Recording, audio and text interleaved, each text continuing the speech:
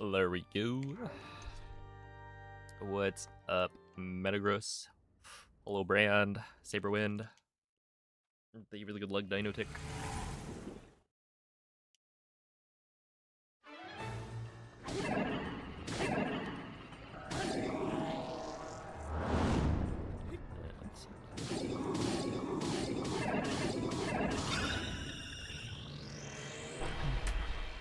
Hello, Sieverts, a Blinky, Glitch, Mace.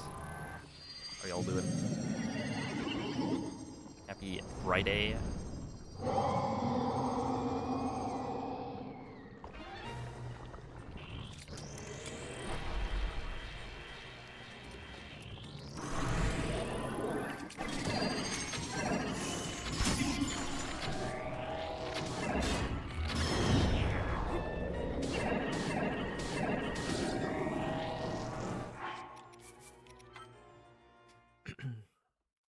Oopsie. Yo, what's up, Noel? Hello, Catfish.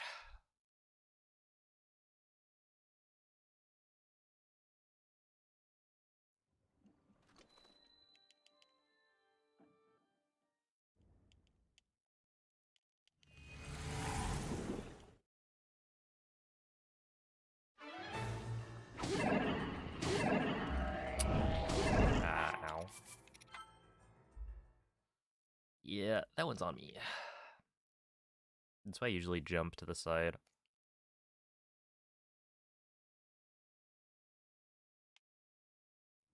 I think other people do like a ZL jump, but not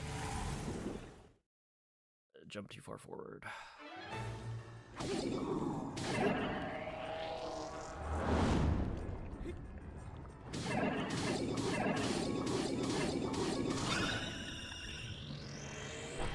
Hey, what's up, Brentus?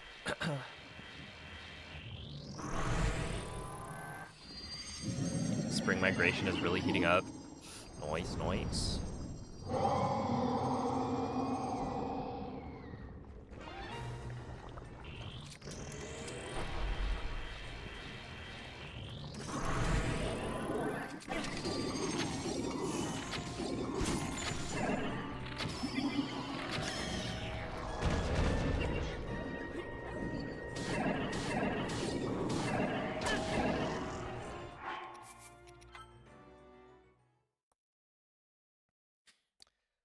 Thank you for the good luck, Ben. Scotty, thank you for the raid. How was the stream?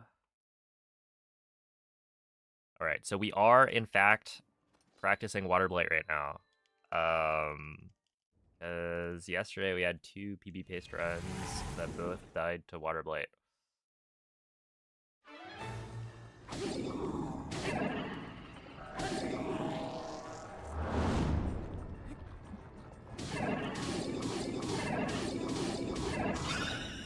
One of which was not my fault.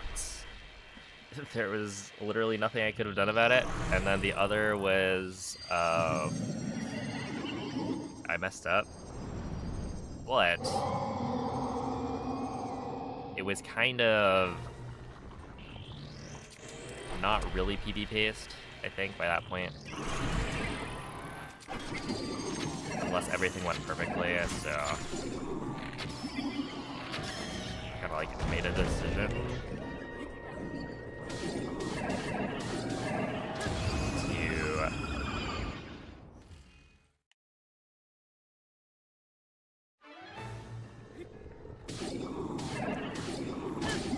to try to do the throne side Waterblight quickly, and then it backfired.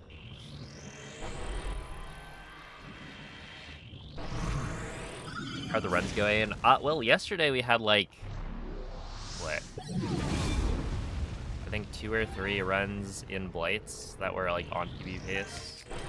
So things have been going well.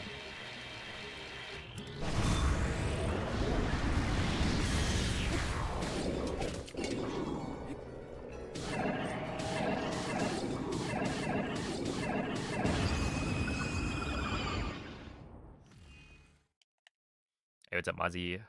Thank you for the good luck, belly button stuffer.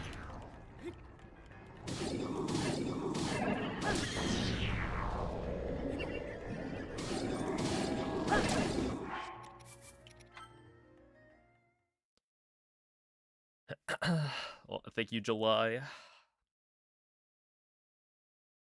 But yeah, it was like two runs, man. Dying to Waterblight. It's been kind of unfortunate. Because, like, pretty much every time I get 2 blights in a run, it feels like Waterblight goes to the throne side.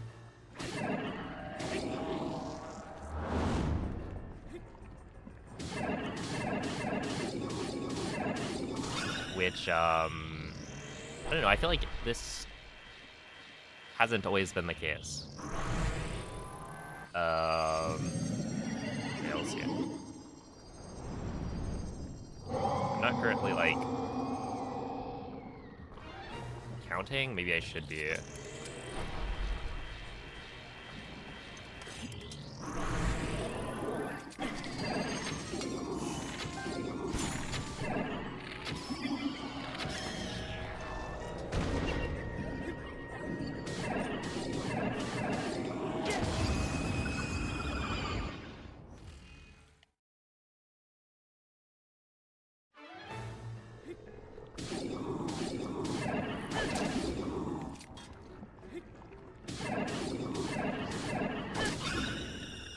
Yo, what's up, Sean? Yeah, Waterblight can sense my pace. It's like, alright. I know what needs to be done. What's funny is, it's not even like Waterblight's, you know, killing me. Waterblight is simply moving to the wrong side of the room.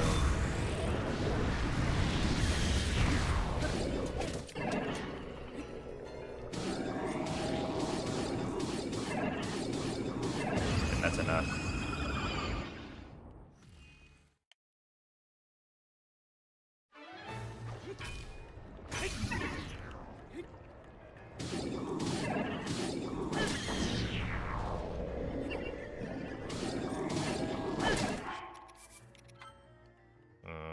I guess I should probably do at least the very first part of Calamity as well.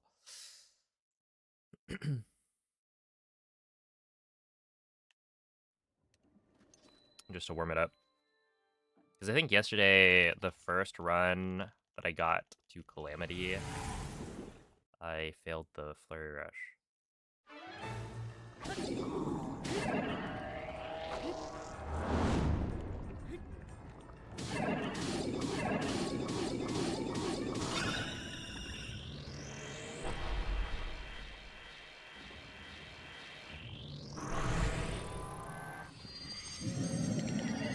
Hey, what's up, Petrie? It's been so long you forgot Windblade's abilities. That's good, because Windblade's annoying. Okay. Nope, going this way.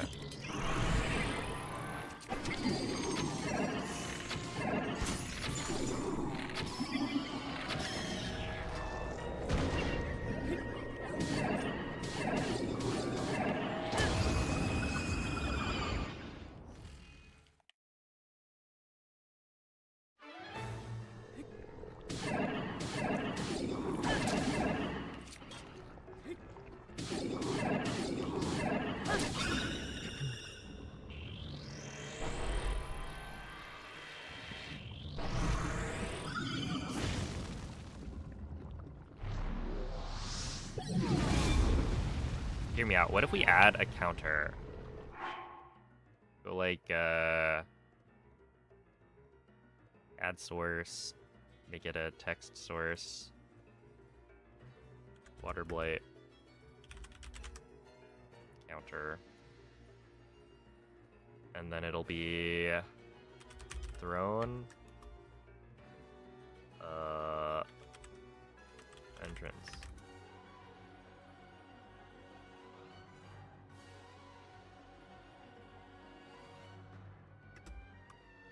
And then we say okay.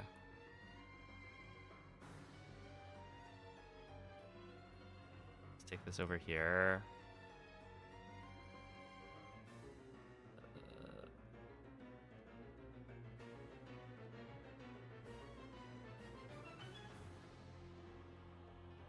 Okay, so I think this time it was thrown.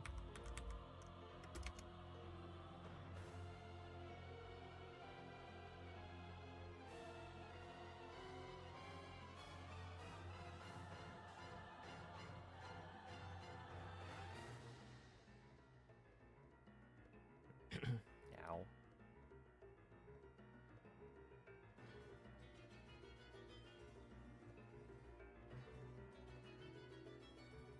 Which means maybe I should put yes over here.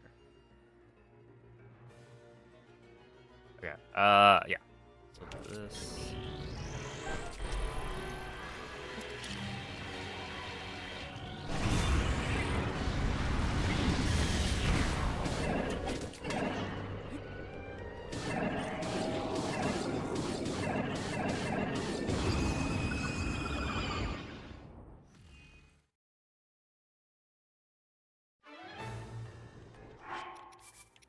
Okay, honestly, we'll just we'll reload right now. Yo, what's up, Kristrella? Hello, asked. Currently I'm practicing Waterblight because I've had a lot of runs recently that die in Waterblight, and so I'm kind of testing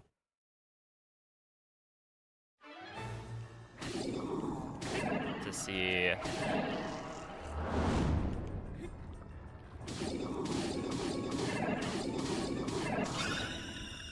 how often Waterblight goes to, you know, each side of the room, because it loses you time if Waterblight teleports in phase 2 to the throne side. So like right here, depending on which side of the room Waterblight goes to, I might lose time. Like this is good, right? That's the entrance side.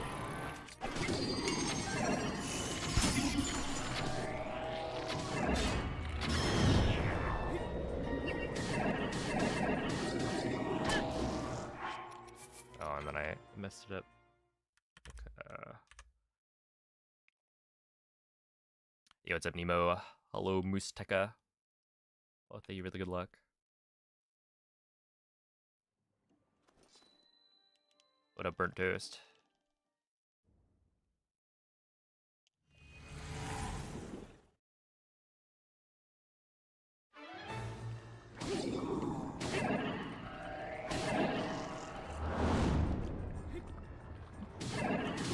It also gives me practice with the Waterblight phase 1, which is nice.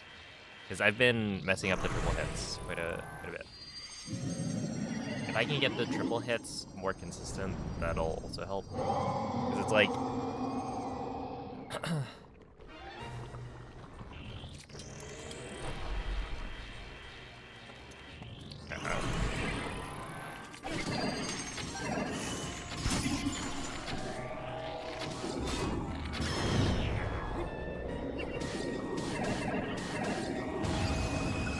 I'm also kind of curious to see if I can do that. I'll reload. So this is 2.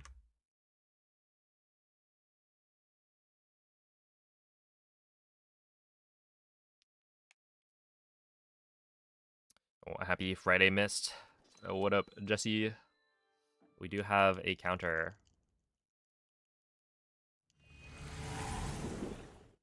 Dude, it's gonna be like 50-50 in practice. And then we get to runs, and then it's like, never...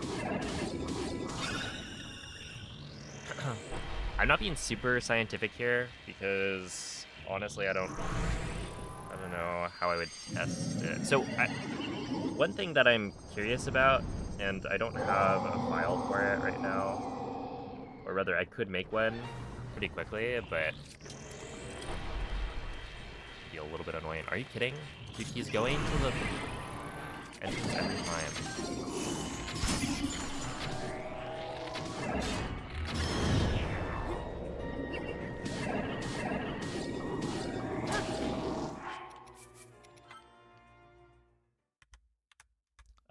But yeah, essentially, like, test the case where you kill Waterblight without moving, right? That's how you guarantee that Link's position is the same. You just shoot him with, like, an Omega Bow from the, like, starting position. And I think if doing that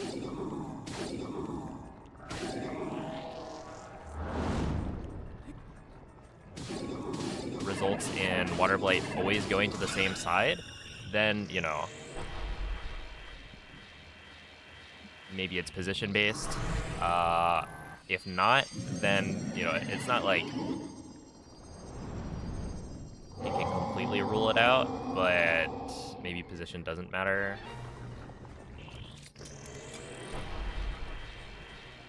Turn side again. Are you?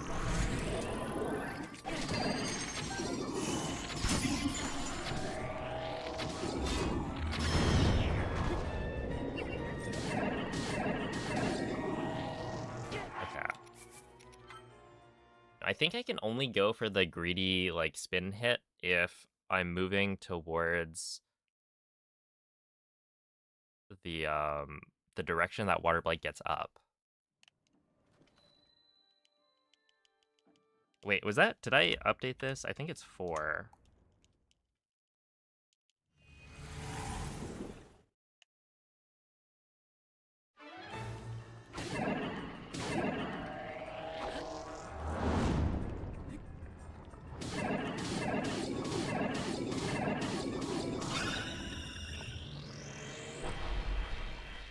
Yo, it's a pizza night.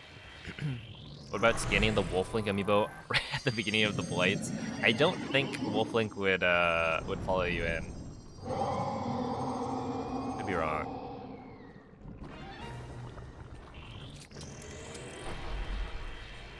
Okay.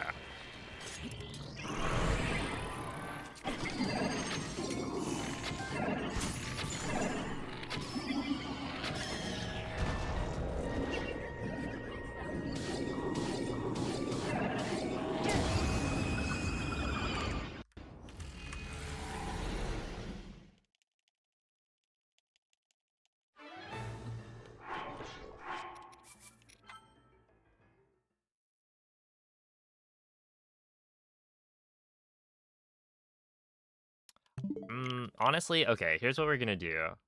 Because I am kind of curious.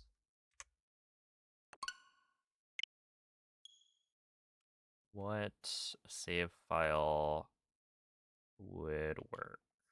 Okay, so in Hundo, right, we create the Omega Bow, then we do whatchamacallit first, right?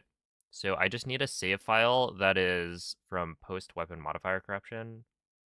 Wait, shot and awe plus post weapon modifier corruption? Is that that's gotta be it, right?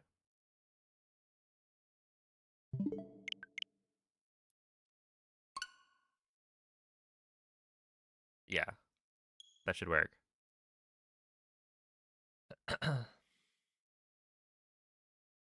A burnt toast, GG on the 100 stream streak, here's your high five. Oh, hold up. Options. Invert that, and then fix. There we are. Hey, what's up, VV? Hello, Ben? Are you doing science? A little bit, yeah. Just because, I don't know, I've been, like, kind of going crazy the last couple of days with Waterblight. Okay, so is there a spot I can warp to you? Kiowan's probably closer.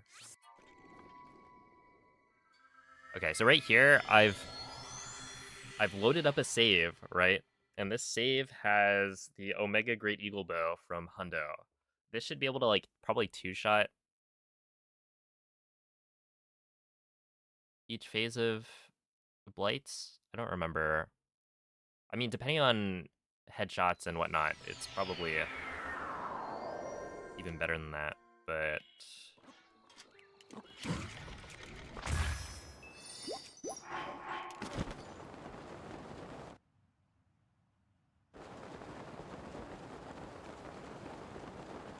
Oh my goodness. Look, if we find something... Okay, and here's my current plan, right? That's probably not secure.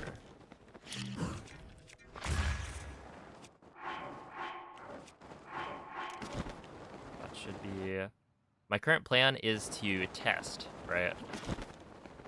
The situation where Link does not move from the starting position. The idea being that...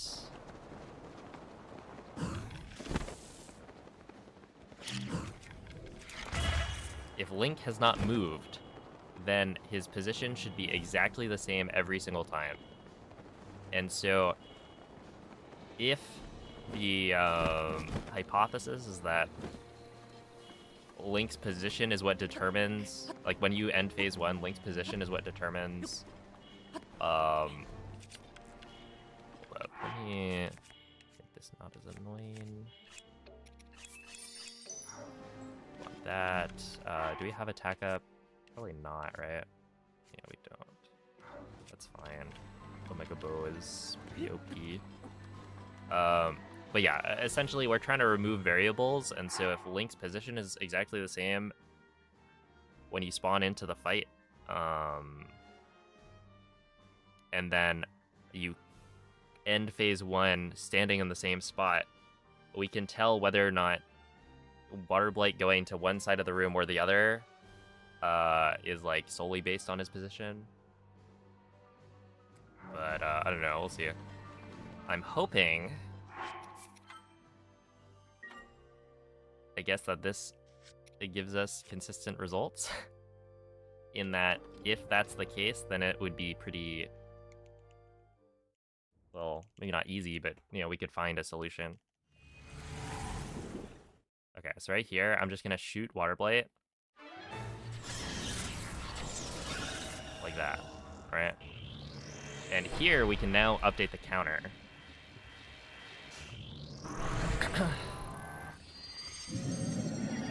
Let's see, what side of the room does Waterblight go to? I am very curious.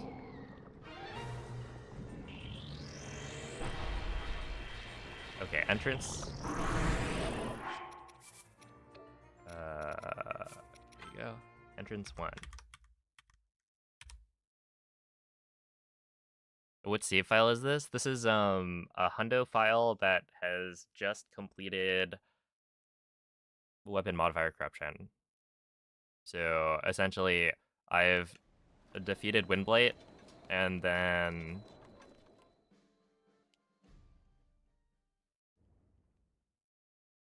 yeah, I made it. You know, I made my way straight to castle, essentially. All right, here we go. Now, is it going to be the entrance again, or is Waterblight going to go to the throne? Hey, what's up, Timo? Thank you for the good luck. How's it going, Undertoasted?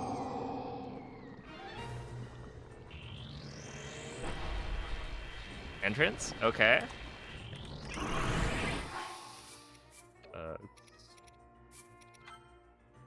Let's see. Let's see.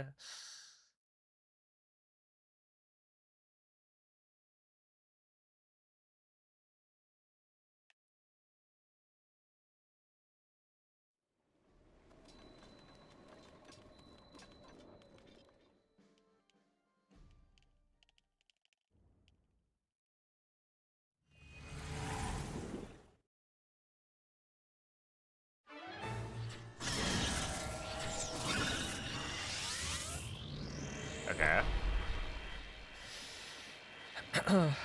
Hey, thank you, DM Johnson. Is it gonna be the entrance again, right? 3 times in a row?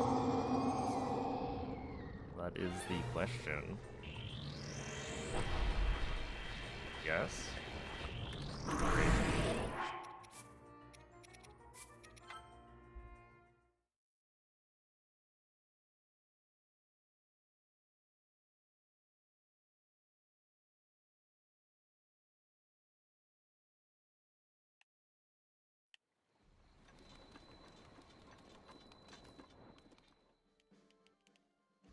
Yo, what's up, awesome sauce?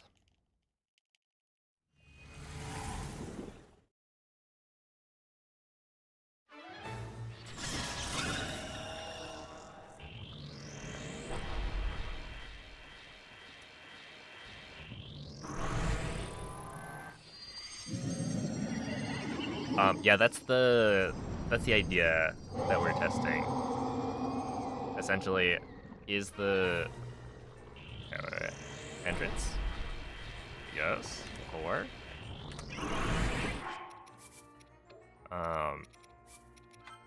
is the side of the room that Waterblight warps to based on Link's position?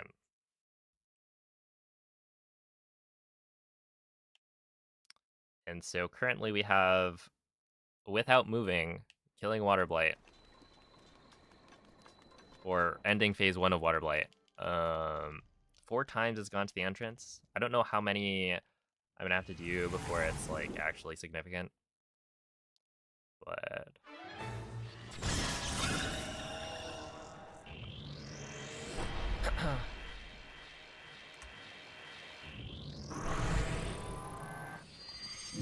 once we see, you know, throne, or once we see Waterblight go to the throne side at all, I feel like it throws some things into question. Oh, there we are. Because this is literally, I'm not moving at all.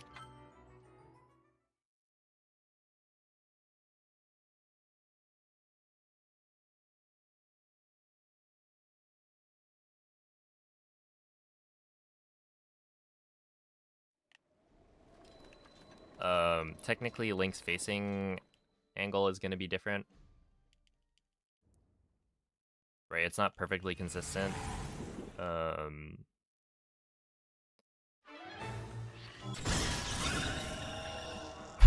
honestly, it's pretty. Like, is this not as close as you can get? We're just like,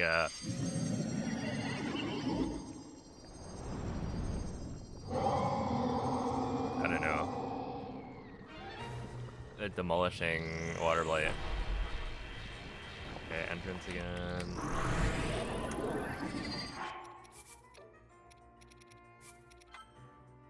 Hey, what's up, Onyx?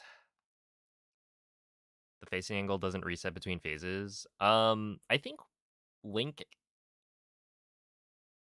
turns towards the center of the room. Essentially, you know, Waterblight spawns in, and so Link is turned by the game to look at Waterblight. That could be false, but I don't remember.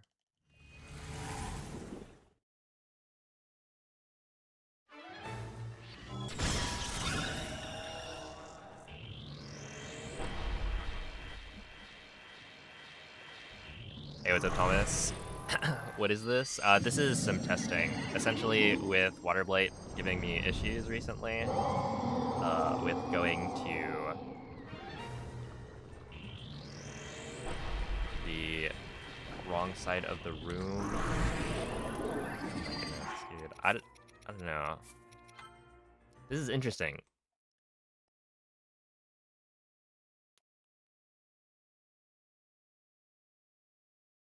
What is this bow? So this is the Omega Great Eagle bow. Essentially, I've used a glitch called Weapon Modifier Corruption to give it attack up plus 120.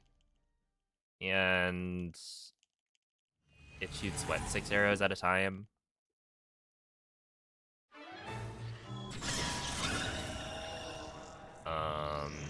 So every single shot deals, what, 6 times 150-ish damage? And then I'm using Ancient Arrows as well. This is the bow that we use for 100% speedruns because it lets us kill bosses super quickly. Oh my goodness. Dude, I don't know. Let's see, is either more common than the other? I have no idea. Because, like, for me, it feels like there are days where, you know, I'll get exclusively one side. And then days where I get exclusively the other side. Like I don't have a sense of what's more common.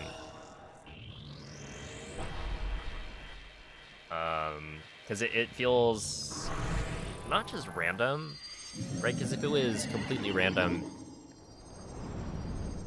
I feel like I wouldn't notice as many of these situations where it's like, yeah, like if you look at this, right? We've had the entrance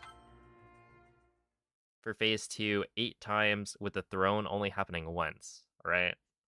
Which obviously a sample size of 9 is like not huge, but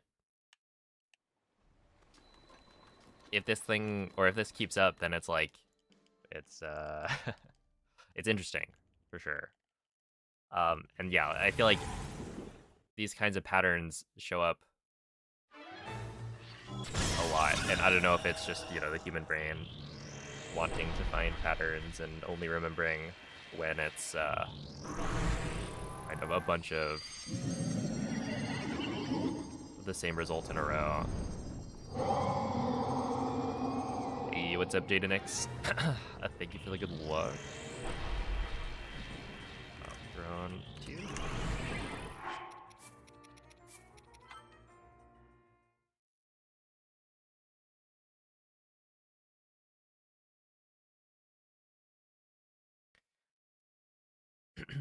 Hey, what's up, board?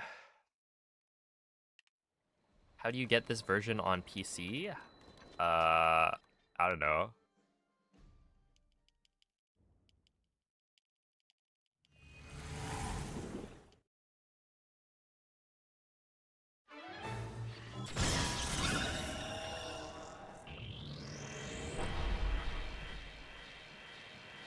Yo, what's up, Youngtus?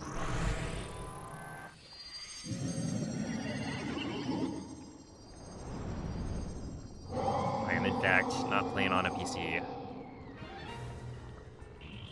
Let's see. Okay, throne.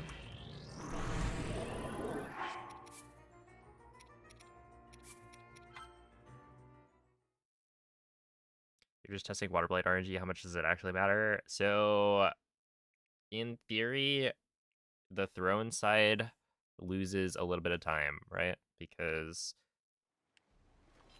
when Waterblight goes to the throne side, you can see, what was it? Entrance side is right here.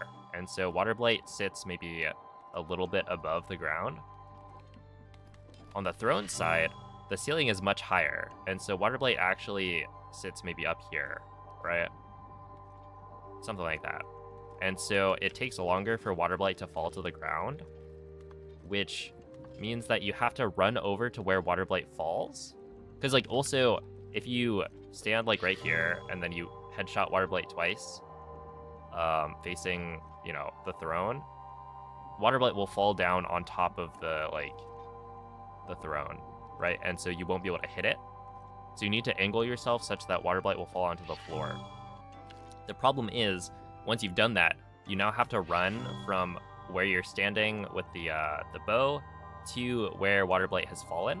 And because there's this extra distance between Waterblight and the ground, the position of Waterblight's body is much more random. And so being able to do the spins and get the right number of hits is harder to do quickly. And I found that, like, Waterblight, yeah, it's just a lot more random when Waterblight goes to the throne side. You also do lose time, right? In an ideal situation, you're still losing time because with the throne side, you have to wait longer for Waterblight to drop to the floor compared to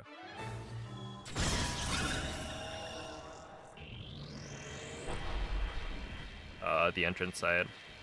And so the reason I'm testing this is because, you know, it's like not that big of a time loss.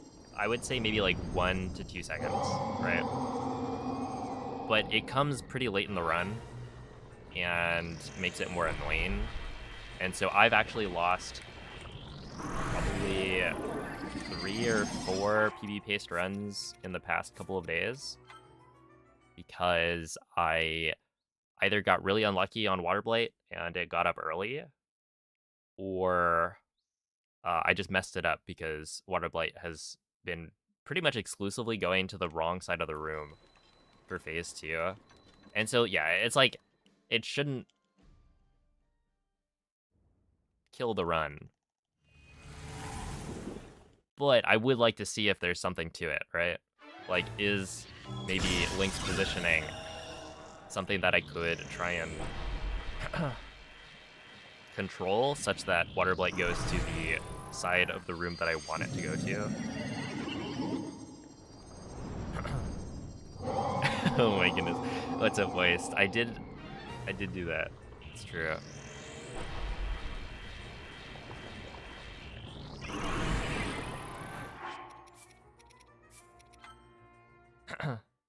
Why the change to English? This is my other Switch. So this is for practice.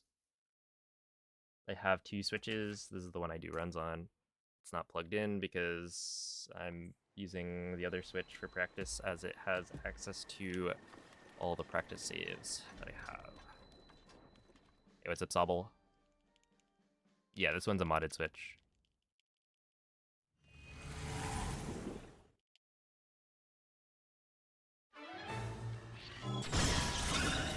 Let's see. You see what happens when you move toward the throne before he teleports. So that's what I do literally every run, right? Every single run that I do in like a real run setting, I will walk towards the throne. And in the past like 2 or 3 days, I am pretty sure every single run that has made it to Blights has had Waterblight go to the throne. And so I'm trying to see if, if we keep Link's position exactly the same every single time, right? Nuke Waterblight with a single like arrow shot. Does it make it consistent? And currently, we've tested 14 times. 11 have been the entrance, and 3 have been the throne. So, it's not perfectly consistent.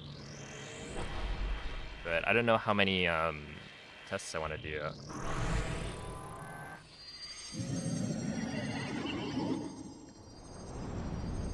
Did you know if you do 3 spins and a crouch, he'll go to the entrance? I would do it. If that's what it took, even if it was like IRL, I'd practice. Be able to do it without losing time. And you'd have to like, I don't know, not get dizzy or something from doing 3 spins quickly.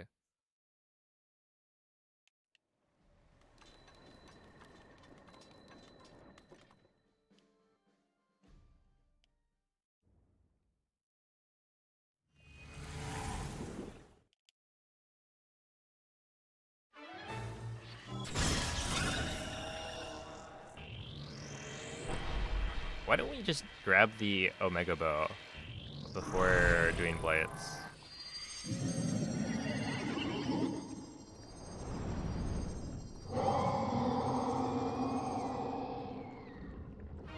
Like, do you see how fast this is?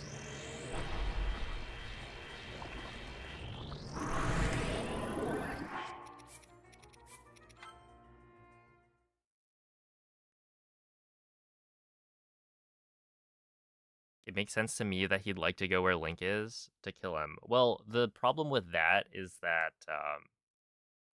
I mean, I think it makes sense either way, because, like, Waterblight has ranged attacks, right?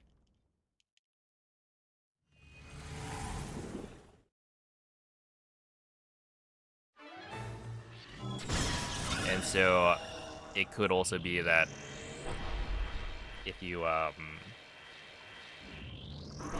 if you're Waterblight, you'd want to move to the opposite side and then throw off, like, a laser or a bunch of ice blocks.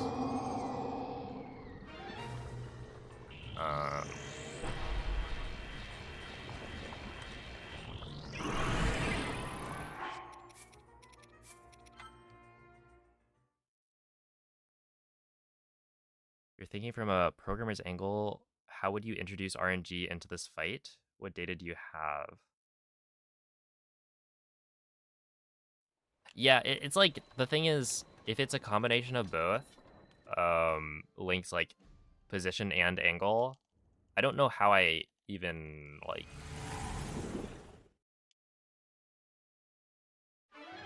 control that, right? In a run setting.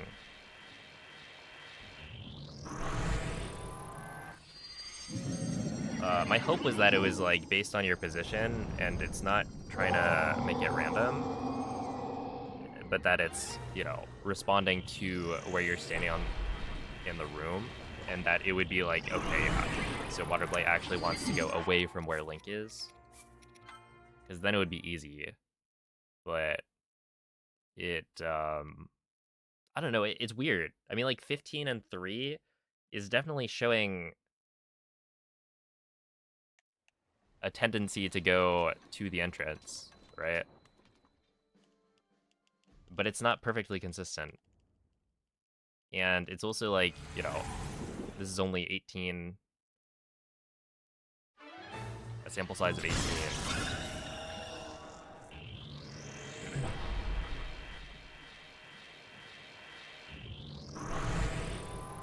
Maybe he just likes Link. Well, we don't like him back, so. Drop and give me 100 water blights. I'm gonna do 108 water blights.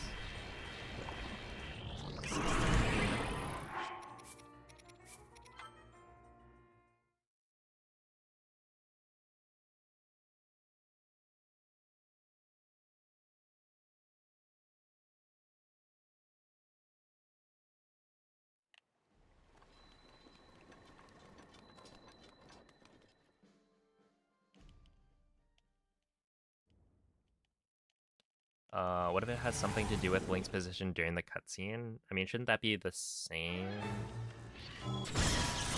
Like right here?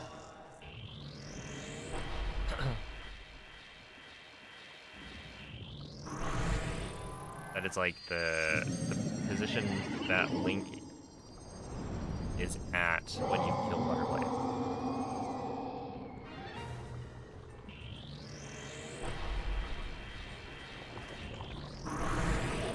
Dude, I'd want to test like different positions in the room. I don't know how exactly to do that.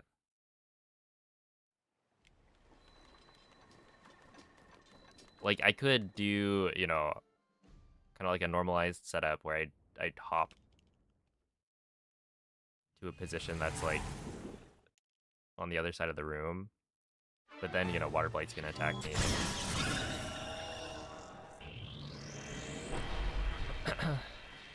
Why is every word an emote? Okay, it's not every word. And also, I think most words that have been kind of replaced by emotes have been capitalized such that you won't accidentally use it. Because people don't like that for some reason. Oh my goodness. Dude, I swear this is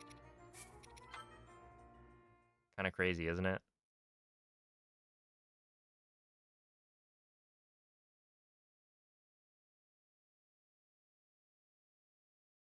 If you start the cutscene mid-movement, is the momentum preserved? No, you get stopped immediately. Like, if you jump slash to kill or to end phase 1, Link will be frozen midair.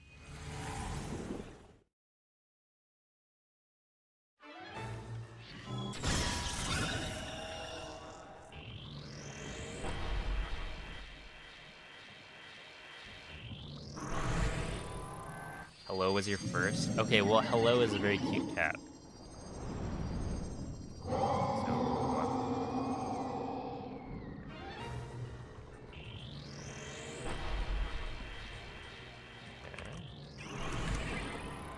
Dude, I swear Waterblight is gaslighting me.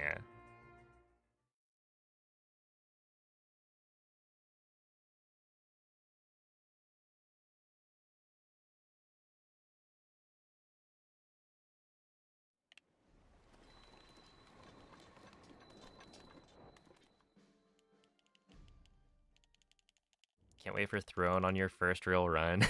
Yeah.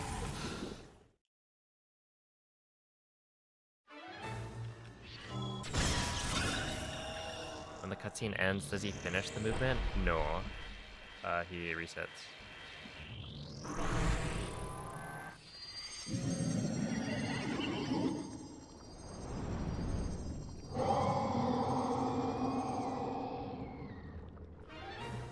Also, I think one of the issues here would be like, if standing... Okay, hold up. Maybe we've just been really lucky. And he's gonna start going to the throne every time.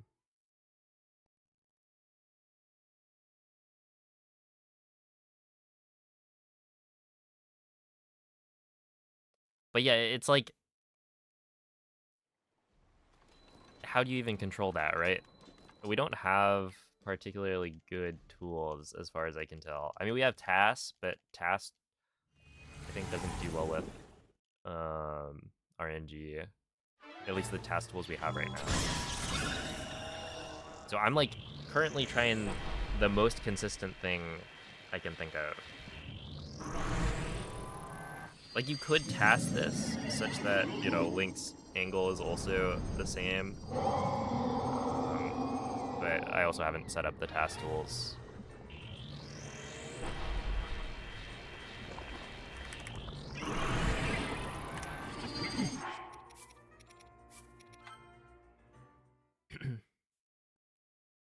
But yeah, it's just like, I don't know how you control any of the other variables if it's not solely based on like position. Especially since in this case, like we're trying to get the fastest hits possible.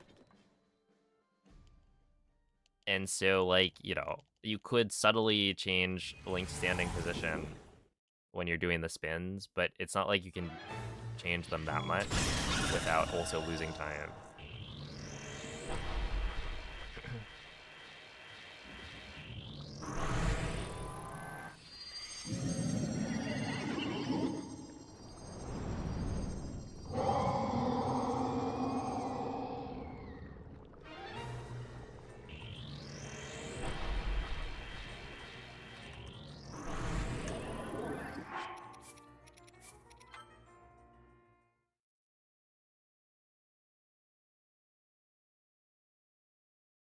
Yeah, I mean, like, I'm curious as well, right? And, you know, maybe I'll test it, but, you know, I do need a certain sample size before I feel like it makes sense to move on to a different test, right? Because I've only done 25. And I don't know, you know, how many of these we need to do before moving on, but...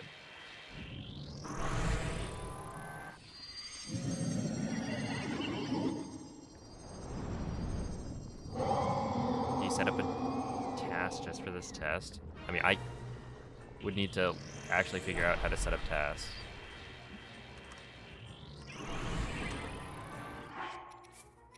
Because presently I do not know how to do that.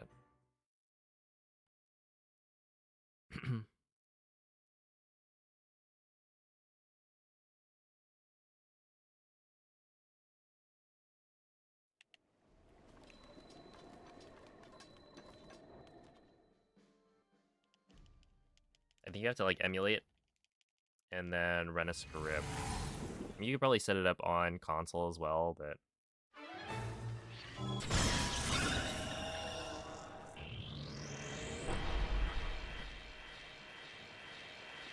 I think the way task works right now is it feeds inputs to the game.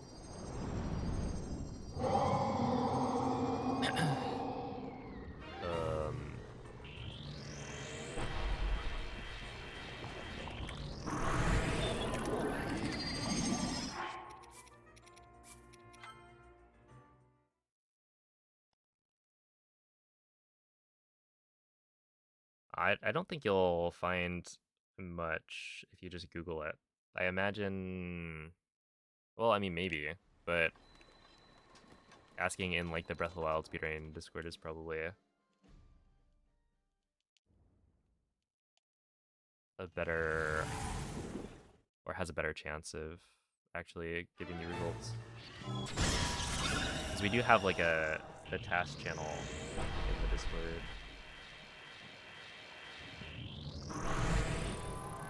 Yeah, tool assisted.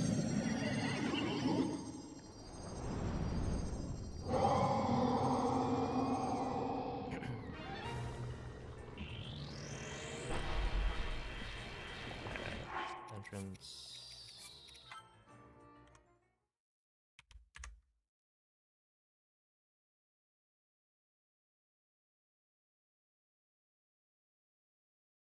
Anything to do with in-game time of day? In-game time of day is always locked to... Well, yeah, I guess it's always locked to 5:15 a.m. in an any % run, so that shouldn't matter. Or rather, if it did matter, then, you know, you'd expect very consistent results because it literally never changes.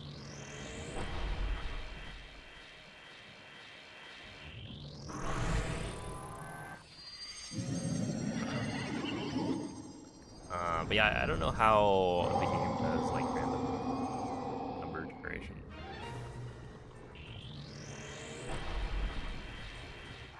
Okay, throne.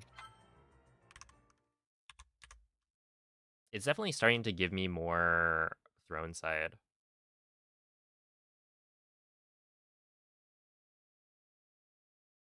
Right, like at the beginning, I think it was like 15 entrants to 3 thrones, but now it's 8 thrones to 21 entrants. So I don't know if we just got really lucky at the beginning.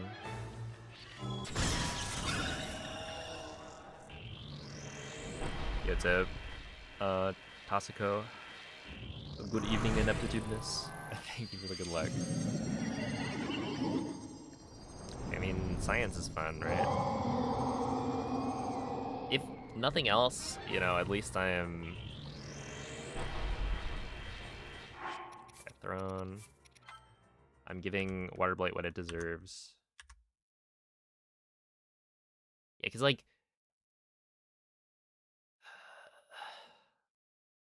What, before it was maybe 5 times the number of entrances compared to the number of thrones, where now it's, like, pretty close to only 2x.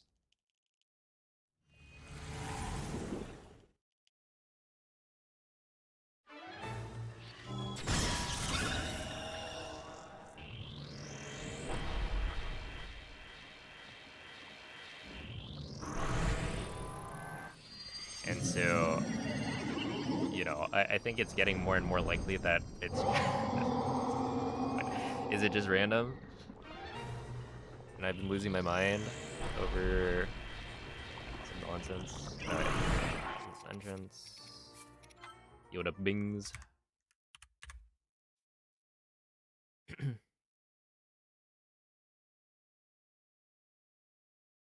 Is my recent Waterblight luck even worse? It certainly feels worse. I don't think it would actually be worse. Also, at the time, I think we probably knew what the chances of 5-shot bow or a 5-shot modifier was on that bow. I just never bothered to like look it up. I want to say it's 25%. So I don't remember what I did the math for. Was it 25? I think it was like slightly more likely than I gave it credit for.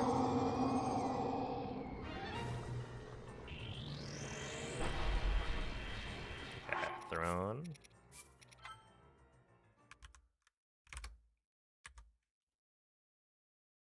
But yeah, it's like with the Lionel bow RNG, you know, that doesn't really matter. Like, I'm totally fine with resetting over and over to that. It's kind of funny in a way. Where this, it's like, you know, I'm literally on a PB paste run and then it fails because I don't know, Waterblight goes to the wrong side and then I either mess up or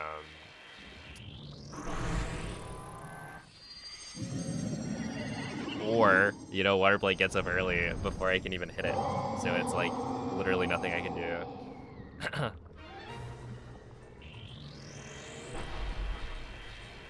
Throne. I don't know. It's looking a little a little interesting. Losing most of your runs to RNG is peak humor. It kind of is though, right? Like once you start noticing it, it's almost like you want more runs to die to the Lionel drop so that the trend continues, right? It's kind of like how, you know, people track Dampe RNG, and it's like, you know, who has the world record for the most Dampe fails in a row. It's like worth tracking. Yo, it's a Bacid. Hello, Diesel.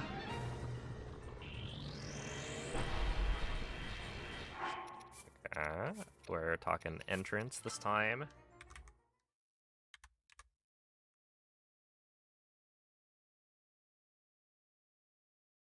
What am I doing? I'm currently testing the kind of randomness of which side of the room Waterblight goes to at the beginning of phase 2. Because ideally, you want Waterblight to go to the entrance of the room as opposed to the throne. What I've been noticing recently is that in my runs, Waterblight almost always goes to the throne. And so I want to know if that's purely like random or if it could be like Link's positioning causing certain behavior. Okay, throne. Why do you look happy whenever you get thrown right now? I mean, honestly, I guess I would be happy if none of these went to the throne. It's just, I do think it's one of those situations where it's like, my expectation, because there were any instances of, you know, Waterblight going to the throne, it kind of throws out the idea that it's purely based on Link's position. In which case, I start to think it's probably just random, right? Because we're keeping Link's position exactly the same. You know, his facing angle is going to be different, but, you know, if it's that kind of precision, then I don't think I can really control that in a run setting. And so, I don't know, it seemed to me like, okay, there was a pattern where it seemed like Waterblight was almost every single time going to the entrance when I stand, you know, at the very beginning spot. But the more throne side phase 2s we get, the more it looks like it's actually just random and we got really lucky. So it's kind of evening out the distribution. Yo, what's up, Sonic? Hello, Red Skies. So yeah, I don't know. It's like, technically, we would want there to be, we would want this to be controllable, but I don't know. I think I'd also be happy with the answer just being it is purely random. I just want to know, you know? Because if I know it's actually just random, then I don't have to worry about anything else. And then I can blame the game entirely with my whole heart when I get the wrong RNG.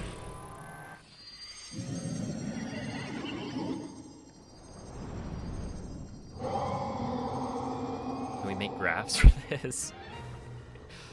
Hold up, what graphs are you gonna make? Okay, Throne.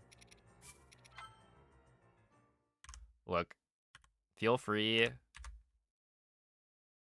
to use this stream, this testing, for whatever visualization you want. I give you permission.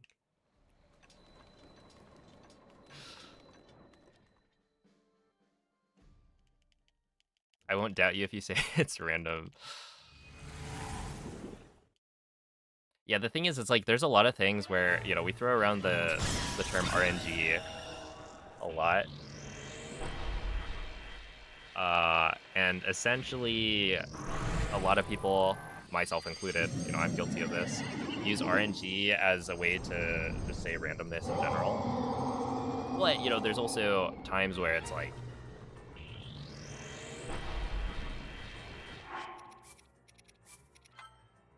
we don't actually know. Yeah, I don't think decomp is at the point where you could figure out enemy behavior like this.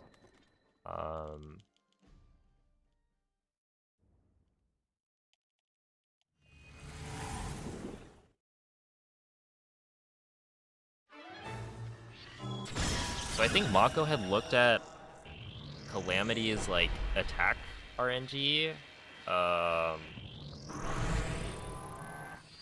and then came to the conclusion, I think, that instant laser would be like a 25% chance. But I feel like that doesn't match my... that like doesn't match my experience. I feel like it's much more likely that it's a 50-50 between instant laser and non-instant laser. That's another thing that like I would do a similar test to check. I've just kind of been lazy. I mean, this isn't particularly fun, to be fair. I'm just shooting Waterblight over and over and reloading. I guess technically it wouldn't, doing this on Switch 2, be faster if I had like a spare file with the Omega Bow. Yo, it's a ping. What am I testing? I'm testing which side of the room Waterblight goes to in phase 2. So like right here, I'm looking.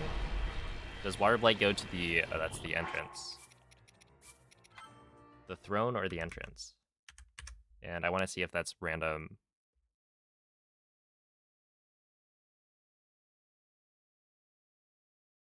Sometimes is randomness associated with holding a joystick part way. Yeah, I mean, there's like...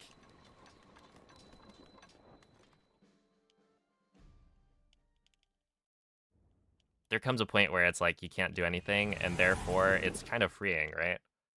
If you can't control it, then you don't have to try and control it. You just play the game, and then yeah, you can literally just blame the game for your time losses. Because, you know, if there is something that I can do to make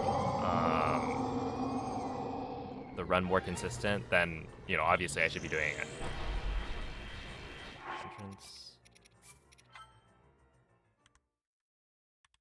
And yeah, I think like blaming RNG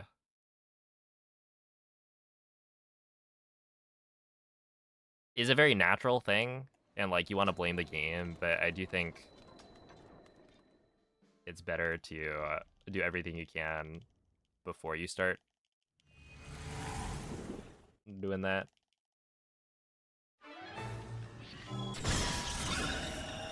And yeah, I don't know. I've been getting too mad, I think, when Waterblight goes to the wrong side. So I just gotta figure it out at this point.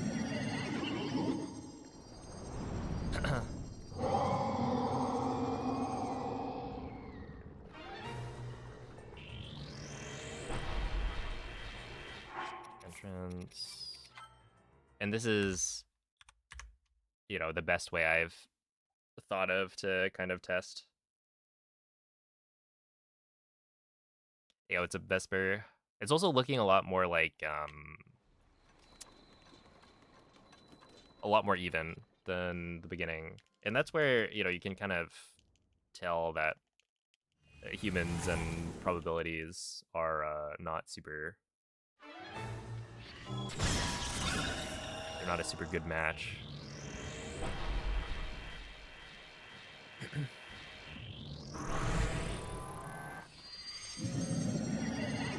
Am I gonna test other link positions?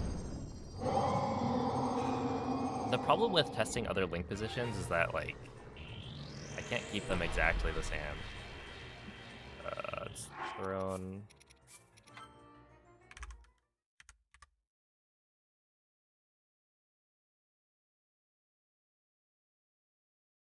Which, you know, maybe that's not actually a huge issue, but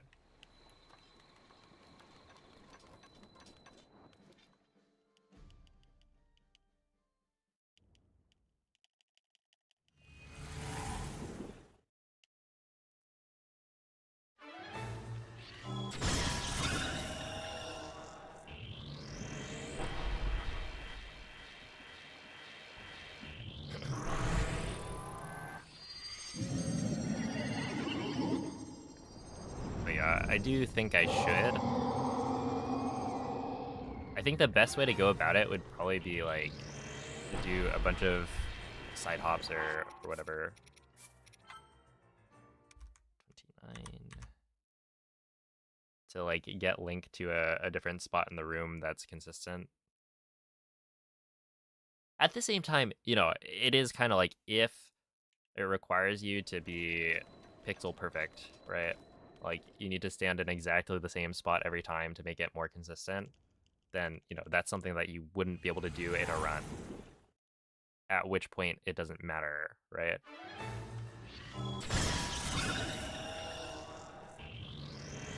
So, realistically, for me to check other link positions, it would just need to be me running to the other side of the room. With these results, there's only like a 5% chance that the RNG is a 50-50. Interesting.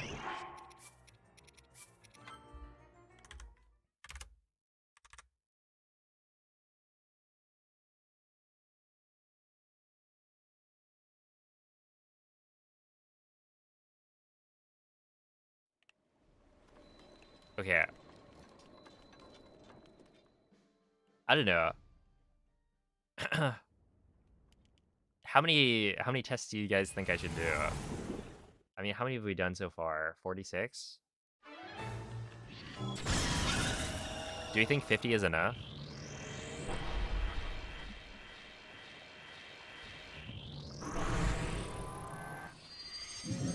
1,000. Are you guys... Would you guys like to watch me shoot Waterblight 1,000 times in the face?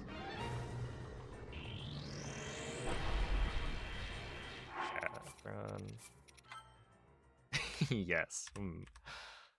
Alright, how many of you guys would like to watch me shoot Waterblight in the face 1,000 times?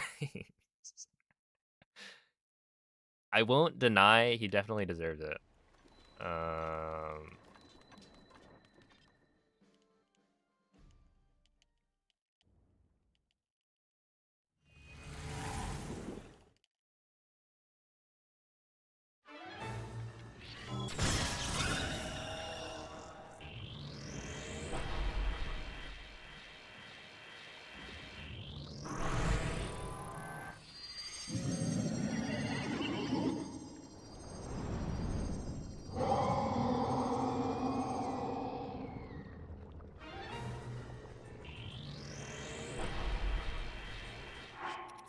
Okay, thrown.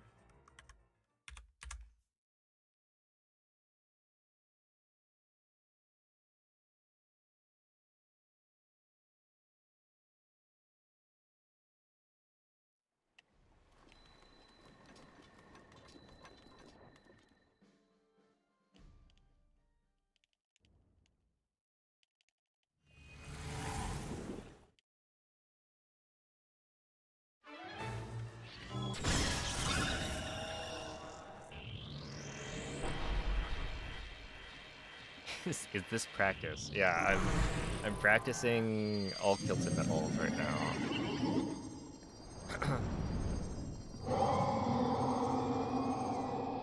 It's funny because this isn't even what we do in, like, Hundo. Okay, thrown.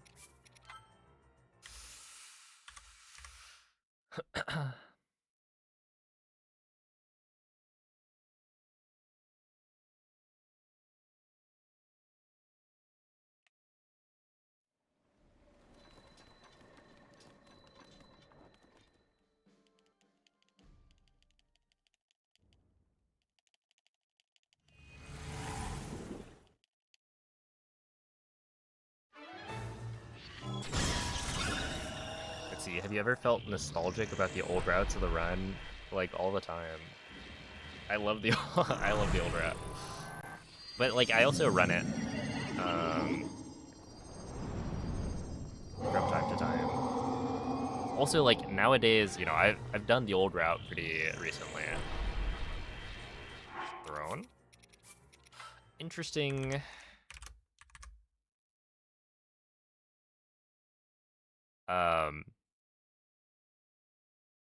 But yeah, now it's like, if you want to run stasis first, you just run current patch. There's like a whole leaderboard for it.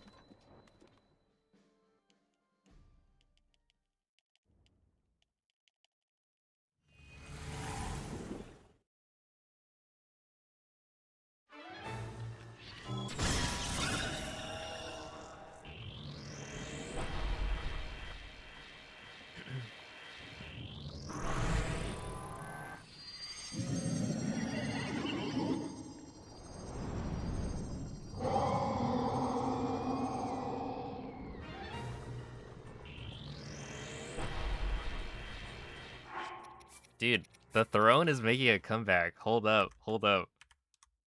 What do the numbers say now?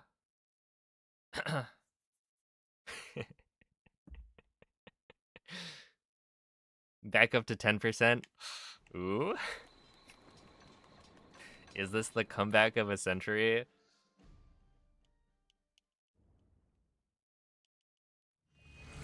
It's like you can't look away, you know? It's just so...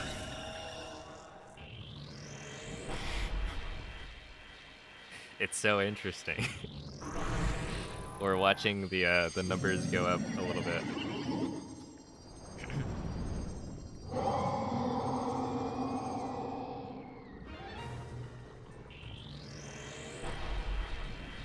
Oh? Dude, I'm like way too amused by this. Ooh. Yeah, like, hold on. You thought... Dude, Waterblight's like literally playing tricks on us. 22 to 30?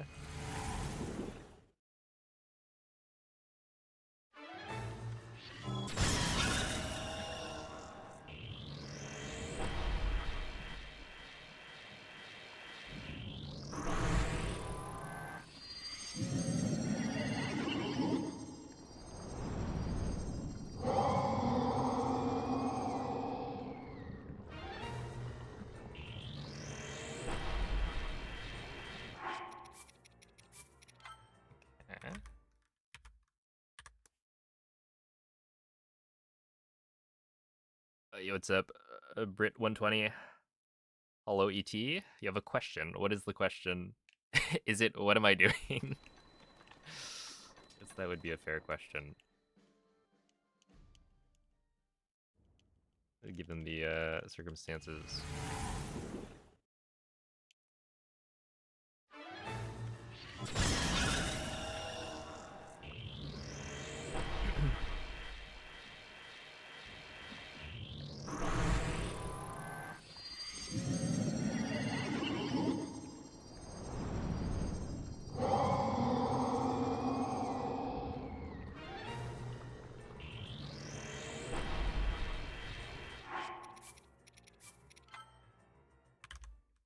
Dude, this reminds me of when I streamed how many of you guys were there for the the great All Dungeons Amiibo stream?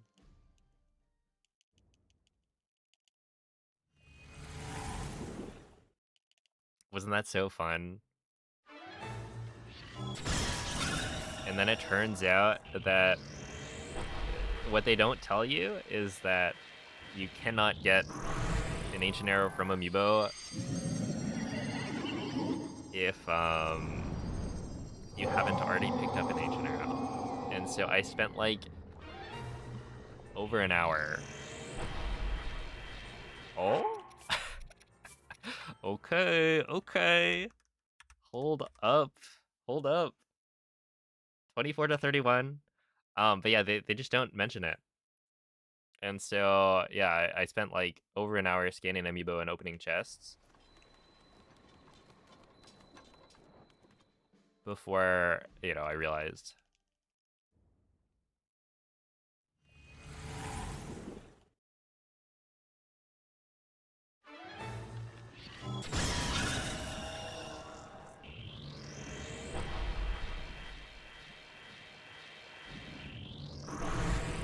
Let's see, can you not overload your menu in 1.9? You can.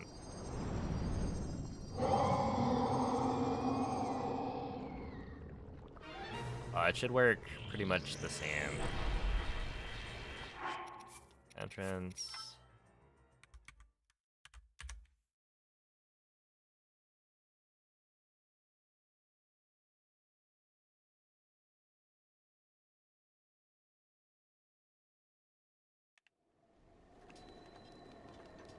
Can you not one cycle Waterblight with an ancient arrow? Oh, so right now we're testing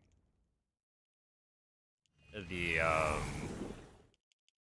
chances of Waterblight going to one side of the room versus the other at the start of phase 2.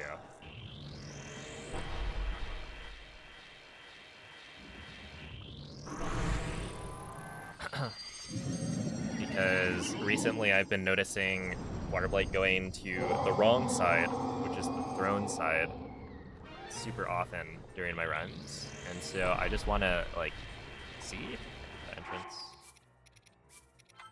If I can do some testing and see if it's, like, truly just random, or if there's more to it. So right now it's, like, I'm trying to keep as many things consistent as I can. And so the best way that I've kind of thought about doing this is to just keep Link's position exactly the same by obliterating Waterblight with a single, like, shot of the Omega Bow, and then just observing phase 2. Yo, what's up, Mitch?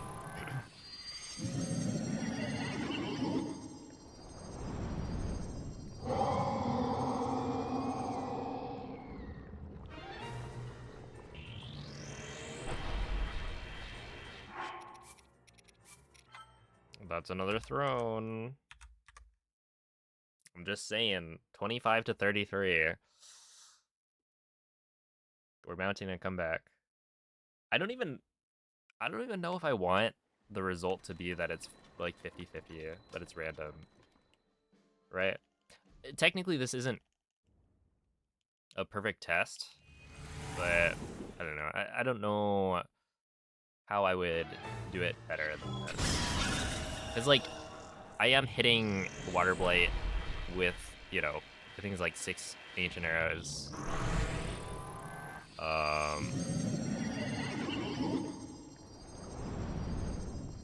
So it might get pushed back a different amount depending on how many hit headshots and stuff like that. I don't know if that matters. Get thrown.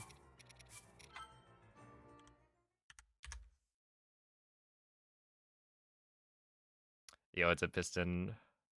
Hello, Noman. Why am I doing this? Because I would like to know whether or not Waterblight's movement pattern is random, or if I could potentially try and manipulate it, because it's relevant to the speedrun which side of the room Waterblight goes to in phase 2.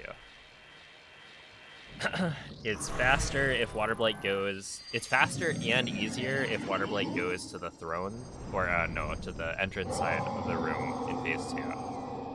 And so I'm just trying to see if it's like a 50-50 or not. And dare I say, we started off... I would like to point out that we started off with maybe... I think it was like... Okay, the number I remember was 3 throne side to 15 entrance side. And now we're at 27 to 33. So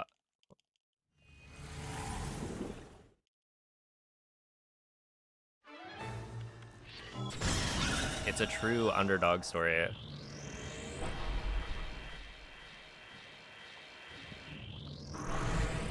It dropped a 3% chance.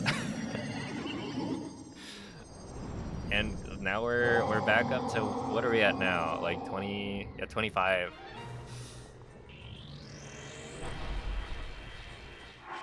Oh, and we're climbing.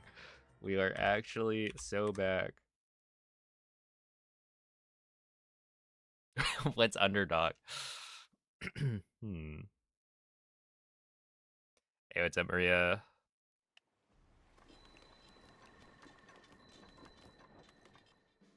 Or is that perhaps a cat?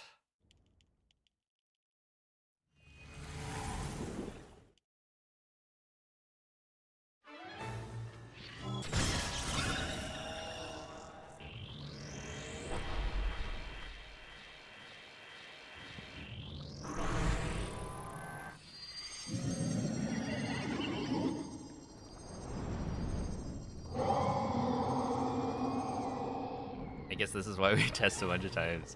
Yeah, right? Like, before we were so... See what I'm saying? Oh my goodness. It was like, oh, should we just start testing other things? No, no, no.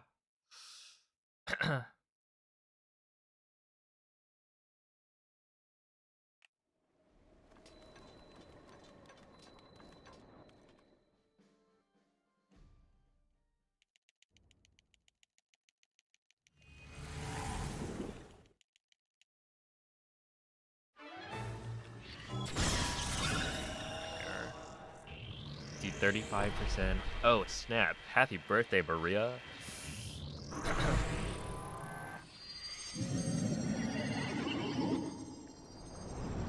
And happy birthday, Pig Belly. What's the statistic about, like, how many people you need to make it likely for at least 2 people to share a birthday? Yeah, it's entrance.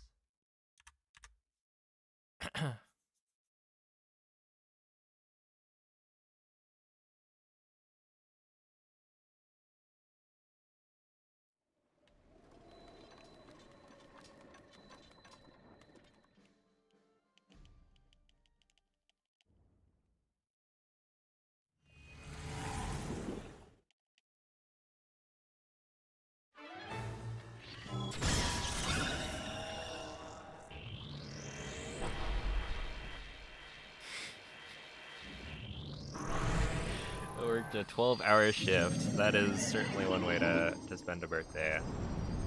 Hopefully you get some cake, though.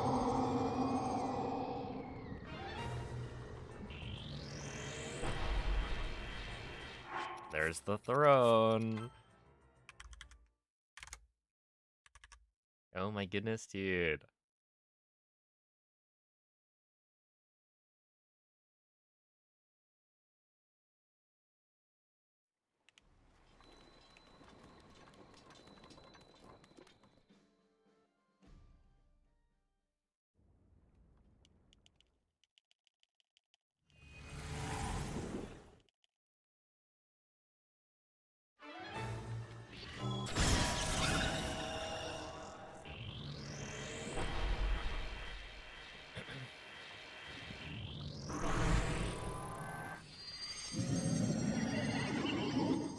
It's depressing when it's random. Kind of. I think right now I just need to know.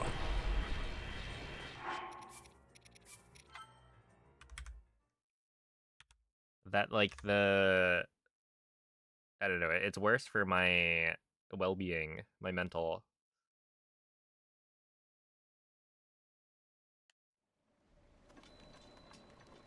Because it's like, could I be doing something different? That would have made those runs survive. Where if it's truly random, then I can start to, like, get over it. And just be like, okay, well, nothing I could have done. I just gotta walk in and deal with it. Because, like, really, it's not as big of a deal as I think I'm making it.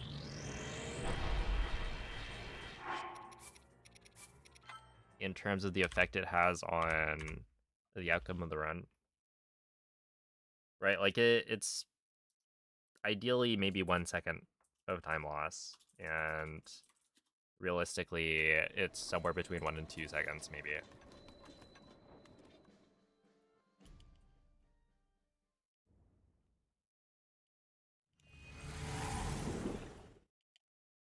But yeah, I kind of just... I would like to know so I can start blaming the game for all of my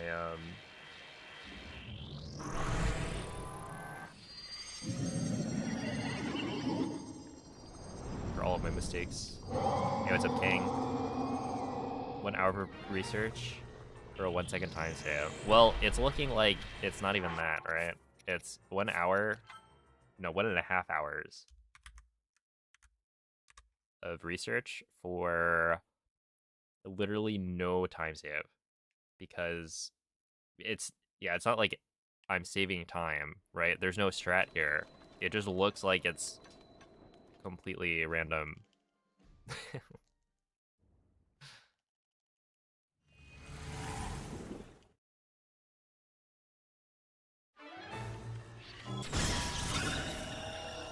Yo, it's a penguin.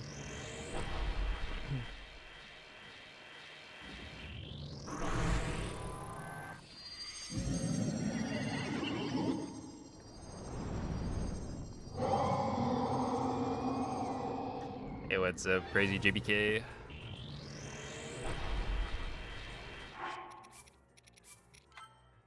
Okay, 37.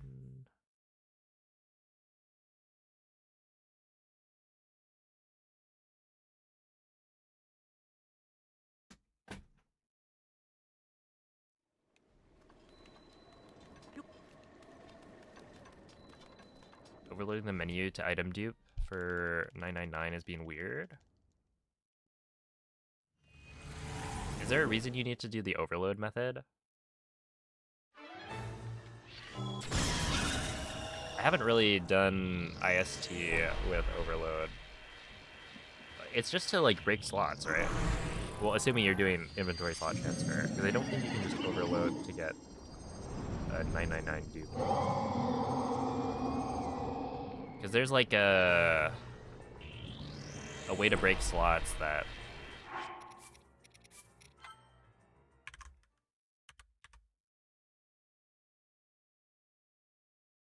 It's the fastest way for... Okay, so what I'm saying is that if you're using inventory slot transfer, then you shouldn't need to overload the menu. Right?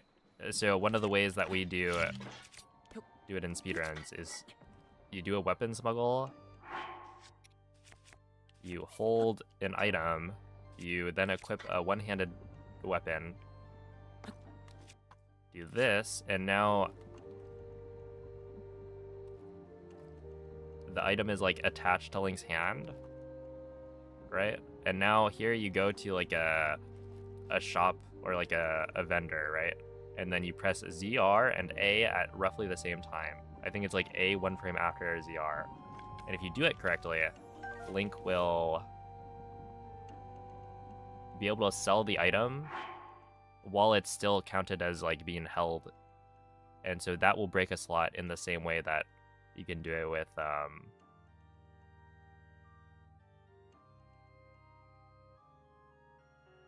with overloading. So yeah, essentially you don't need to overload the menu.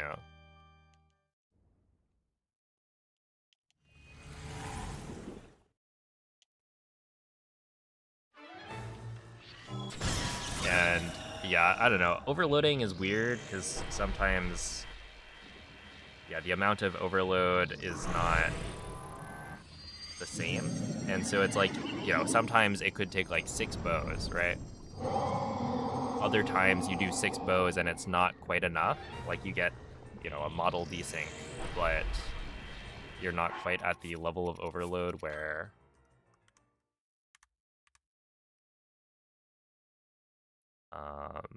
you can get the like the improper holding of an item. So yeah, I don't know. I mean, I don't really I would say I don't recommend using the overload method if you know how to do the other one. I just find it simpler. But if you got it working, then that's really what's important.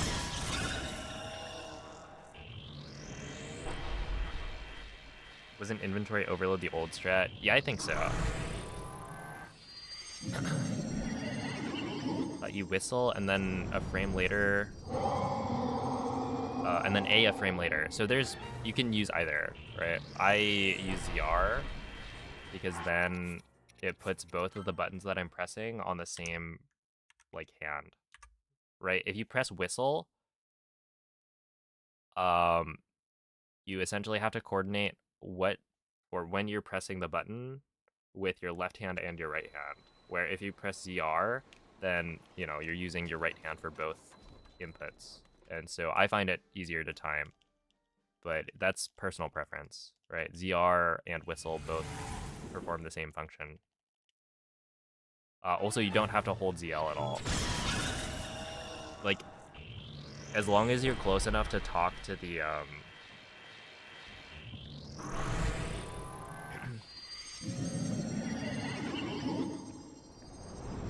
NPC, then either way works. Or rather, you don't have to hold ZL.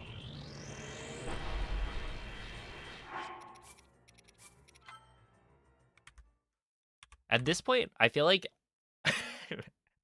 I'm just like doing it until the thrown side like either overtakes or catches up to the entrance side.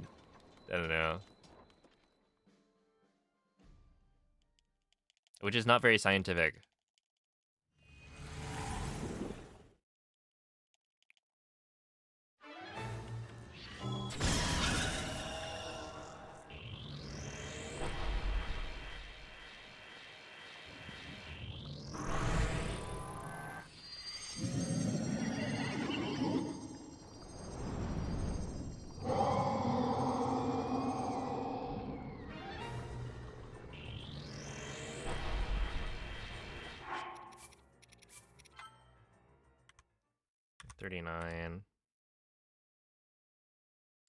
Yeah, continuing the experiment until we show what we want to show.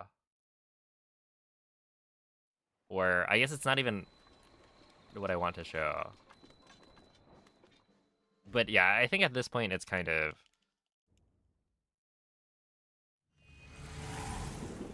clear that it is at the very least not based on Link's like standing position. And that it's more likely, I don't know, that's random.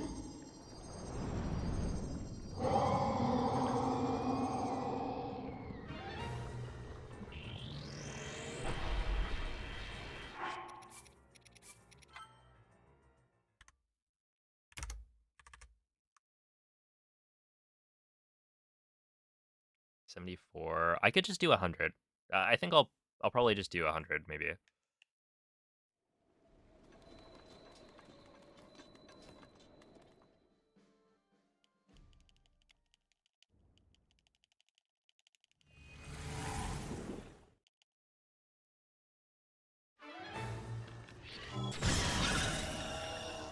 So you have 6 Lionel bows on the 6th Lionel bow. Yeah, so the thing with overload is that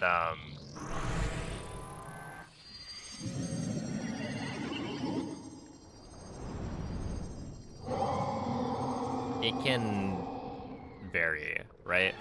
So like in one situation, maybe it only takes 6 bows to overload. But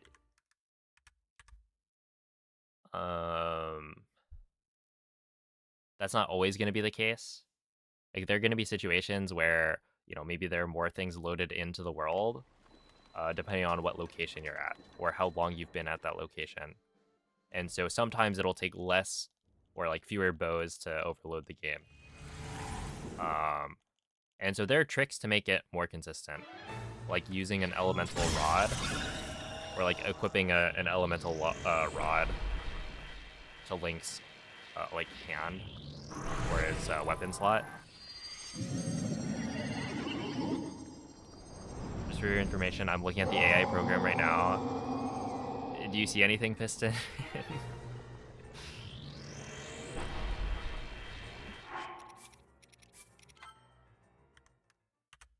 Have I been wasting my time?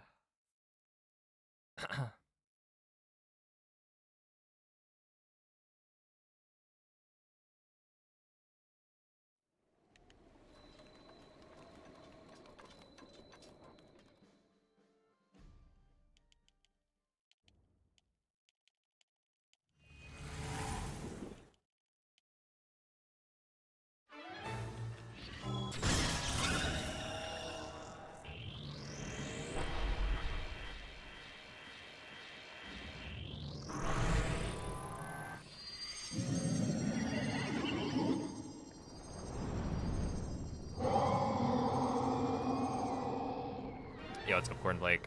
We're testing.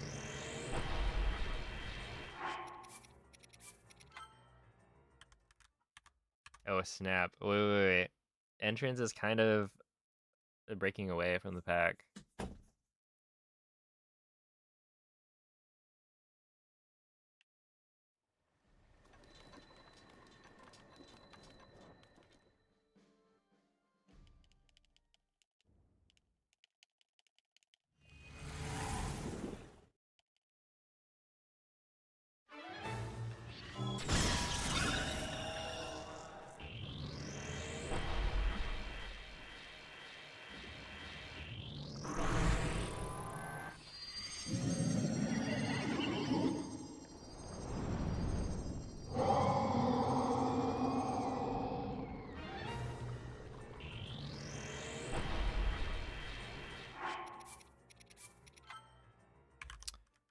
Or was it perhaps just a fluke?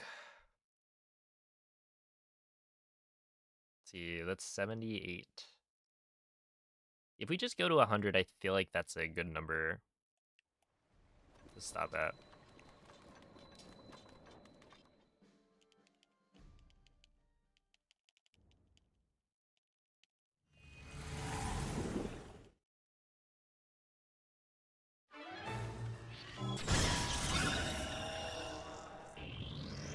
What if after the 101st he always goes entrance? Well, then I'll have primed it, right? I'll start a run, and then I'll be guaranteed the entrance side.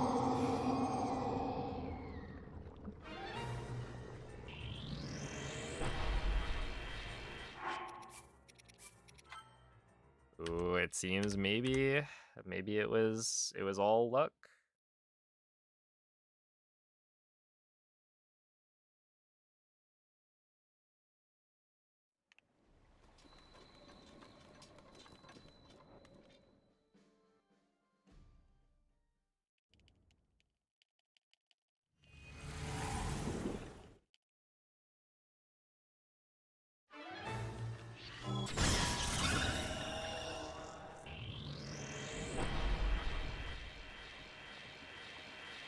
It'd be funny if it ended 50-50. That would be kind of unlikely, right?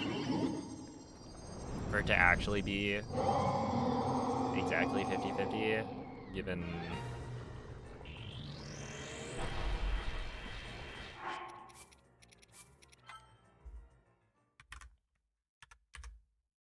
What, it would need... I mean, yeah, for a given result, it's like highly unlikely that it's exactly...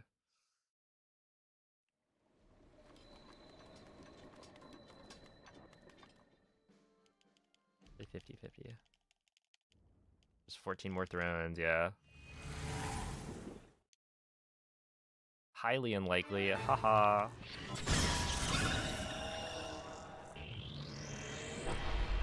Oh my goodness. Wait, that's like 3 people having the same birthday. GG Lee Sky.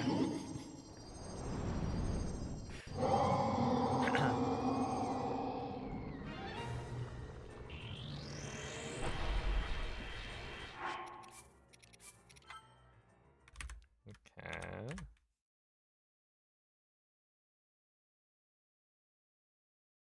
Whoa, happy birthday, the real Noman. You're probably laughing because you're having such a good time on your birthday, right? That's gotta be it.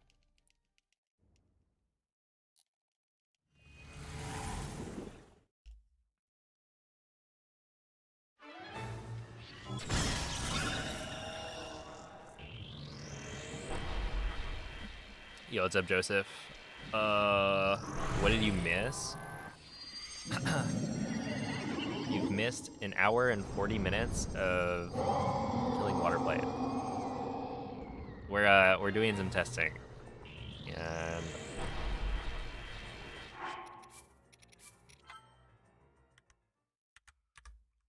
the results might shock you.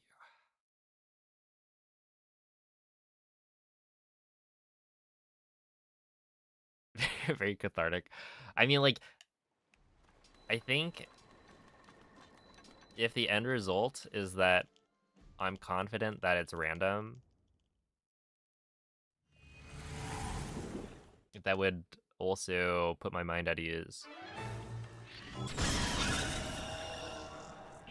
Like, it would be better if it wasn't random and that I could control which side of the room Waterblight goes to, because then, you know, there's more skill involved. But knowing that it's, you know, outside of my control is also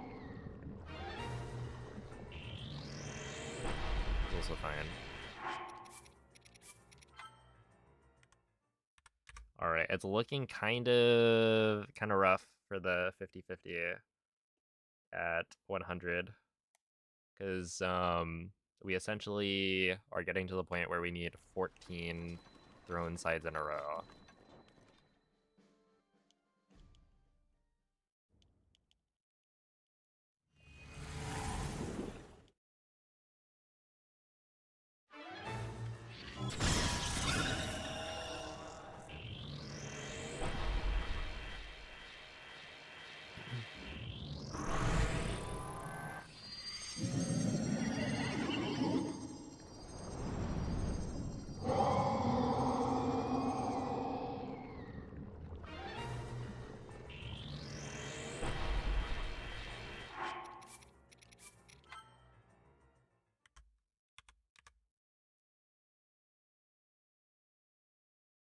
Fourteenth runs in a row happened yesterday.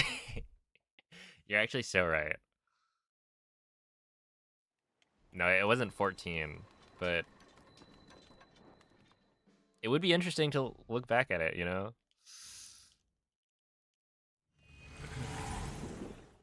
Am I doing Waterblight for the whole night? No. I'm thinking of stopping at 100 total. This has never been tested before. I don't think anyone's done this test specifically. The thing is, like, we were under the impression it was random.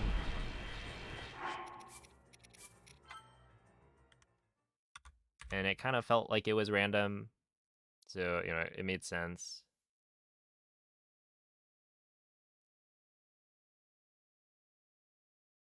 It's just, I'm at the point where I need to know if maybe I could be doing something to influence it, because, like, it's not just the time save that I'm worried about, because, you know, it's only like a second slower or something for Waterblight to go to the throne side. It's more about the consistency of killing Waterblight on the throne side, because I've been struggling with that as well.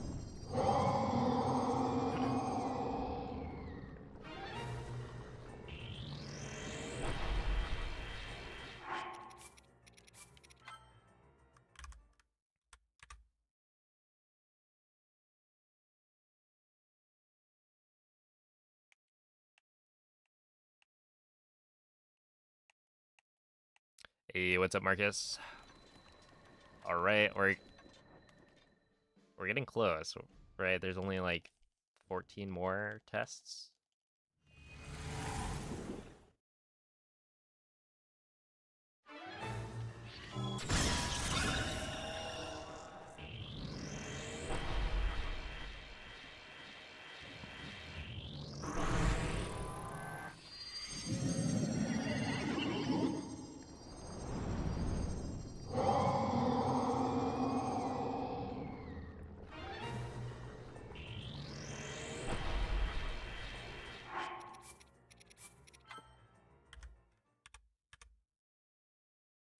right, all right. 38 to 49.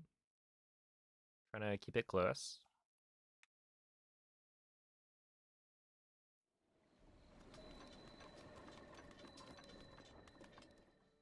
Hey, what's up, Nukel? Thank you for the good lugs. This is certainly a PB for number of times I've done Waterblight.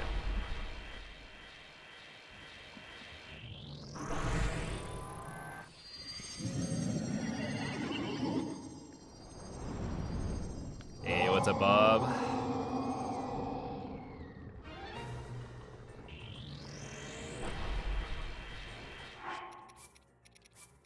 All right, we're officially at sudden death.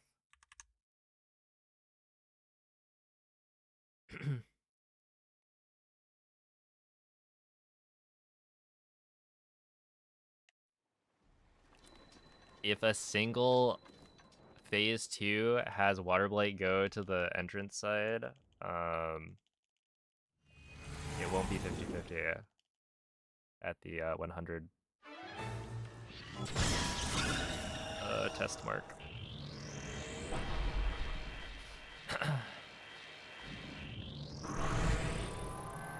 Moldy Meatballs just banned me. What did you do?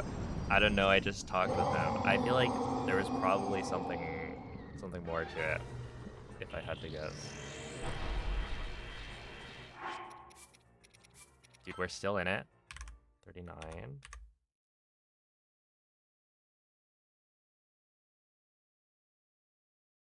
He was an undercover mod?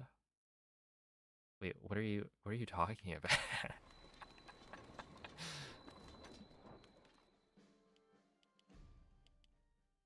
Yo, it's at Milan. Dude, the throne might clutch up, to be honest.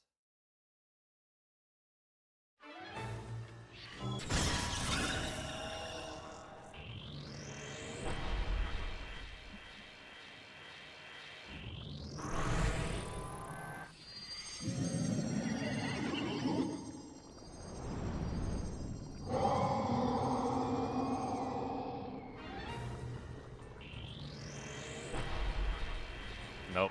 Nope. GG.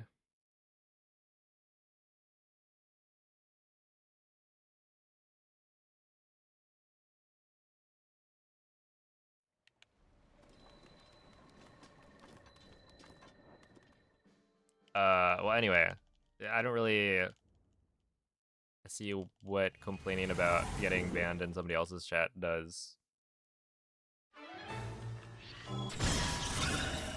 I don't know. If anything, when somebody gets banned, and this has happened before, right? Somebody gets banned in like Lucas's chat, and then they immediately come over and start like complaining in my chat, like, "Oh, Linkus just banned me." And it's like, I don't know. It's a little bit.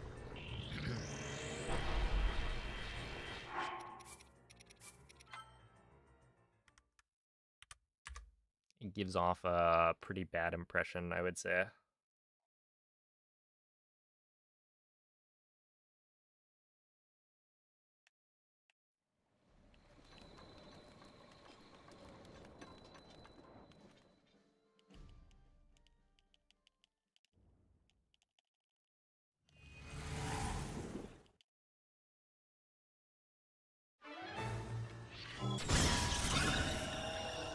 This guy spammed his chat asking if he could send him fan mail if he also sent money.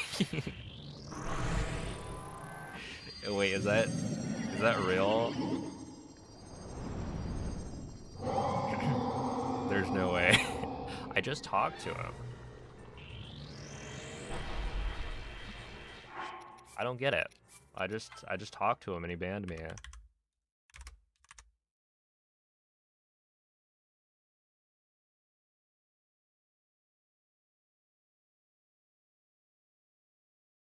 Also, what are you on to, Piston? Wait, I'm actually so curious.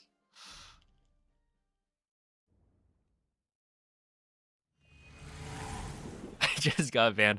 Want to see me do it again? Like, legitimately? That is my first thought. It's like, oh, if somebody else banned him, why won't I do it too? He said he was on something. Oh, right.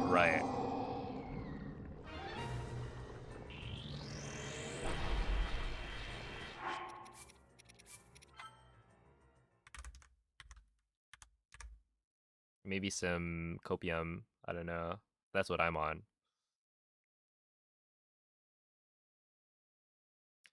Yeah, right now I'm just gonna do 100 and then probably stop. Because I don't think it's like...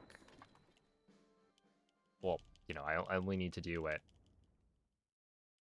7 more? So...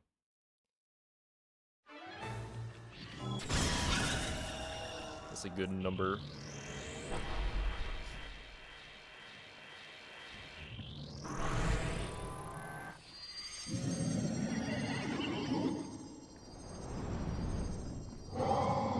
Is it supposed to be 50-50 or is 40-50 normal?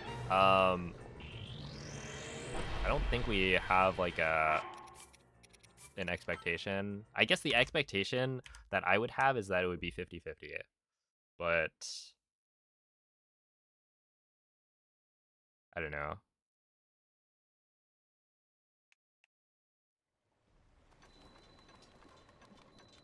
I feel like it would be weird if it wasn't 50-50 at this point, but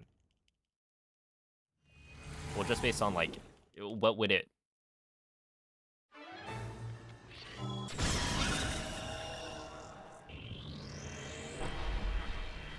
I don't know. They could do whatever.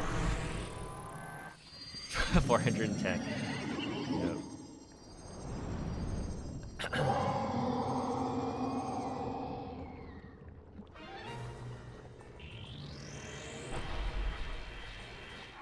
Entrance.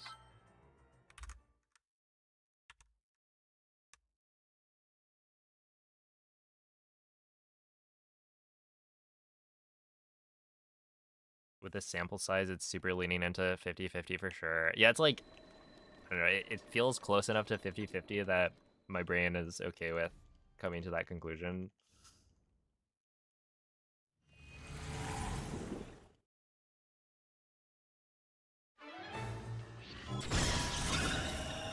And also maybe Piston will actually like find something really conclusive.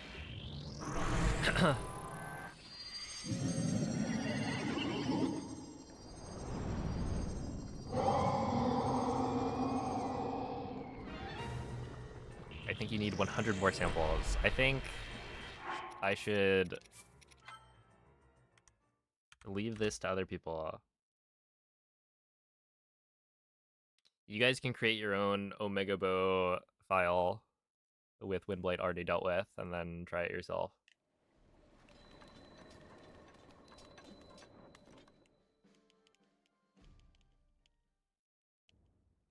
Of course it's 50-50. He either goes to the throne side or he doesn't. You're so right.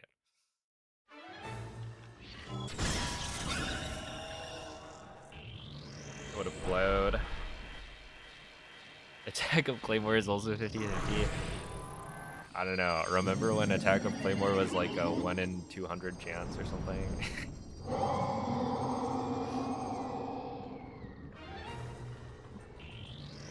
I just got clickbaited. This isn't any percent. I am testing.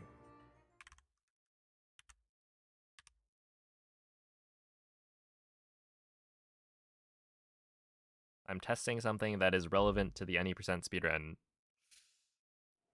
If you wanted to watch runs and you've stuck around for 2 hours, then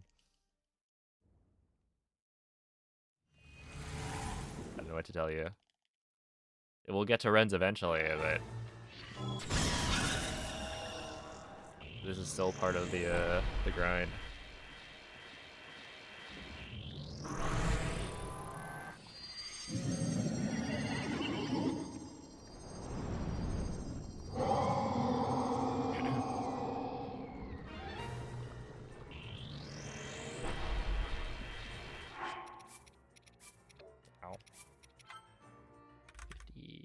v1.6.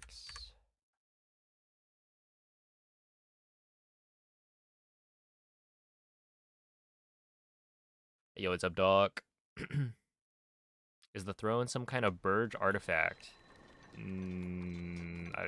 Well, actually, look at this. Look at this. Hold up. Hold up. I was about to say no. I don't think so, but that looks like a bird to me.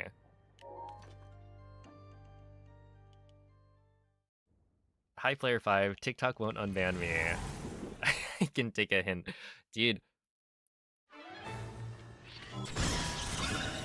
I've been saying this, but they really should have just banned TikTok and kept it banned.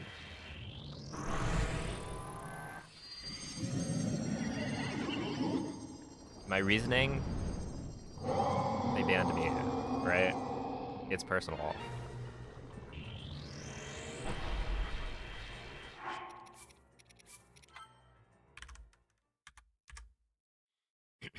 Okay, 43.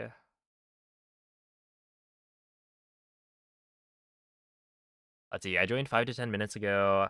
Could it be that there are more probabilities happen when the cutscene starts with Link on the right side of the entrance?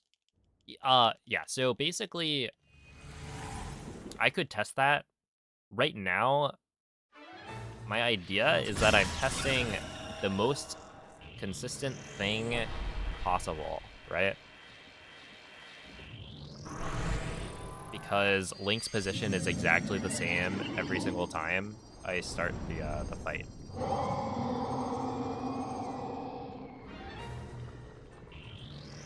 And I could test other things like oh wait, that was 100. Like running to the other side of the room and then killing Waterblight. But at that point, my position is not going to be exactly the same. And so I feel like testing 100 times, keeping Link's position perfectly consistent makes sense. And yeah, I don't know if I want to like try and test the other.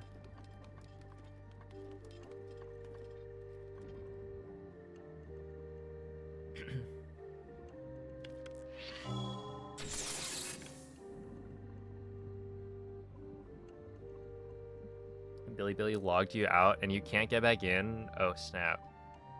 I do think they're kind of sending you a message here.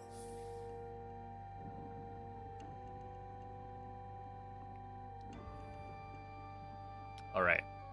So we'll just do that. And then I don't know. It was like 43 to 57.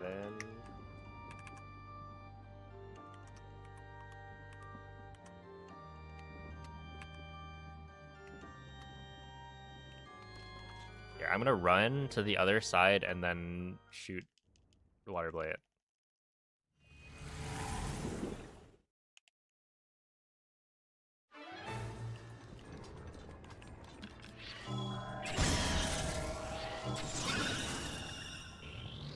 Like this.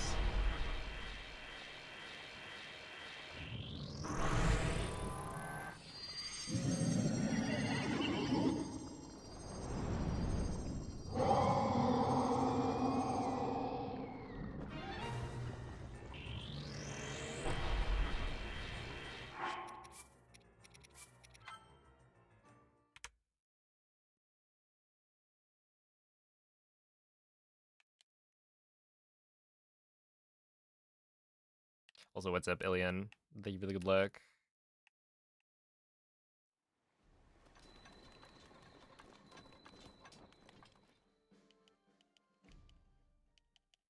Okay, it has been 2 hours though. I'm kind of... I don't know how many of these I want to do.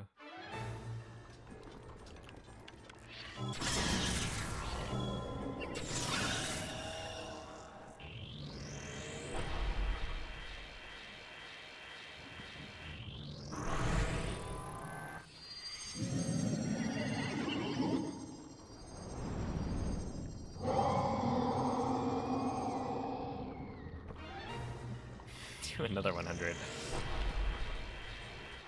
Okay, throne. Wait.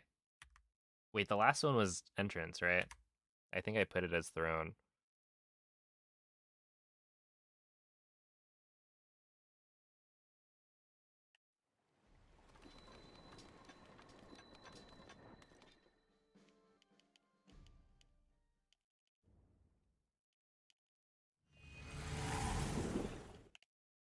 Yo, what's up, Jeffrey?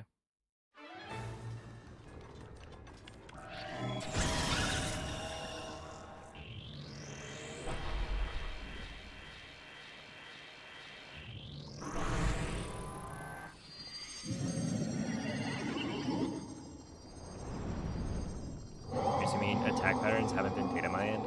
I don't know. I think that's what Piston is looking at. As throne, I think.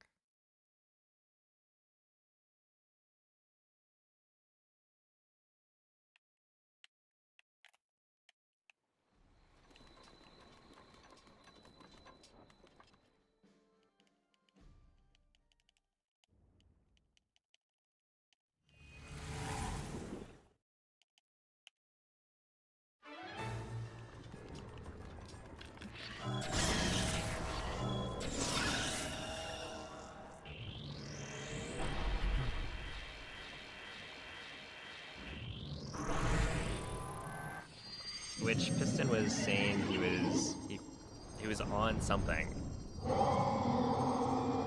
So we'll see.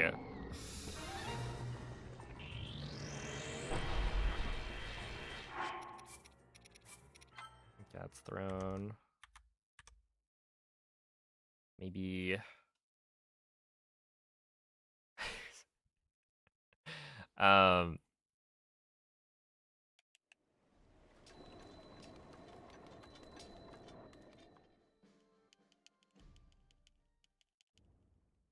But yeah, I mean, like,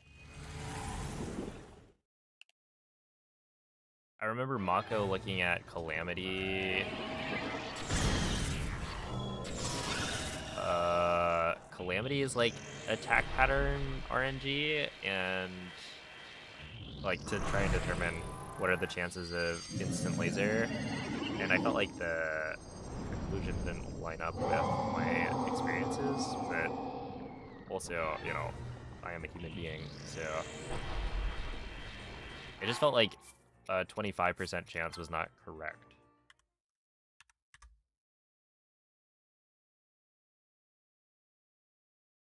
For instant laser.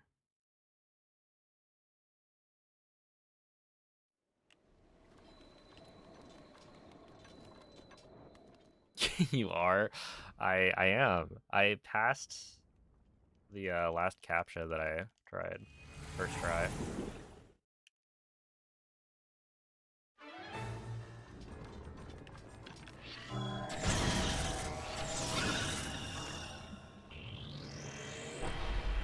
Shoot at the exact moment. Well, the problem is you can't do that.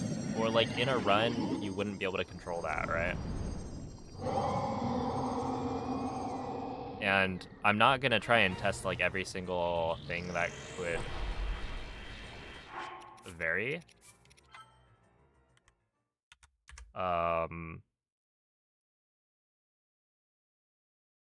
Because, you know, there are like infinite possibilities of things that the game could be taking into account. But, you know, it probably isn't. But yeah, if we are assuming it's like time-based, then, you know, how do I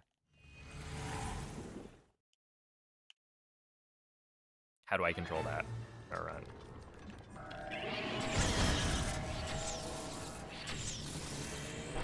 Ow.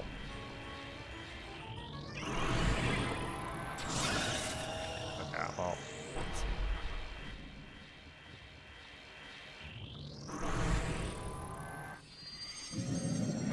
More human than me. Yeah, that's how it goes. What can I say?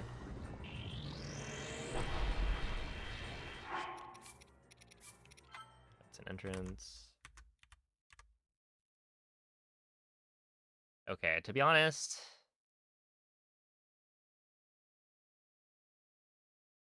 well, I don't know. I guess it would be interesting if this was lopsided in the other direction. Right? Because, like...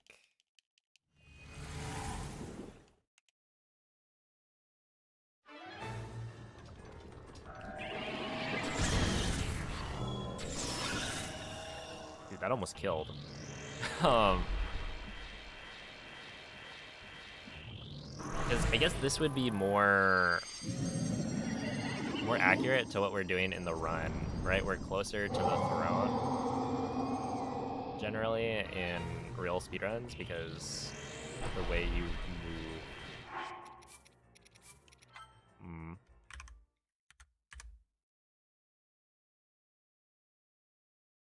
Just pay someone 25 cents an hour. Yeah, go through all of my runs. I mean, I've got so many of them recorded that you could do it.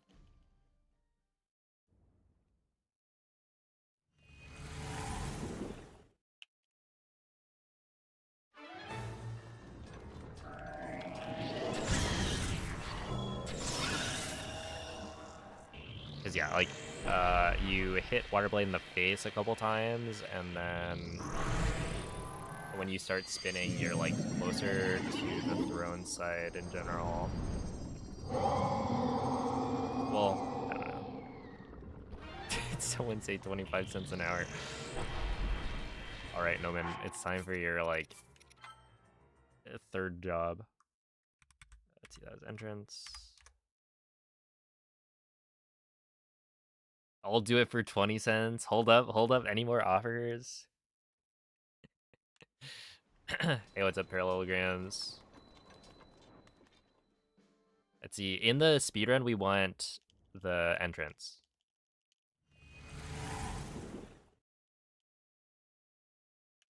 I've been getting a lot of throne in my runs, which is the reason I'm doing this test. I'll pay you. Interesting. Alright, how much?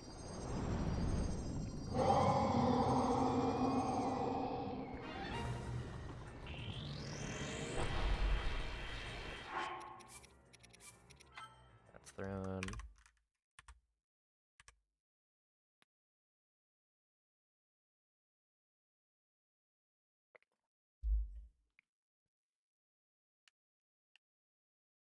$0.20 an hour.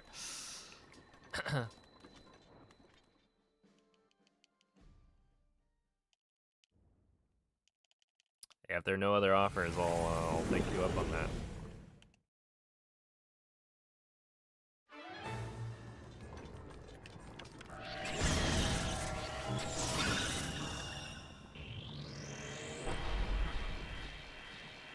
I don't know. I did 100 tests from the, like, starting position. So I'm not gonna do another 100. That would take another, like, 2 hours. But yeah, I'll do a few more. I don't know. Entrance.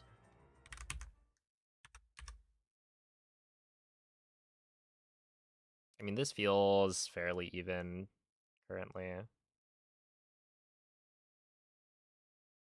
Like, the previous test started it off way more lopsided. Because it was like 3 to 15. And we're currently at, what, 4 to 7?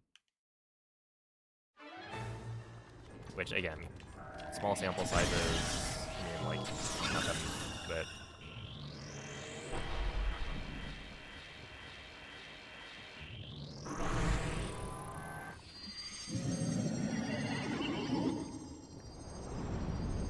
The ratio in speedrun seems like 1 to 20. That's, like, exactly why I'm testing. Because it's been feeling like every single run, I get the same result. And the result is not what I want. And so today, I don't know.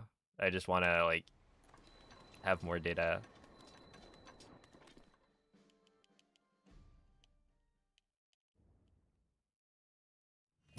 They let you graduate. Oh my goodness.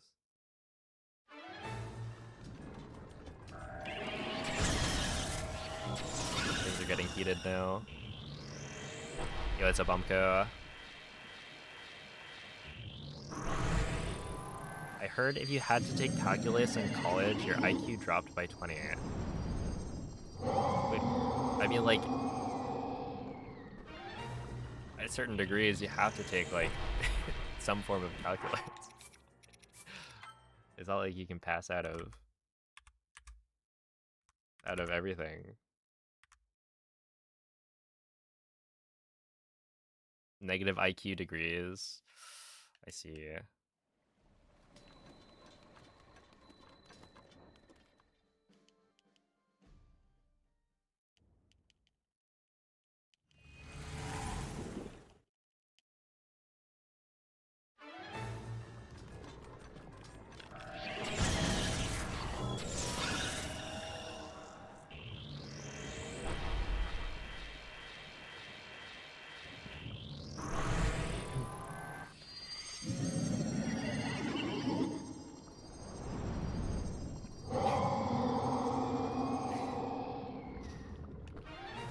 Let's see. There's an entrance. Okay, this is looking pretty random. I think it's fine. Do we just call it there?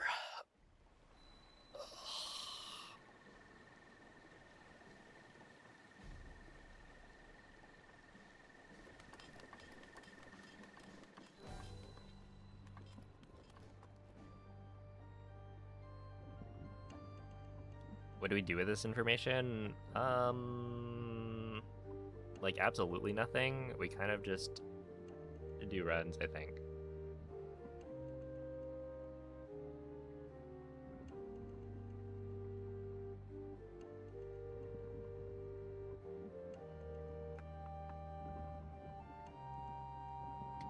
But before that, I will go to the bathroom, I think.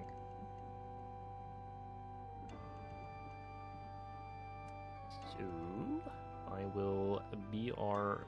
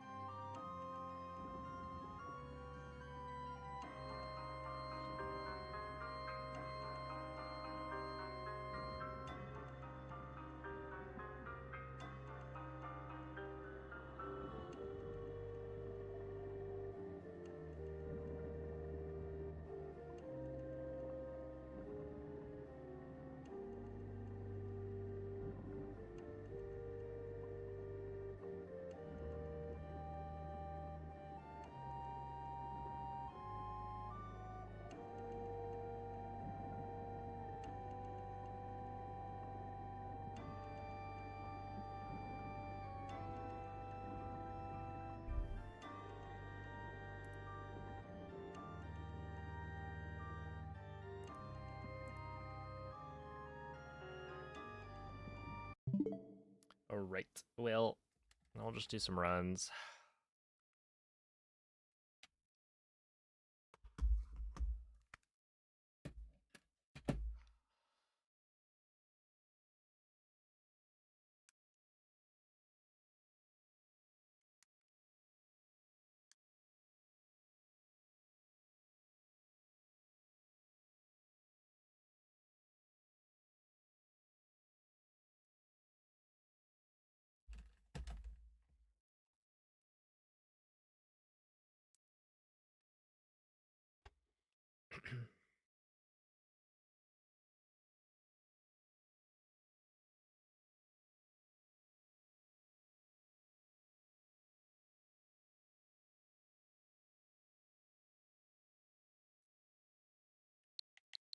Alright, well, tell me if the audio is weird, and I can fix that.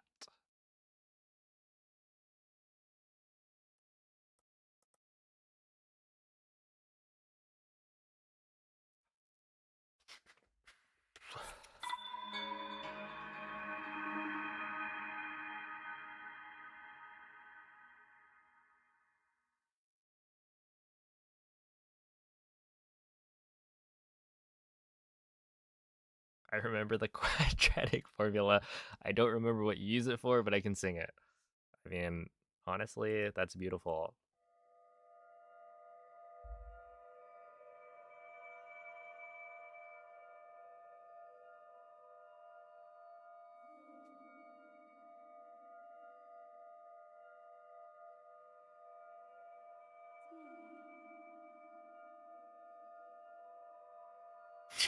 GG. Yep. Gotta pack it up.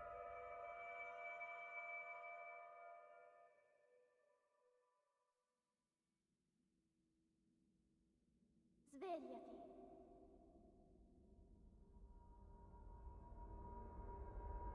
Svegliati.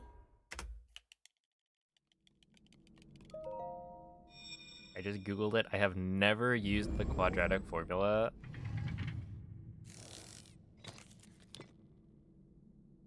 Quella è una tavoletta sceicca. Ti guiderà dopo il risveglio dal tuo lungo. What do you mean never? Hold up, hold up.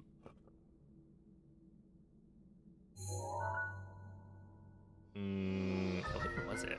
X equals negative b plus or minus the square root of the b squared. Wait. Minus 2ac all over 2a? No, I feel like that's wrong. It's something similar to that, though.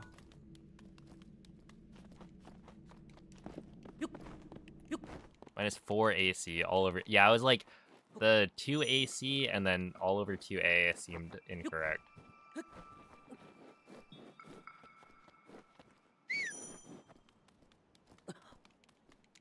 Hey, I was close. I'll take it.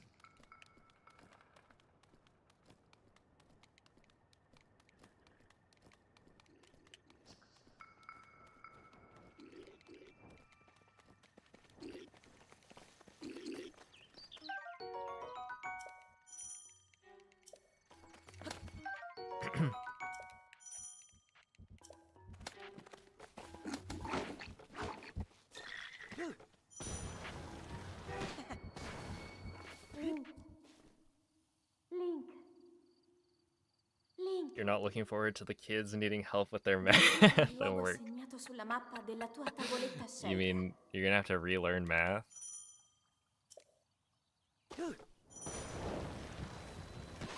Yeah. Good luck. Hey, what's up, yo?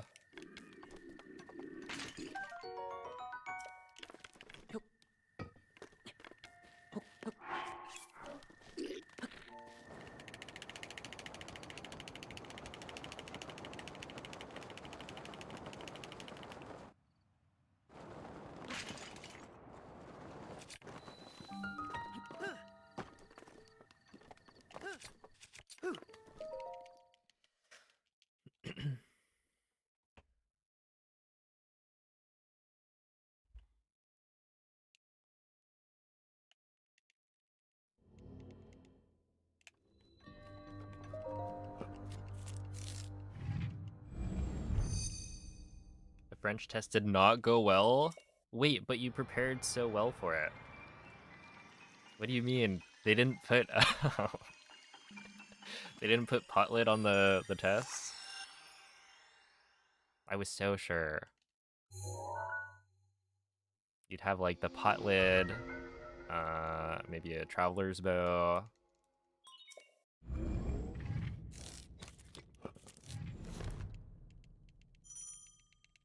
Remote bombs.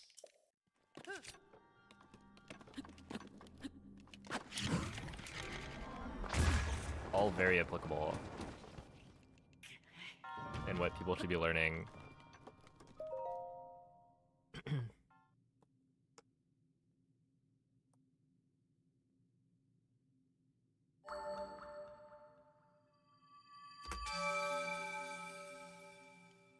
Let's see, if you install a mod chip to the OLED board, can you revert game versions? Yes, so if you homebrew your Switch, then you can control what version of the game you're on, along with many other things. Like you can control what software you have installed, stuff like that. But you would need to install a mod chip onto the OLED, which is not a very easy operation. Or so I've heard.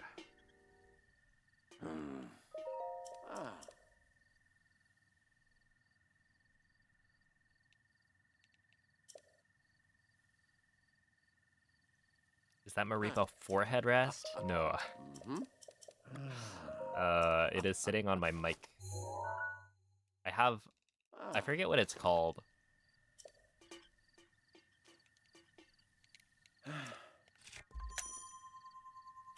But my mic has this little ring around it that helps do something.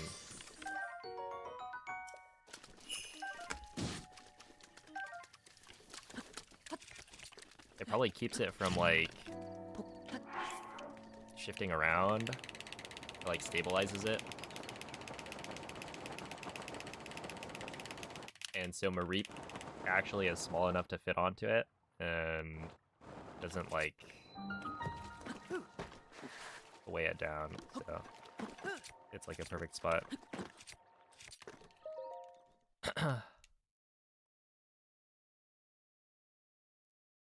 That'd be kind of cool, yeah, having a forehead rest. I mean, my forehead rest is the desk in front of me.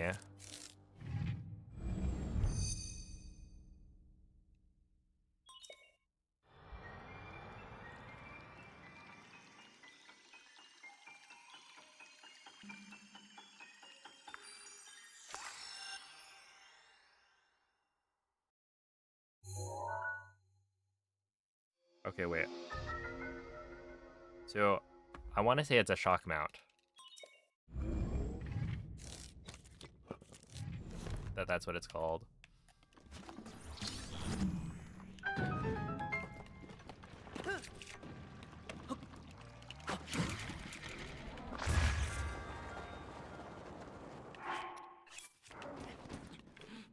Wait, that worked.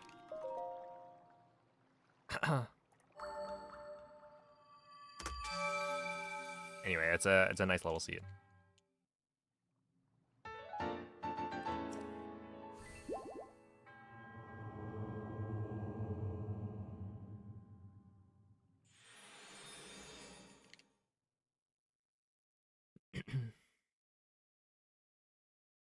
Yeah, a pop filter is like the thing that you put in front of the mic, between like you and the mic.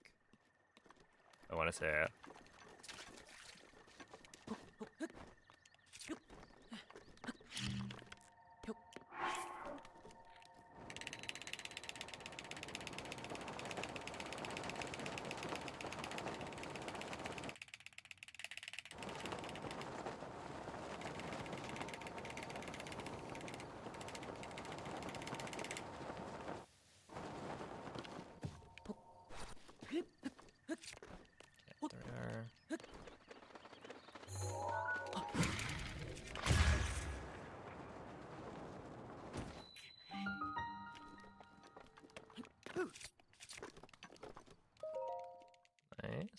112. Hey, what's up, Jeremy? Hello, Flowey. What up, Sneaky Pete?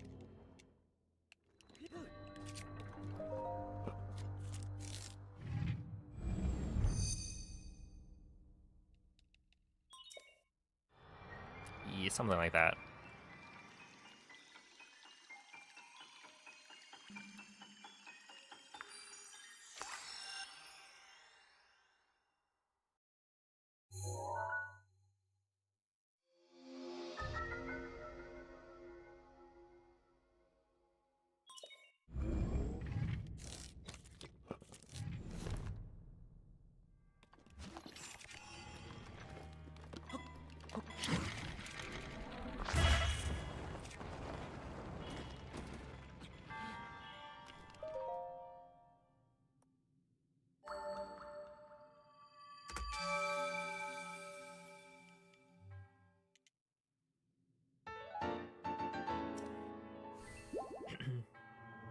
Any good runs today? I actually spent the first nearly 2.5 hours testing some like RNG in the run to see if it's truly random.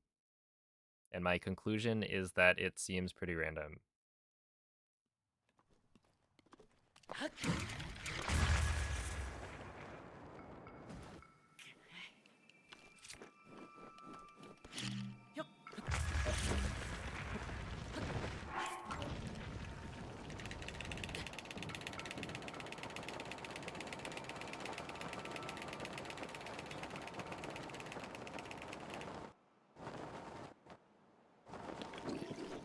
But now that I know, I can not worry about it as much. Oh, really? Oh, not the snapback.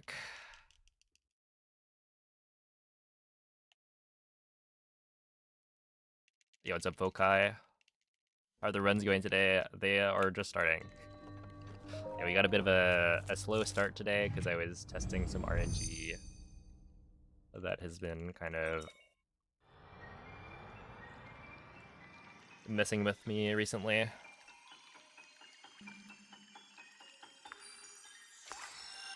And yeah, my conclusion is that I really just need to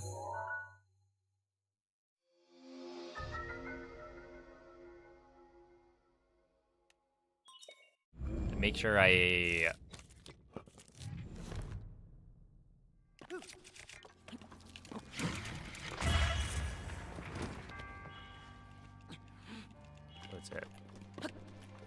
do the attacks correctly. Essentially that like it seems random which side of the room Waterblight goes to.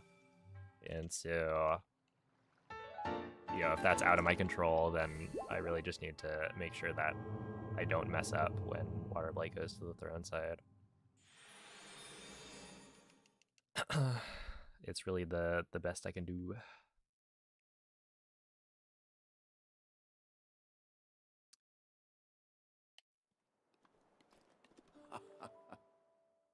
Yo, what's up, Aicha? Conclusion, just, yeah, pray. That is kind of true.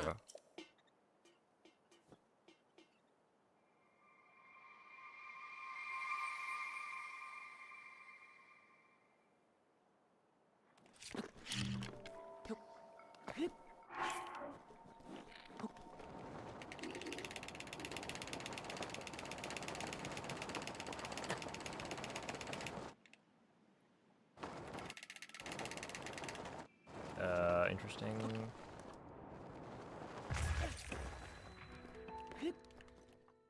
$112 entry still?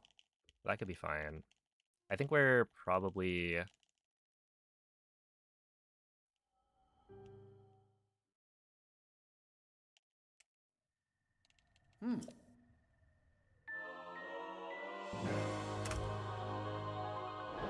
Dang, still saving 3.4 seconds from that? Wait, this run is insane. How is this a 12:38 still?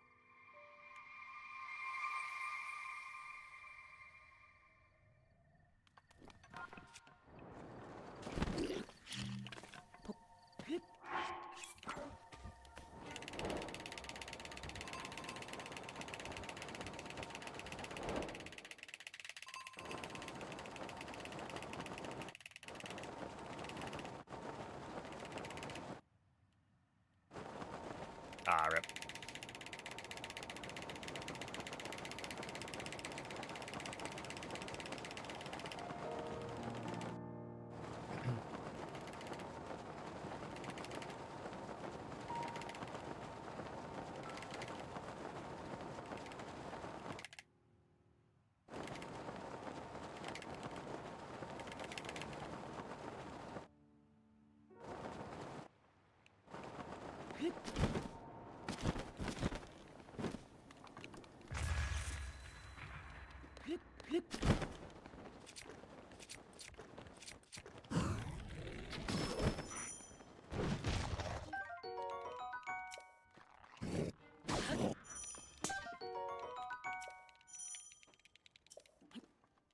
Whoa. Yeah, I'm pretty sure this is dead. But it's kind of surprisingly close to being still okay.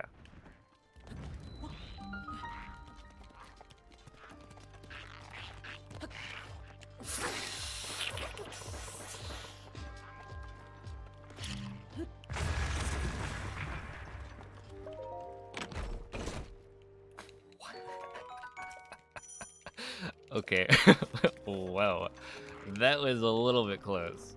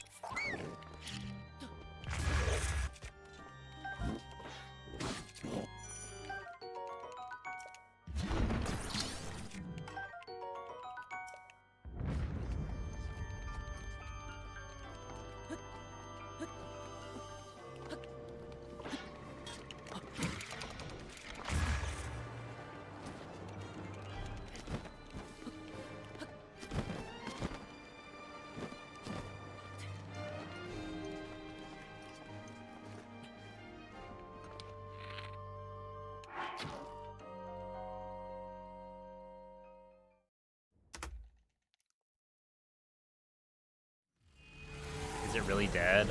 Yeah. If you look at my best possible time, it's a 22:54.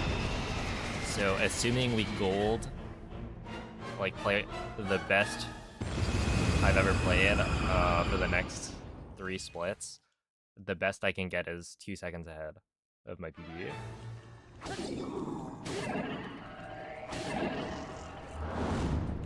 Which is not enough.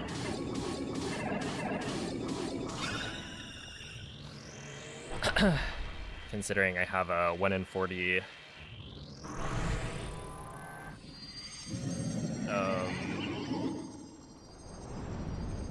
I have a 1 in 40 chance that I can tie my PB's calamity time. And that if I don't get that, I lose 5 seconds right off the bat.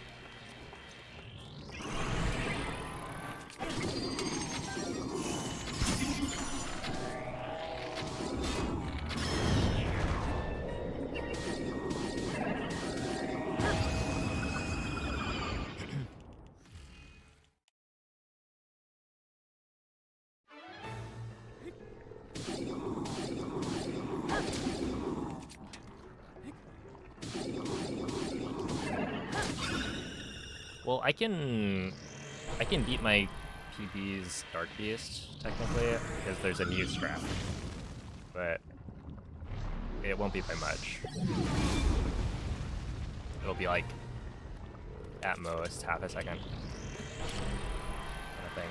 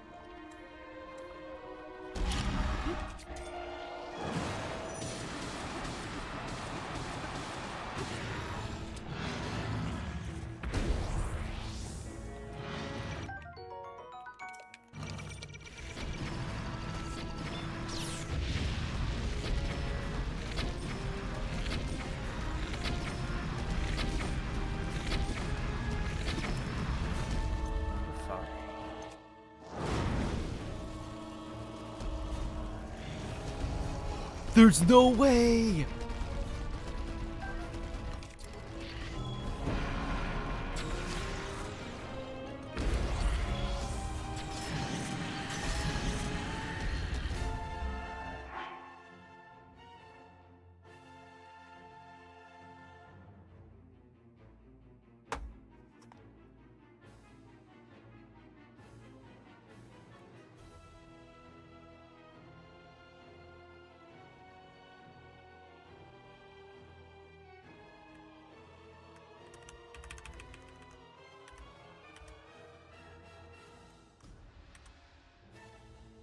Look at this. Look at this. that is the most insane. Did you see this right here? Wait, that's incredible. I didn't realize that could.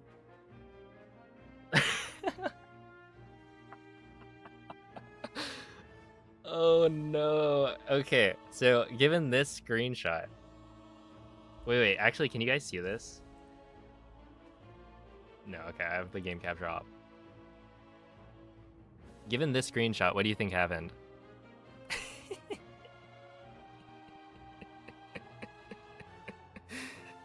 Oh.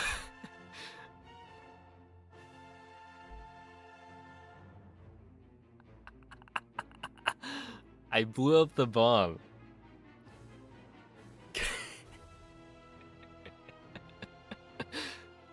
And it launched the claymore. What do you mean? What do you mean? Like, look at this, look at this.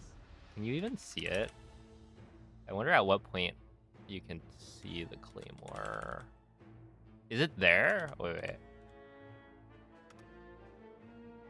Yeah, essentially, I know exactly how far the claymore is, right? It should be like, I think 5 shots of walking. There it is on the left. You can see the claymore. It is not against the wall because I blew up the bomb.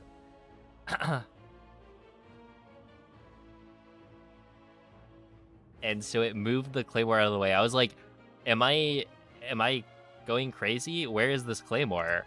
As I'm like shifting around and it's just nowhere. And that's because it was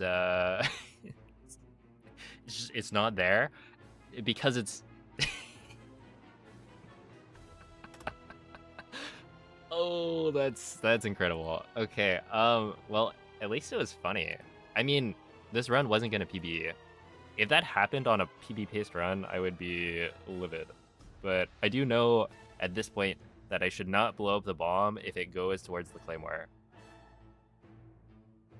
Yeah, I didn't think it could actually move the claymore.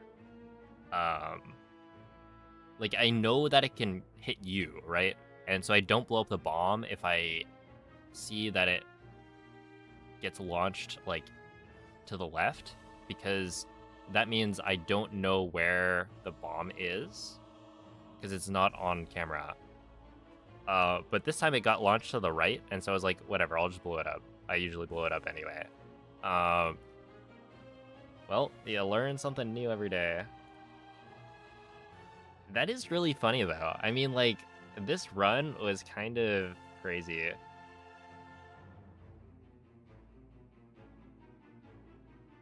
It's a pretty good warm-up. Wow, that's so funny.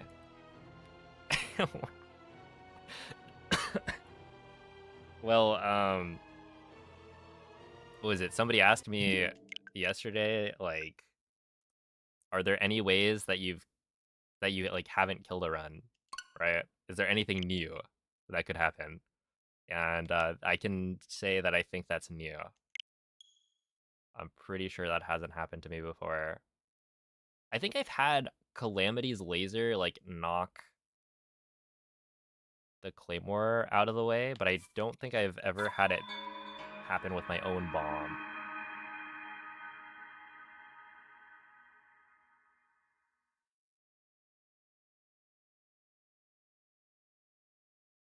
Wow. That is really funny. Oh, Arbitrary, thank you for the 15-month resub.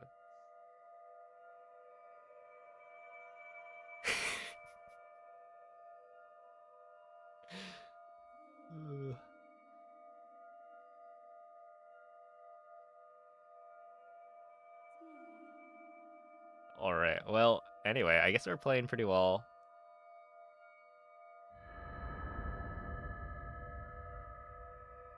What's up, Jake? Thank you for the good luck.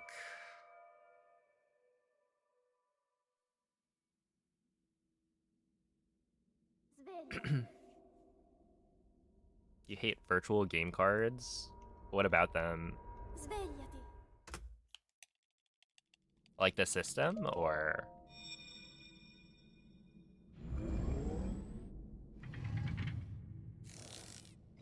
You can actually Quella è una tavoletta change scelta. back to the like Ti guiderà dopo il risveglio dal the tuo old method of sharing your account with other people or sharing games or whatever. That's what I have on my OLED right now.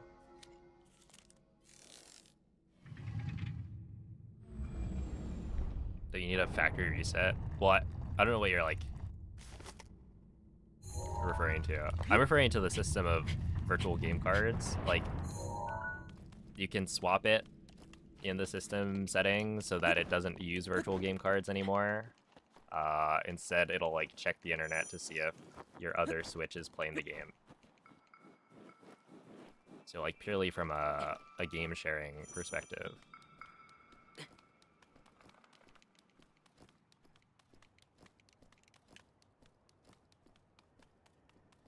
I forget what setting it is, but you can have it. It's probably, you can find it somewhere. I don't know. The virtual game cards thing, I mean, I think it's fine. The big issue for me would be that, you know, we're like moving towards a world in which physical media is no longer produced. So like if virtual game cards is a step towards no more physical copies, then that's bad. But, you know, I see what they're going for with the whole like loading the game onto a Switch.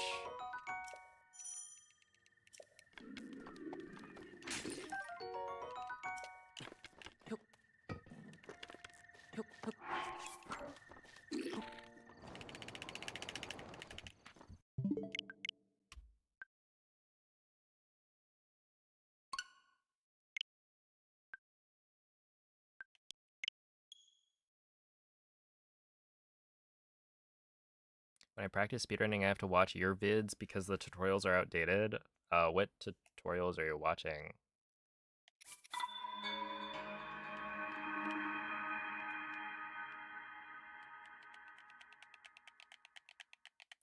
Because you probably just have not found the right one. Yo, what's up, Ninja Koala?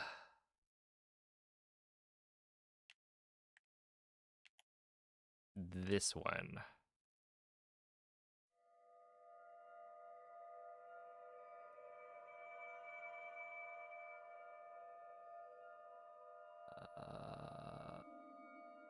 SOR, Temple of Time, Bombs. Wait, why is this outdated?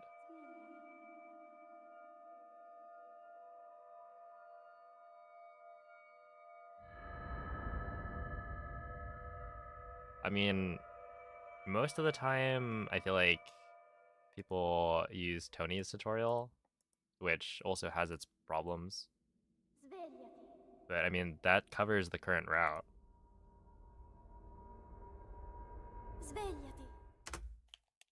If you want to do more advanced strats, then there are tutorials, but I would recommend looking in the Discord to find them. Ti guiderà dopo il risveglio dal tuo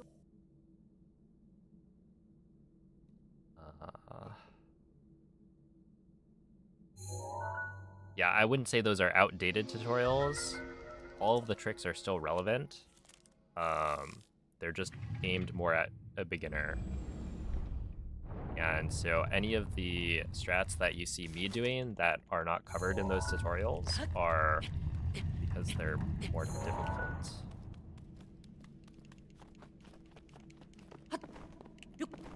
And so, like, clipping into bombs the way I clip is much harder to do. And, like, the Temple of Time scope clip plus bombs ESC, I would not recommend doing that. Unless you're trying to get, like, a 12 plateau. Right, it is difficult to do quickly, and will probably lose you time on average. And cause you to reset more often. And that it'll be more efficient to focus on improving other parts of the run, like just getting better at BLSS, or, you know, making sure you're hitting every trick first try, never missing a clip, etc. Link, Obviously, you're allowed to do whatever strats you dirigiti want, al luogo and if you think they're segnato sulla cool, mappa della tua tavoletta sceicca. then, you know, go for it. But in general, I tend to recommend people stick with more consistent strats, because I think it can be very easy to get caught up resetting over and over to strats that don't save that much time.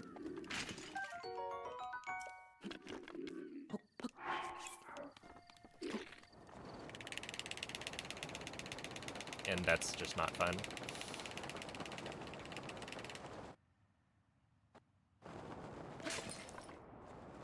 Like, this clip right here is probably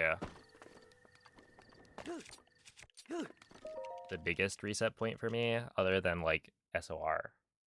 And SOR is just the first trick in the run.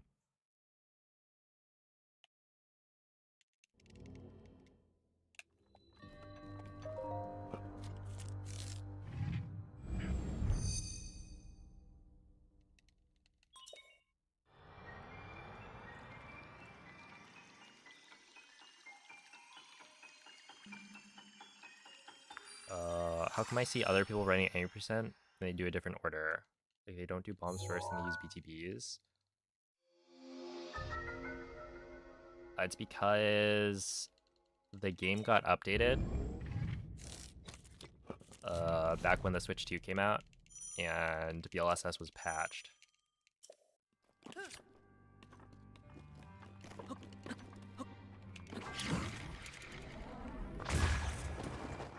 And so, if you're running the game, you can either run on your earlier version of the game or the latest version of the game, and both have their own leaderboards. So if you see somebody doing the speedrun with BTBs, then they're probably playing on the latest version. But yeah, both are really cool speedruns.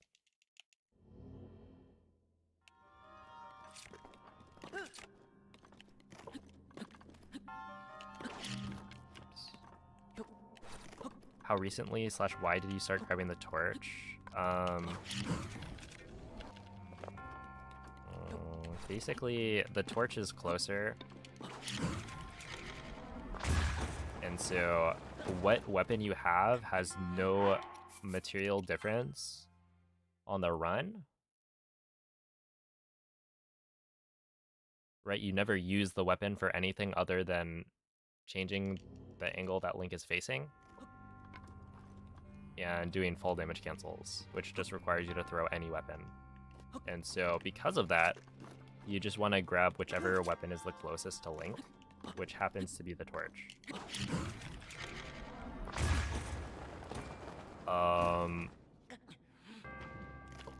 We used to use the boulder at stasis to climb up the cliff. Right, you would stasis the boulder and then smack it a bunch with a weapon, which would launch you up the cliff. Top runners don't do that anymore. You just do a wind bomb. The wind bomb is pretty difficult to do, but you know it's much faster. And so technically the torch also works. Like, it has enough durability and power to launch the boulder in the same way that the spear does, but I didn't know that back in the day. And so I would always grab the spear for that, because the spear has more durability and it also attacks faster. So What I didn't realize was you can actually do, I think it's like 6 hits of the spear, or of the torch, and it's equivalent.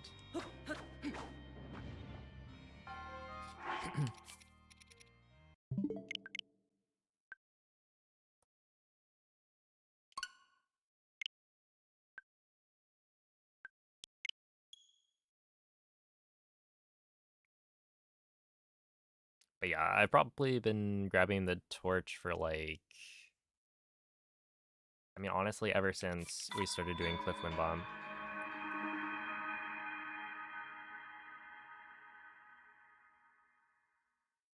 Because yeah, that's when I realized like, okay, well, it doesn't really matter which weapon you grab because you're no longer using it for the boulder. But then later on, somebody brought to my attention that actually you can use the torch. It also works.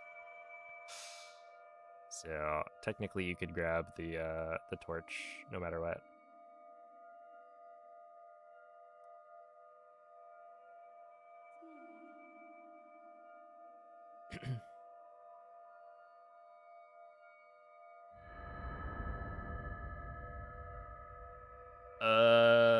Not that we know of, I think. Like, I'm pretty sure the DLC, I guess if it were to have an impact on loads, it would probably be in areas where there's like DLC items, would be my guess. I don't imagine having the DLC installed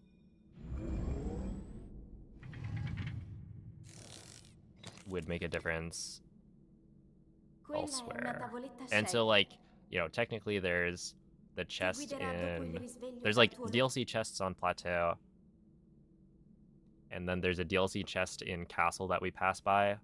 So yeah, I don't think it impacts loading times at all because it's like you're loading one single item extra. The bigger difference would be that if you have the DLC installed, then it might alert the Lizalfos or like scare them in Castle, which could mess up how they like run around.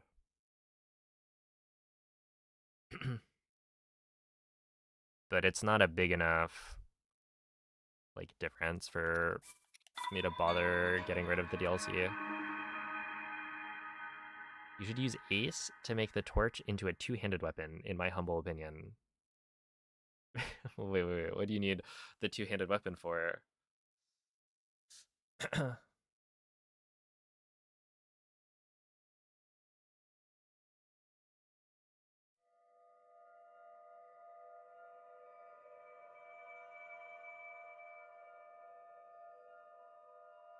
You said you needed it? Oh, fair enough.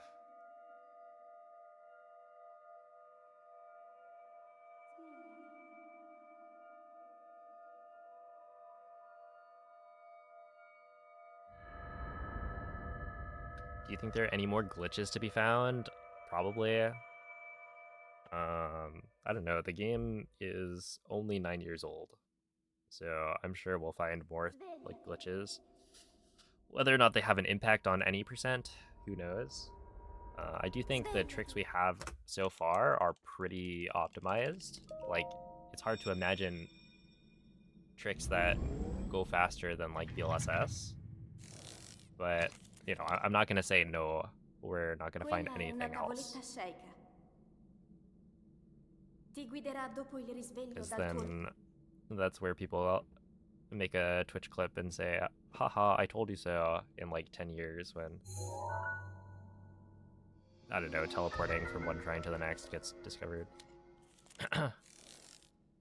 I'm here for your nuanced and insightful take. Well, my take is that they should ban all... Wait, just ban F3, to be honest. Doesn't that make it easier? What if we made it so that you have to play Minecraft on console? Or something.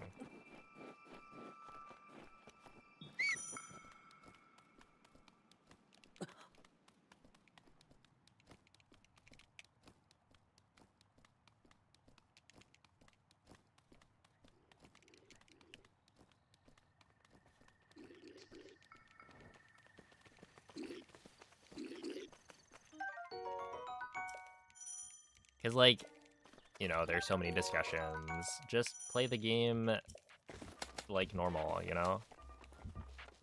I actually started cracking up. Watching that video, and the guy gets to the, like, Link, what is it, glitchless? dirigiti al luogo segnato sulla mappa della tua tavoletta sceicca. Like, glitchless only allows certain glitches. Hello? Read that back to me one more time. We're back to the boneless wings court case. Well, actually, boneless is a cooking style, so it's unreasonable to expect no bones in your boneless wings, in the same way that it's unreasonable to expect no glitches in your glitchless speedruns.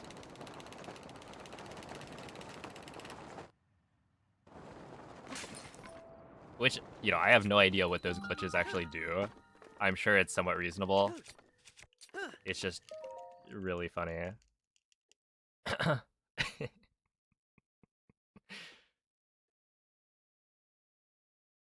Console is forced patch.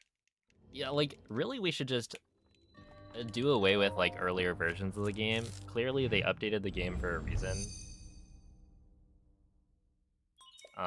Playing on an older version is going against the will of the developers, right? It should be banned. And punished by, what, execution?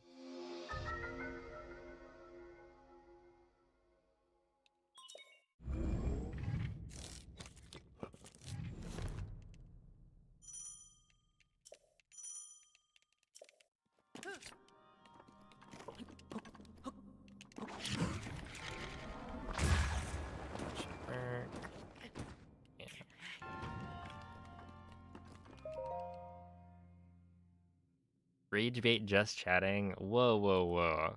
What do you mean rage bait?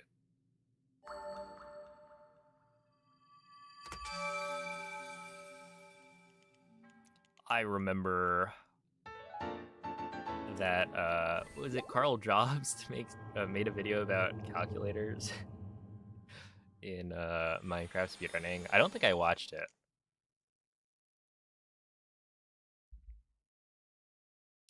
My real take is that I know little to nothing about Minecraft.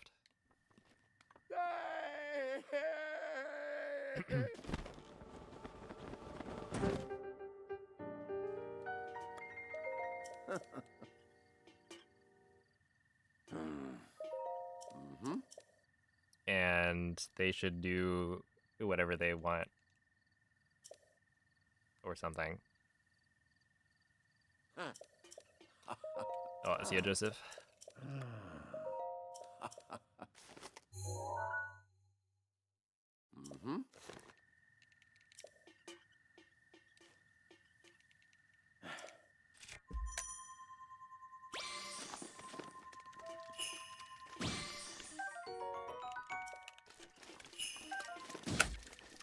Give me you, and then give me you. You.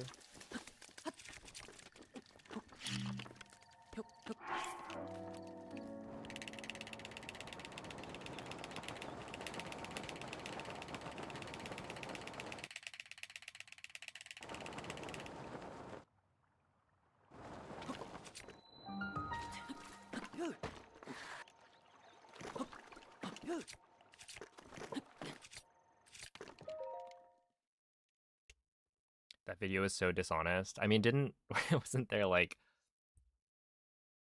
what was it? He kept on making videos about the court case he was involved in, right? He was being sued. And then it turns out he was kind of not presenting the whole story.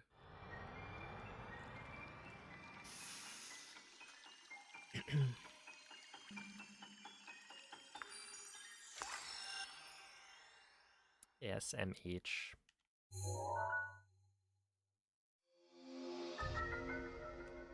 Yo, what's up, RP?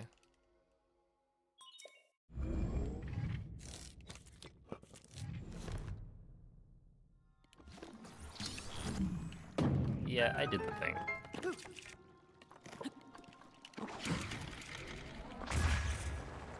That works.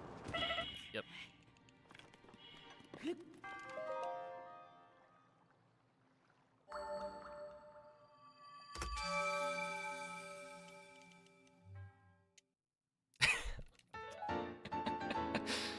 Yep, yep.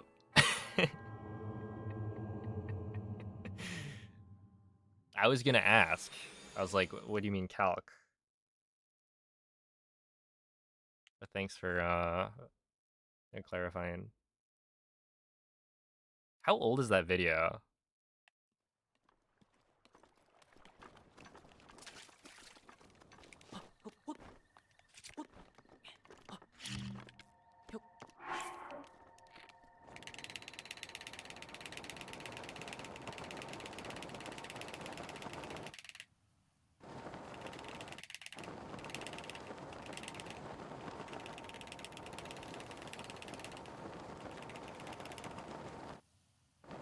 Should be fine. 58, yeah. I did land a little bit far away from the tree.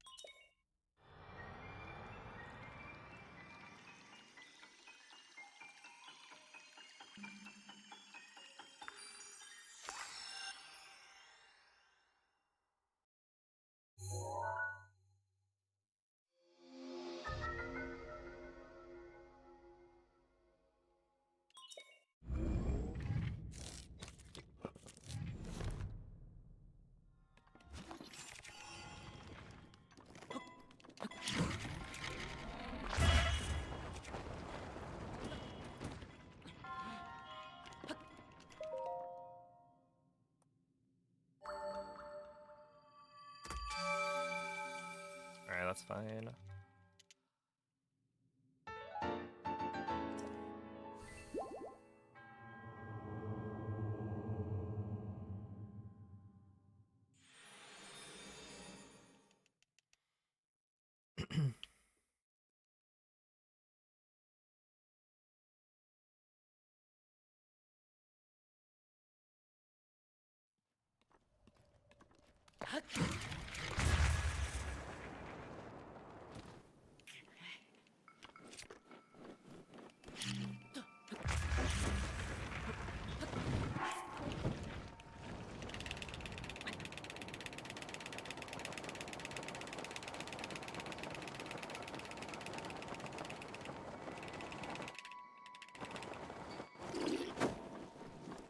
A little unfortunate.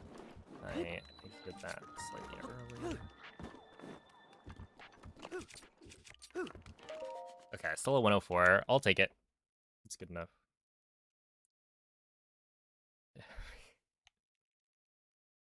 Now, why would there be lava in your tummy?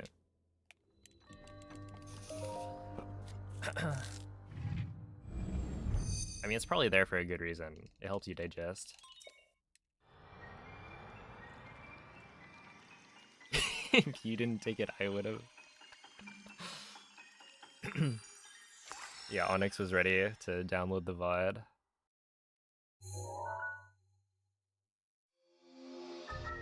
Snip, snip. That one's going in the spliced run.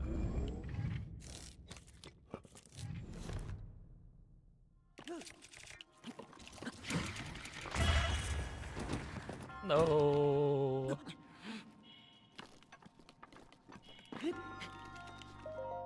Okay. That's a little unfortunate, actually. As now we will likely be behind PB off of Plat.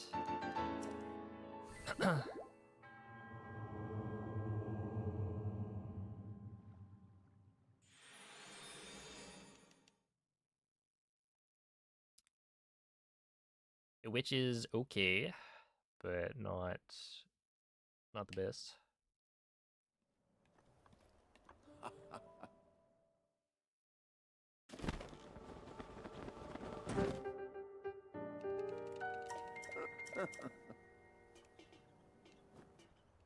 Ooh.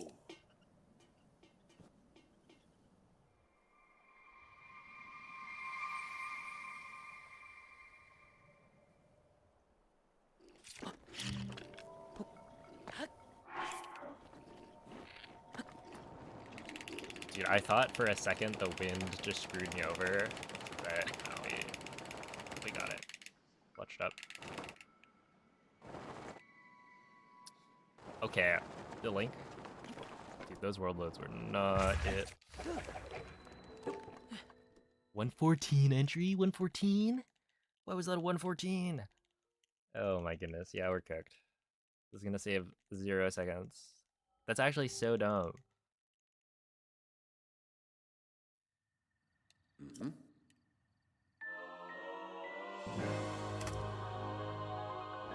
Yeah, only 0.8. That should be like at least, what? At least 2.5, I think. On literally any segment that I do.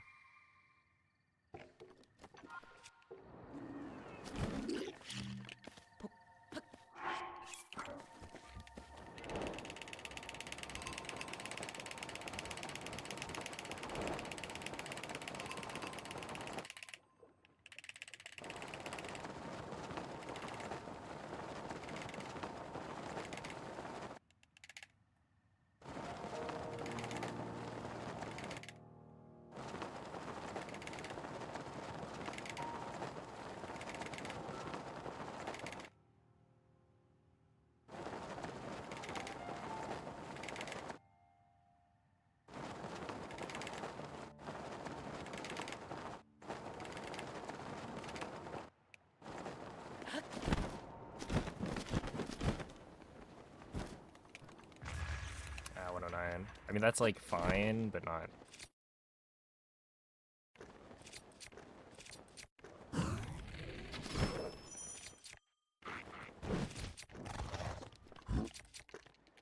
Give me the Claymore. Oh.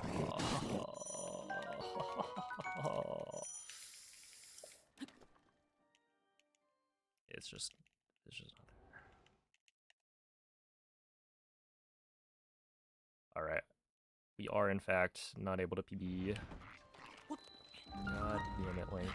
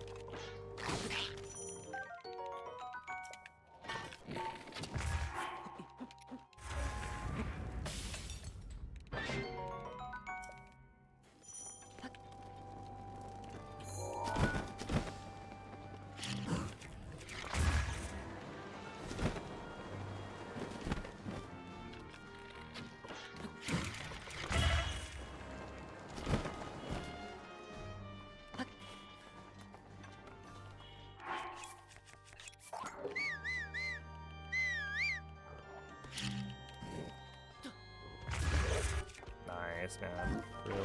Really solid, man. Really super solid. Super great. Love that. I'm just such a fan, man. So cool and good and great. I'm just loving the game.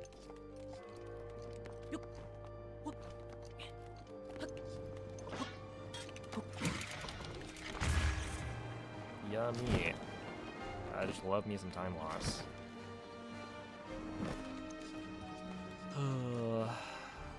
Yep. Yes, sir. It's my favorite.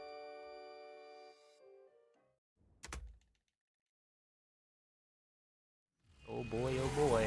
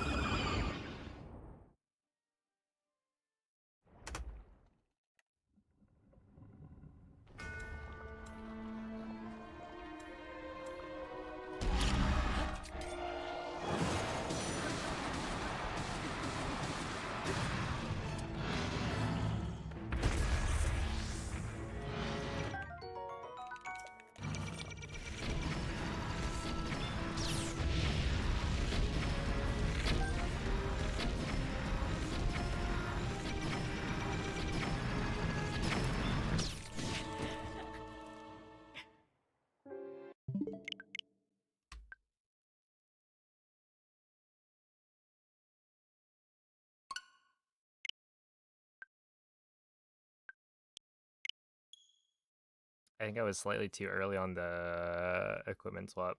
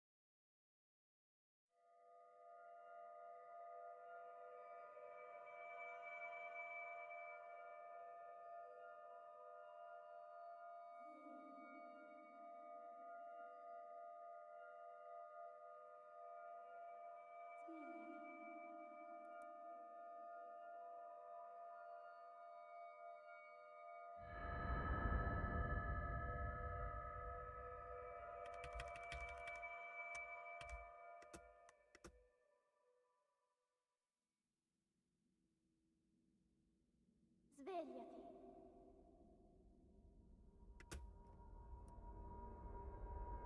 Svegliati.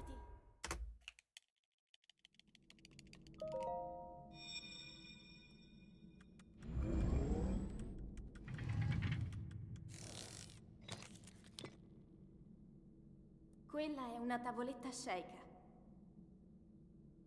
Ti guiderà dopo il risveglio dal tuo lungo... Hey, what's up, Hank? Thank you for the good luck.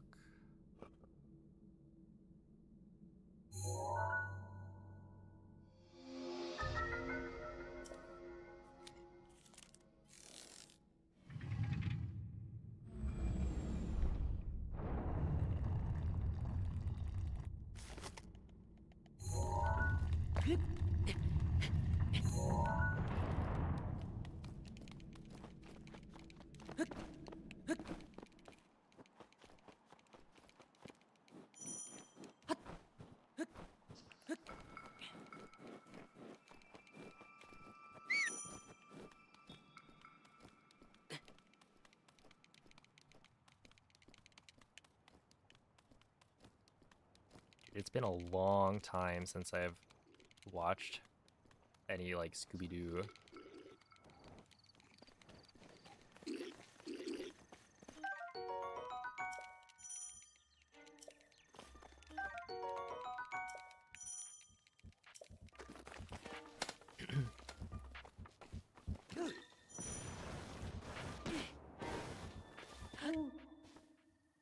Link. What'd I do for a Scooby snack?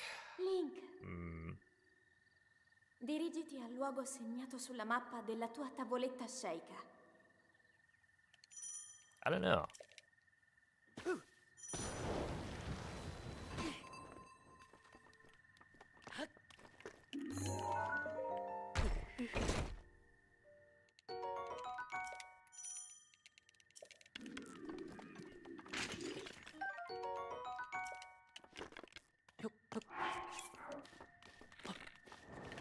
I imagine probably not that much, to be honest.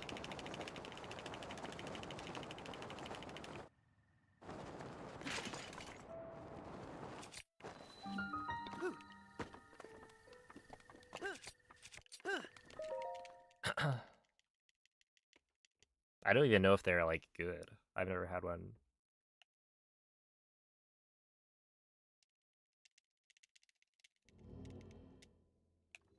Yo, what's up, Renalthas?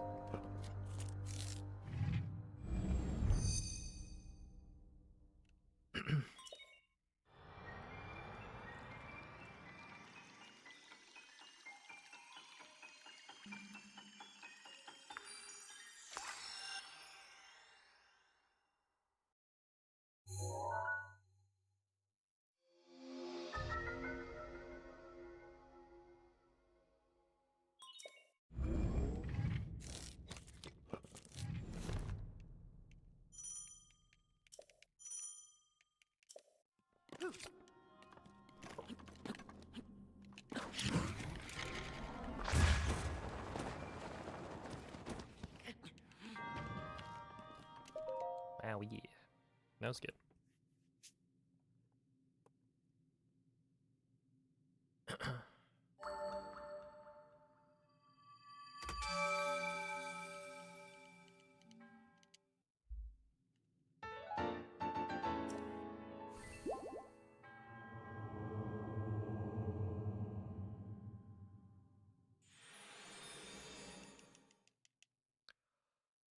Let's see. Who's the best Zelda speedrunner overall? Not only any percent.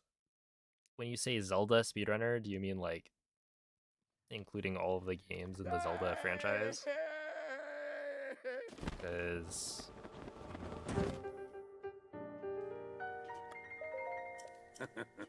the people who run a bunch of the Zelda games,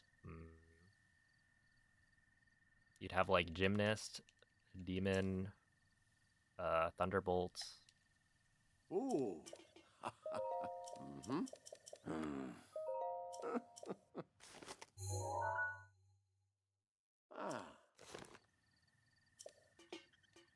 Nuki.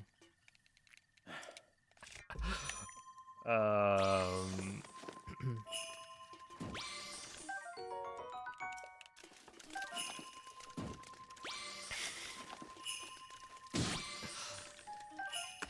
let's see. Sorry, I was just like focusing on the gameplay. That's where the pause came from.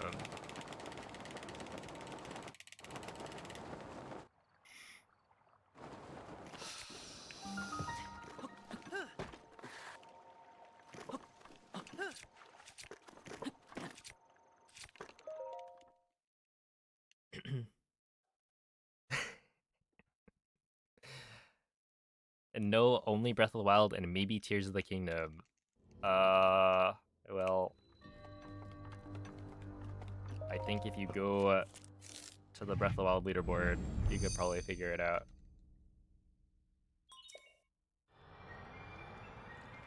For Breath of the Wild, at least.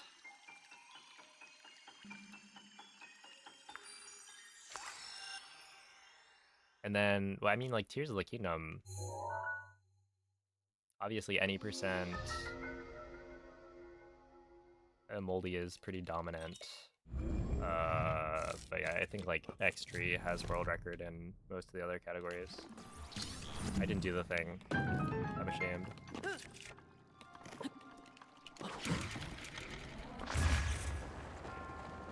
And then, yeah.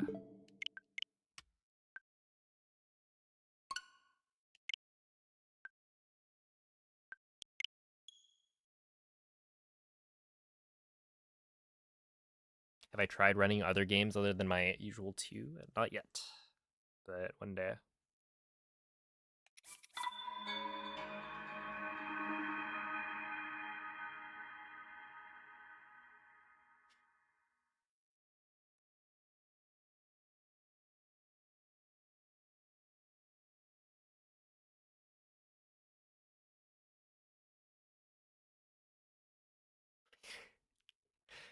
The thing is really, it's really stupid. It's just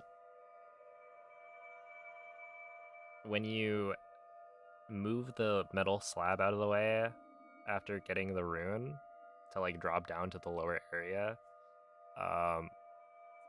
it's actually faster to run backwards a little bit so that when you drop down to the lower area, you have a more direct, like, you're moving in the direction that you want to go.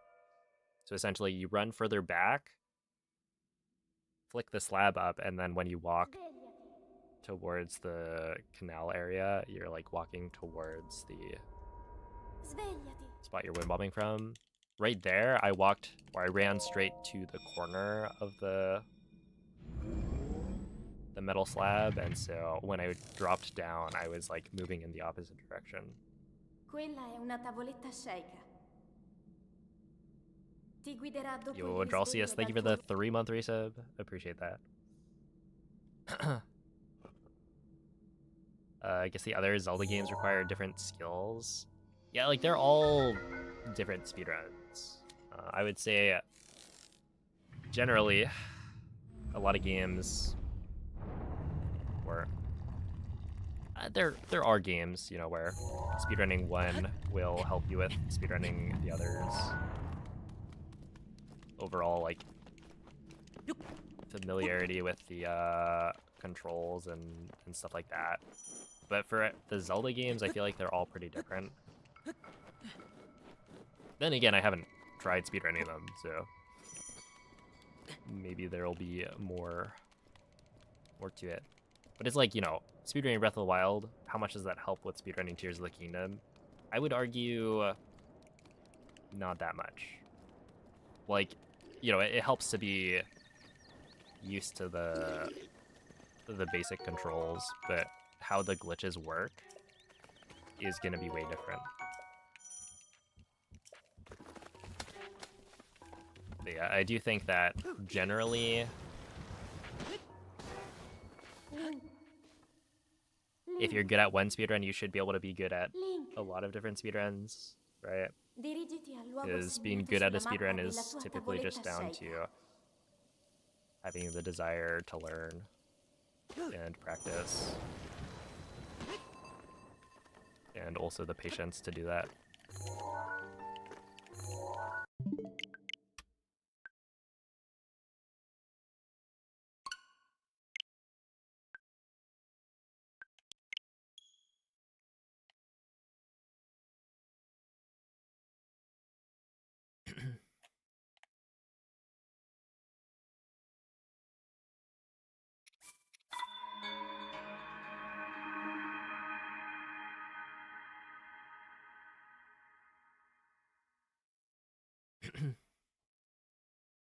Hey, what's up, Nightmare? Hello, Lynn. Is that...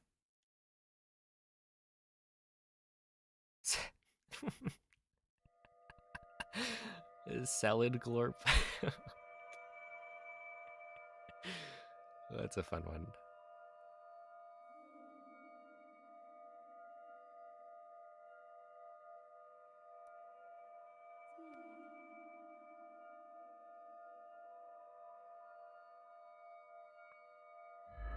How many different glorps do you have? Like, and by different glorps, I mean maybe different like streamers' emotes, or I guess number of unique streamers that have a glorp emote. Svegliati. I feel like every time there's a new one.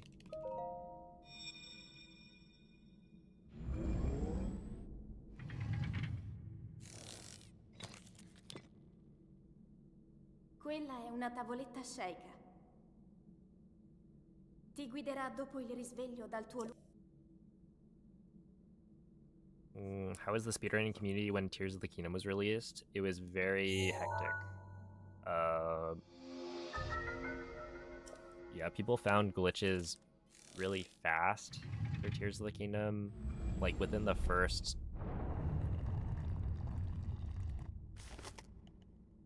month, it was already sub-hour, I think.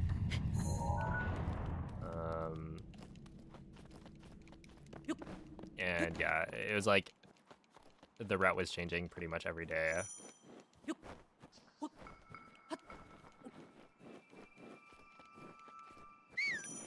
Personally, like, it was fun, but it was also stressful. I feel like it was kind of hard to keep up. Because, like, I don't know, I would do runs for the day, wake up the next day, and there'd be like a million messages in Discord, and the route is like completely different from what I was practicing. So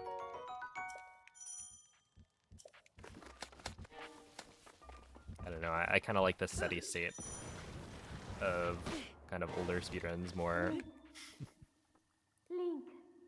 Yo, Clelly, thank you for the 100 bits. I appreciate that. Dirigiti al luogo segnato sulla mappa della tua What's up, hot tavoletta dog? sceicca. Yeah.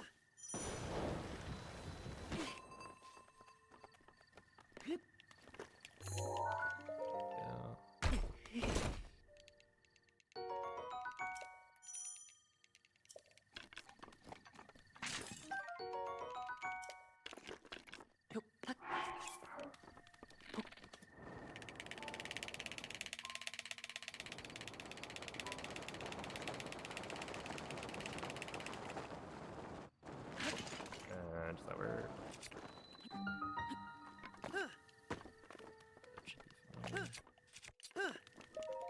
Alright, I'll take it.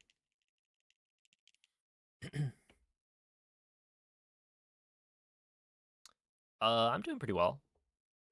Well, I'm doing alright. I feel like I've been on a very long any percent grind recently. And it's felt like I'm on the verge of getting a very good run, but it just has not happened. But I've been on the verge of getting a good run for like the last month, probably.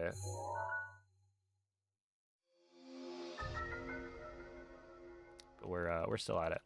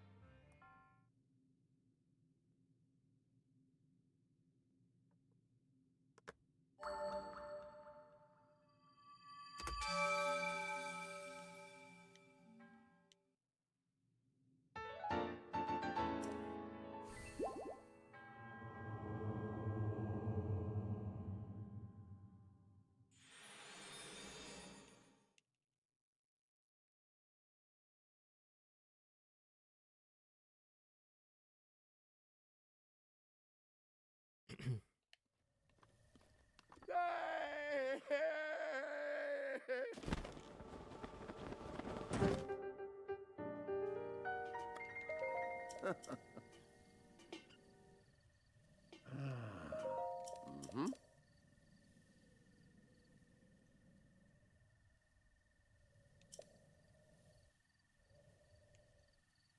Ooh. Ah. Hmm.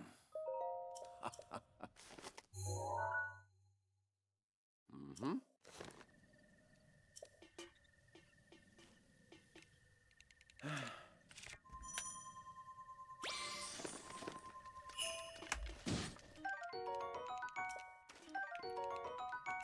Oh.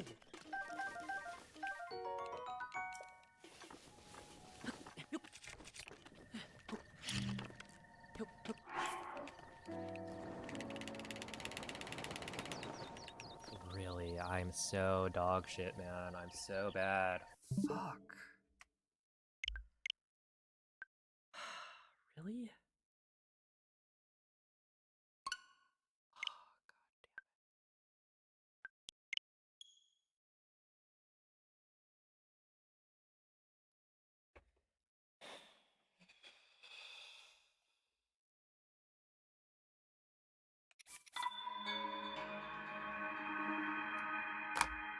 Okay, when I swear, please do not, like, mention it.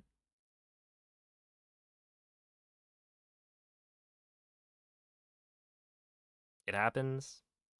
I just find it annoying when people make a big deal about it. Like, I don't know. It really is not a big deal.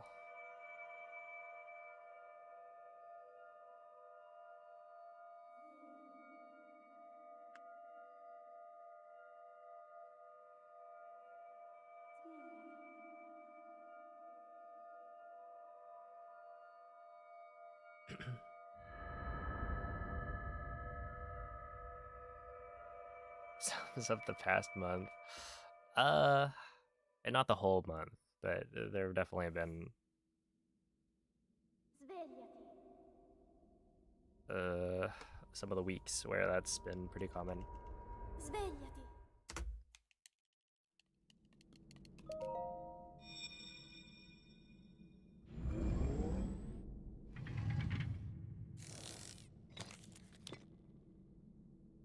Quella è una tavoletta sceicca. Ti guiderà dopo il risveglio dal tuo lungo...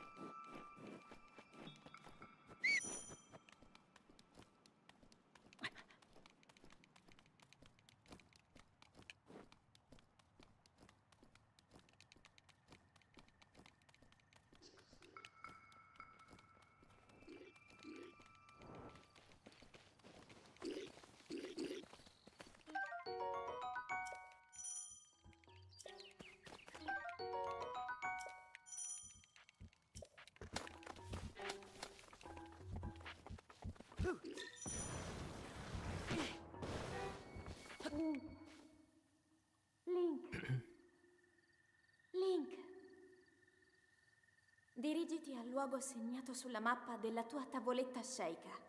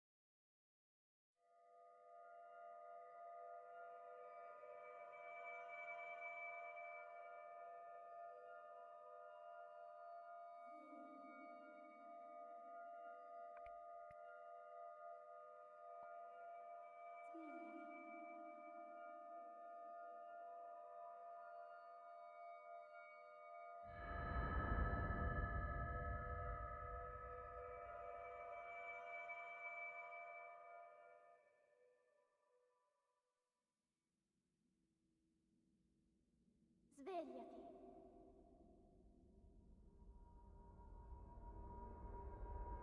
Svegliati.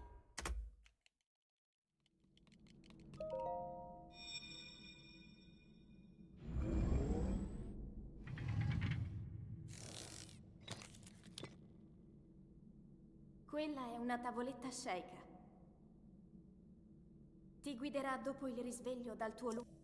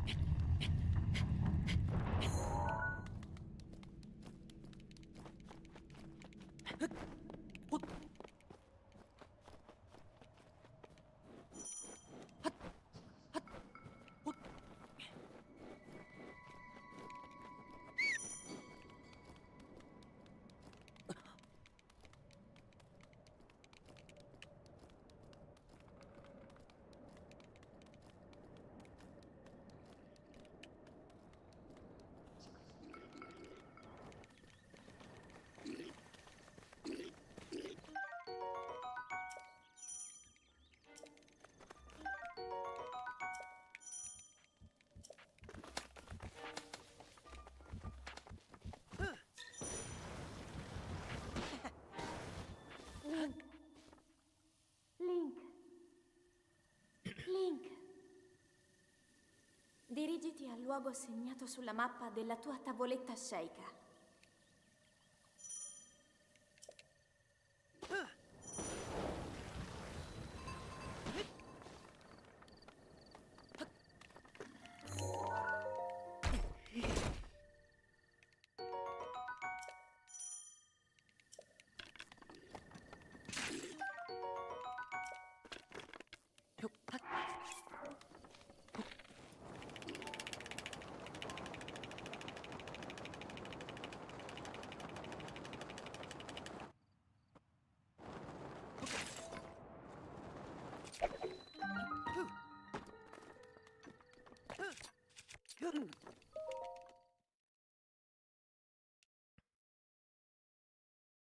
Excuse you.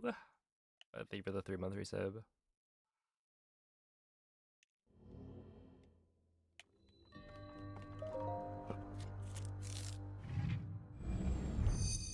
Rip.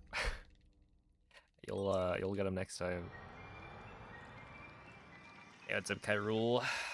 Let's see, what version is this? This is version 1.6. And have I done speedruns in any other series? No. Did not.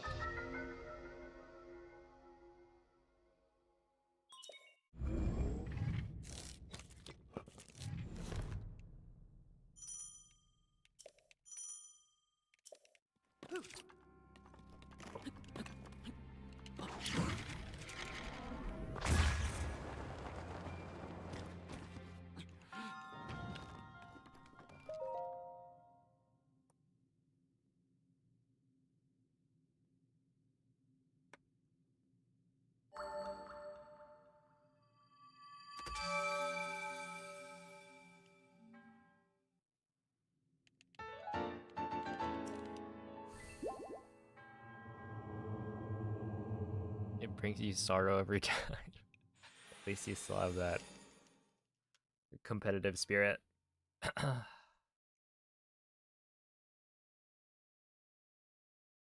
See ya, Ake.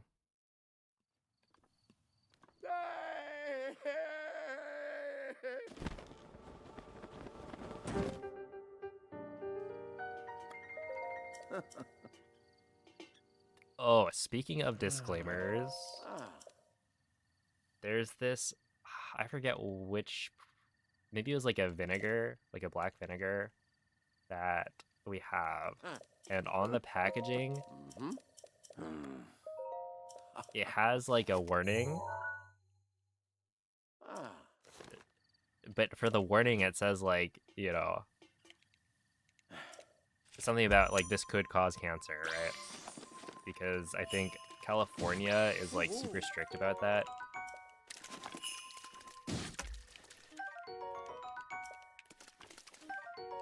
And so a bunch of products have to have this. Pretty much everything causes cancer. But the funny thing is, the packaging says like, here's a warning, but only in California. Like this warning only applies if you're in the state of California. I don't think that's how that works.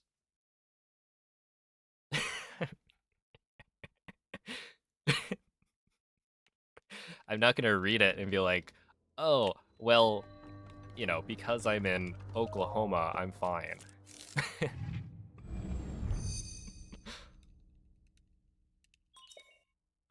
Maybe I'm wrong. Maybe I'm actually exposed to more risk by living in the great state of California.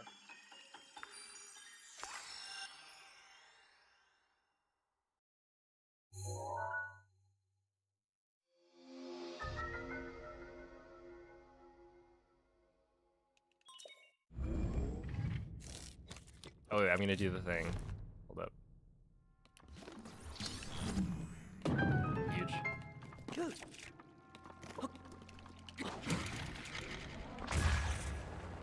It's actually not huge, it's like quite small, and we're dead. Didge, didge, didge.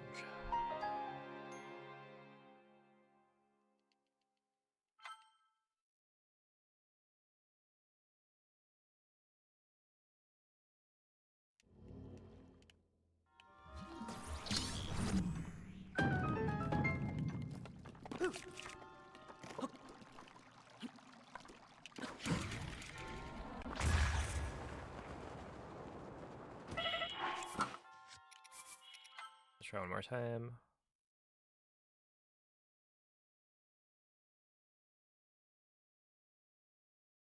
It's always Oklahoma. Honestly, Oklahoma's like been on my mind because the other day, I forget who it was, but they were like, nobody ever wants to, or nobody ever says that they want to move to Oklahoma, or that they want to live in Oklahoma. And so I've just been thinking about that. Honestly, you know, I haven't done my research.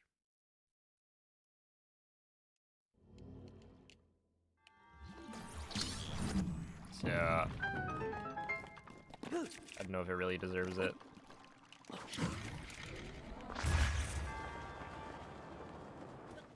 I think their basketball team is actually doing pretty well, right?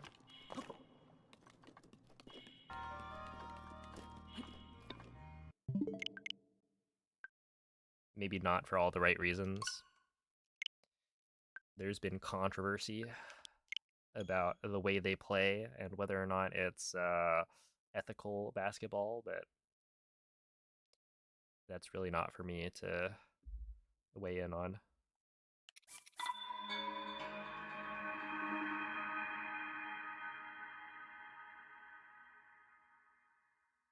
I've seen potato chips that say not for sale in California. Oh my that just makes me suspicious. I don't know.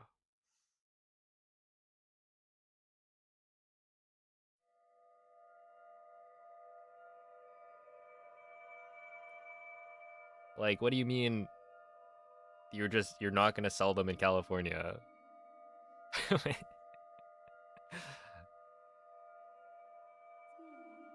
Hmm? It's just okay. I get it.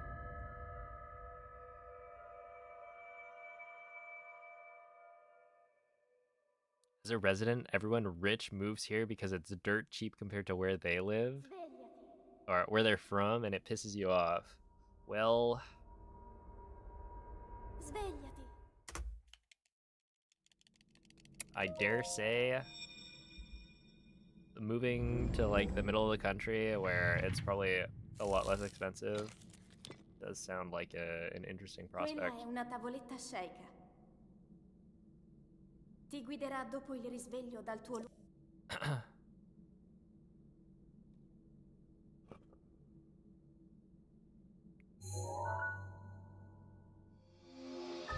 Look, just give me some fiber internet.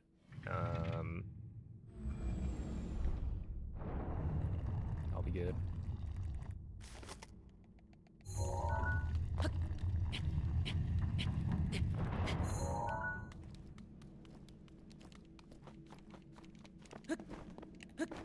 Probably don't even need fiber, right? Just something that's consistent.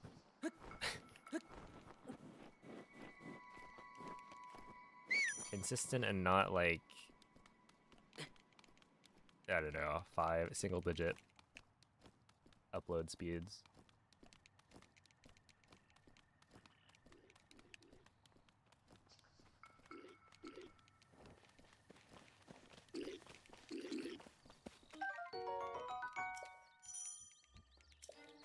Hope you like tornadoes. You know,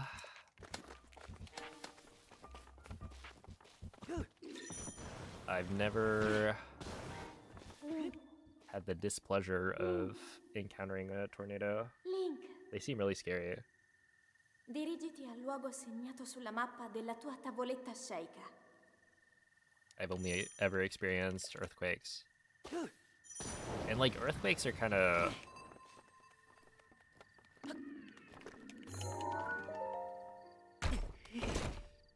they're chill until they're not. And so far, you know, they've been saying we're due for a big one. For what feels like my whole life.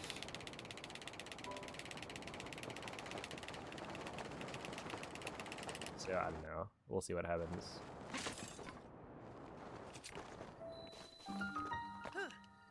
Does that work? Obviously.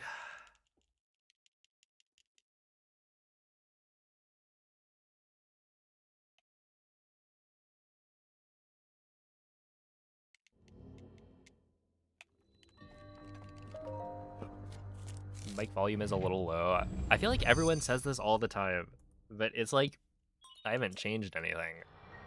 So, you know, generally, I think my stream is just quieter.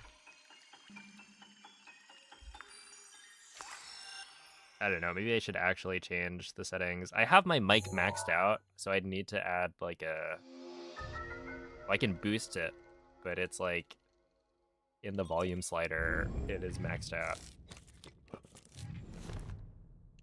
Oklahoma has earthquakes too. Wait, that's like... Isn't that a scam? What do you mean they have both? Why does anyone live there?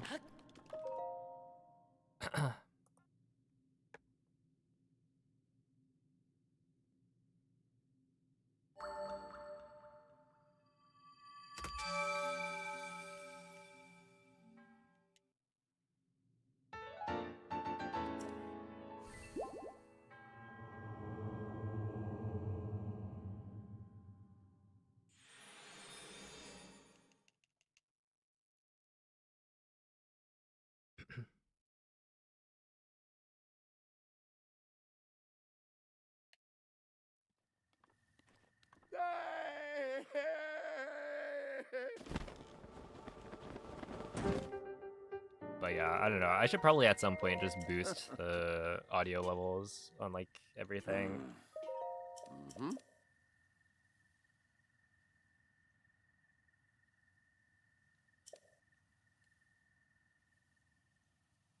Huh. Ah.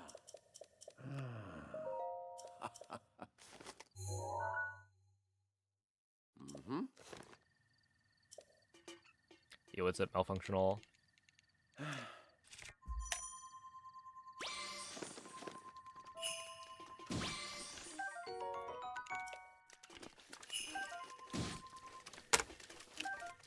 Okay.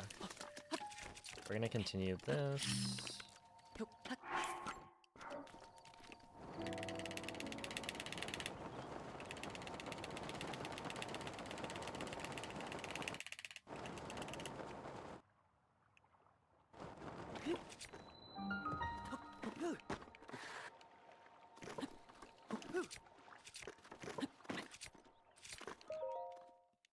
Okay, 143, that's slow, or no, that's fast, but it's really more like a 147 because of only having 3 carps.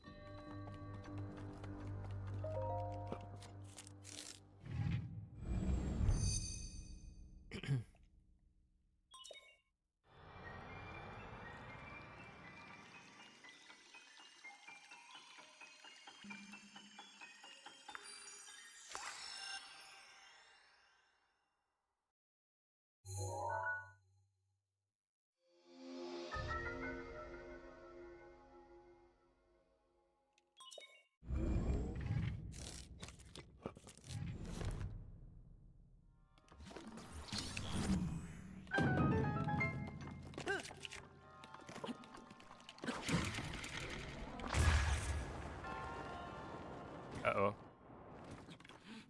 Huh? Okay.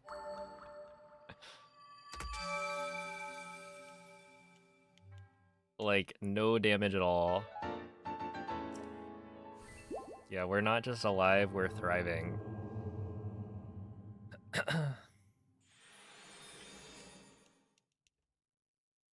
Sure.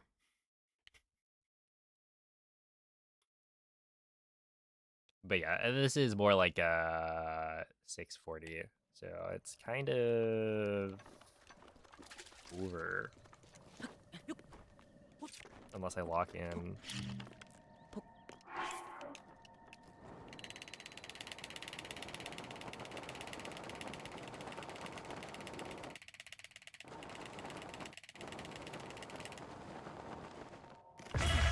Okay, well, that was close.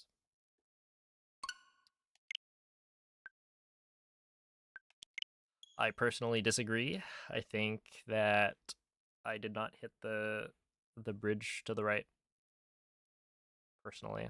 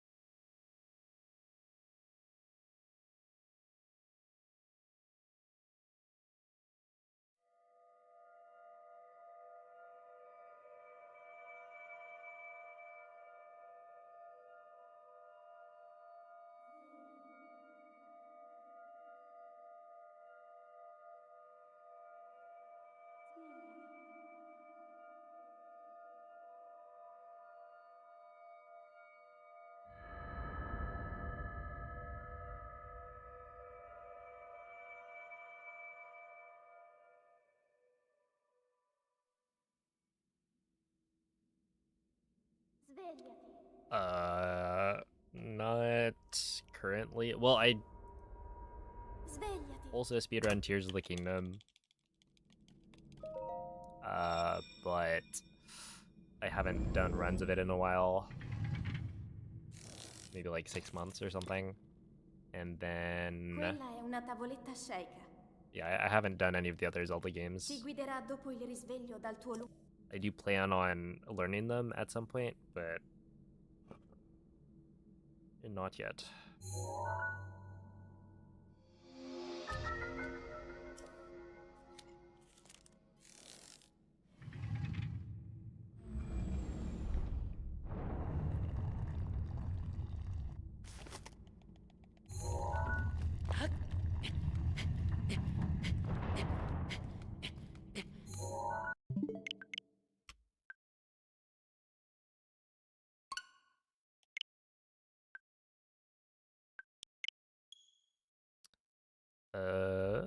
Am I ever gonna stream / speedrun Tears of the Kingdom again? Yes. I mean, it's only been 6 months, maybe, since the last time I ran it.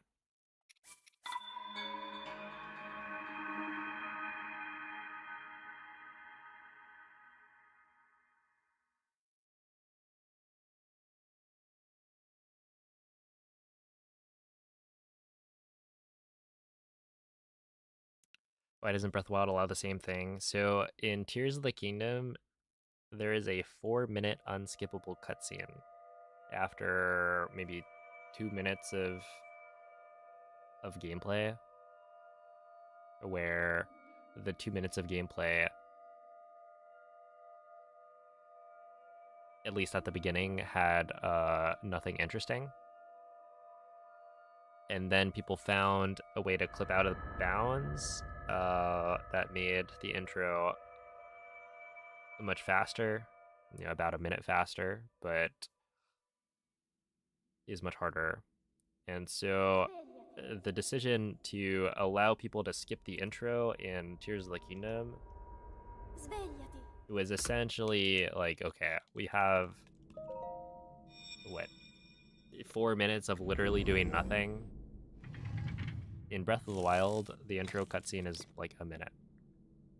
It takes you about a minute to go from new game to gaining control of Link. And so in Tears of the Kingdom, when you hit new game, it actually takes 40 seconds, I think, to gain control of Link for that first cutscene. So it's not really super comparable. Like, there have been votes, but yeah, generally people are against, or enough people are against allowing an intro skip for Breath of the Wild that it hasn't become a thing. And the reasoning being, it's just not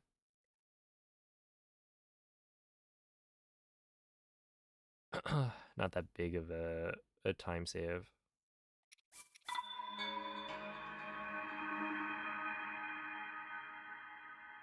Alright, see ya, Reds guys.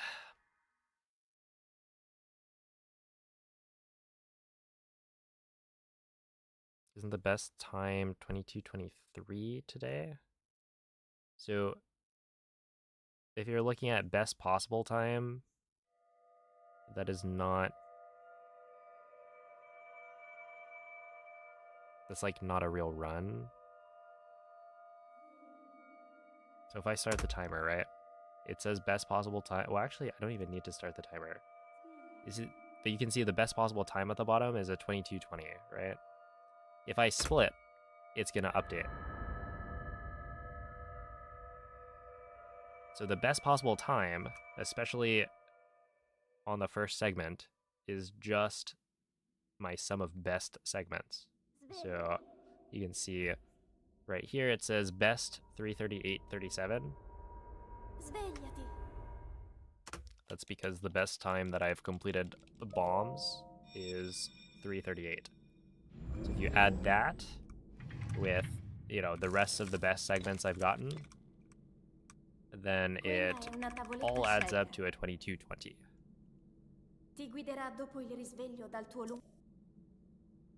So it's not a speedrun that I've done. It is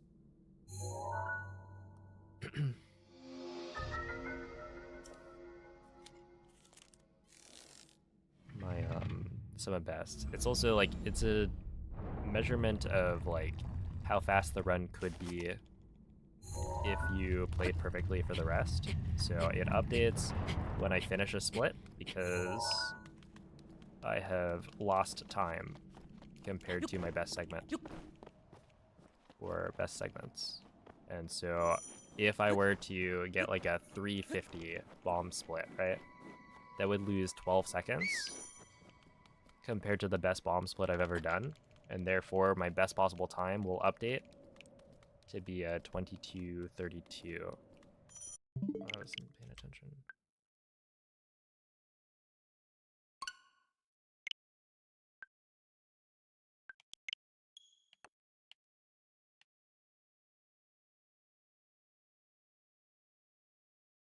So yeah, it's an interesting view because it kind of tells you at what point you can no longer PB.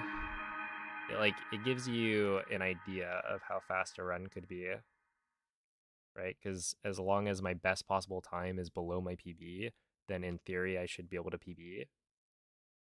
It's not quite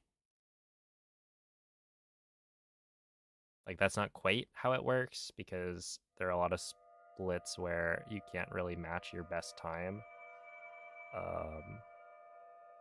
reliably, and in general you can't match your best times for every single split.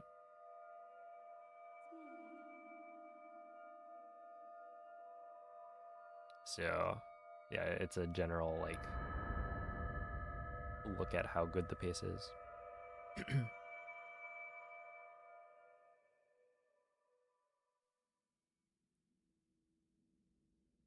Svegliati.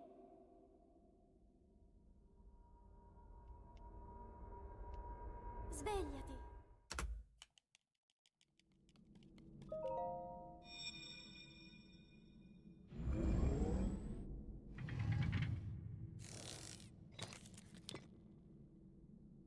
Quella è una tavoletta sceika.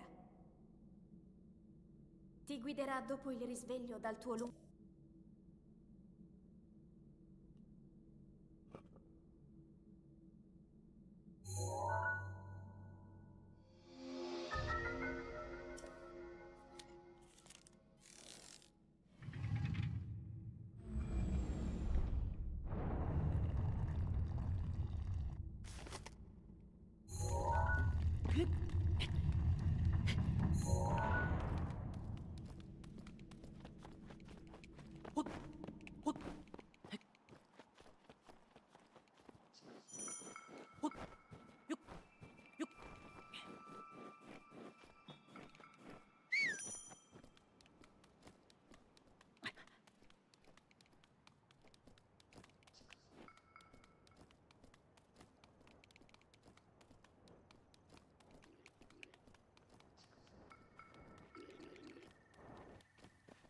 And thank you for the raid, Dinotech.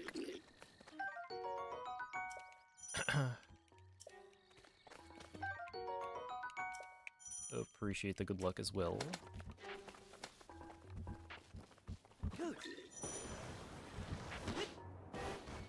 Link. Link. Link. Yo, what's up, penguin? Dirigiti al luogo segnato sulla mappa della tua tavoletta sceika.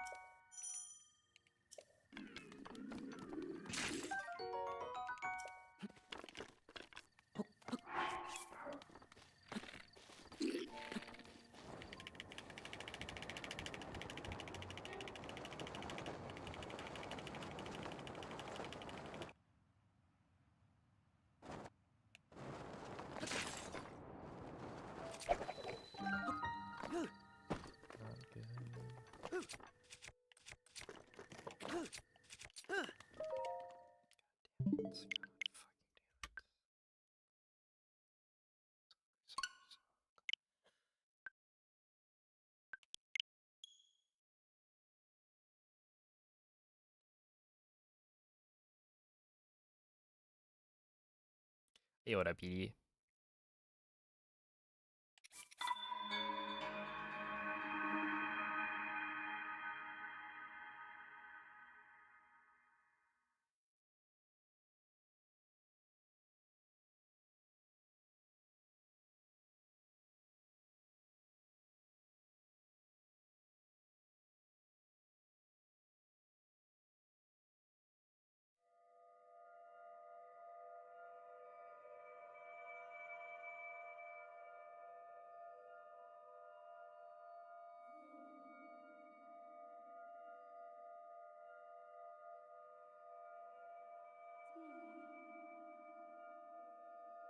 You're feeling it tonight? Well, I hope you're right. That would be nice.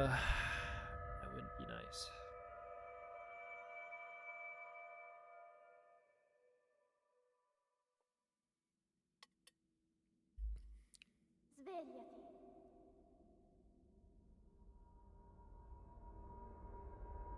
Svegliati.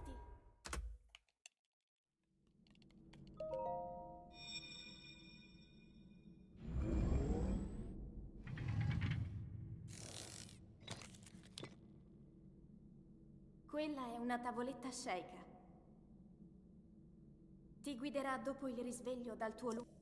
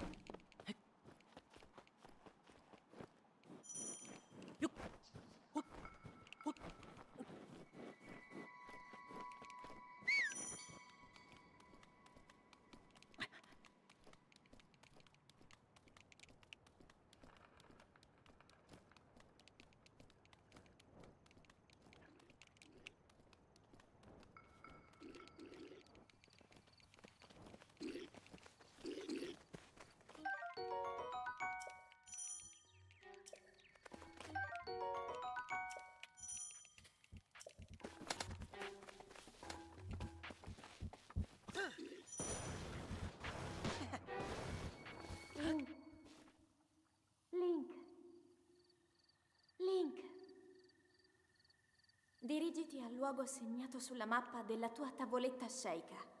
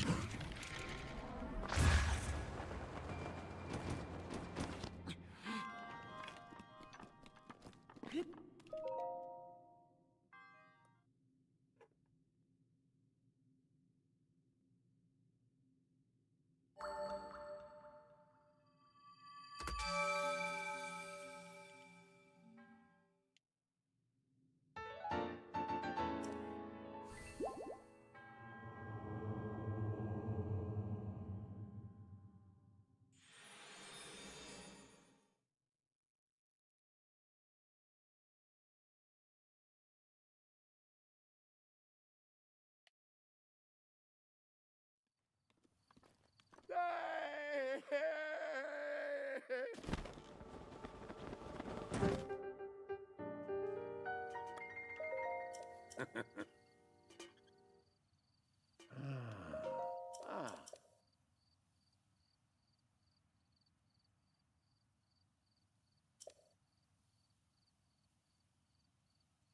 Huh. Mm-hmm.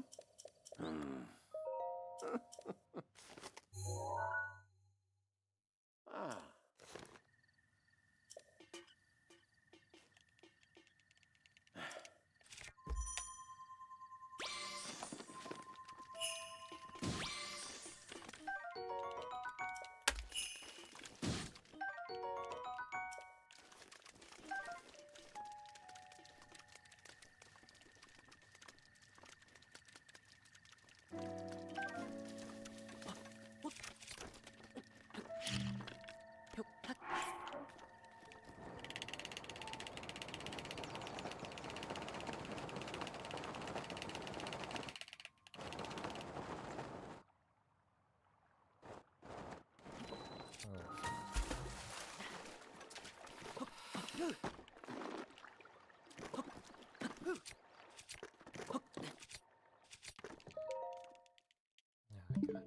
God damn it, god damn it, god damn it. I suck so much.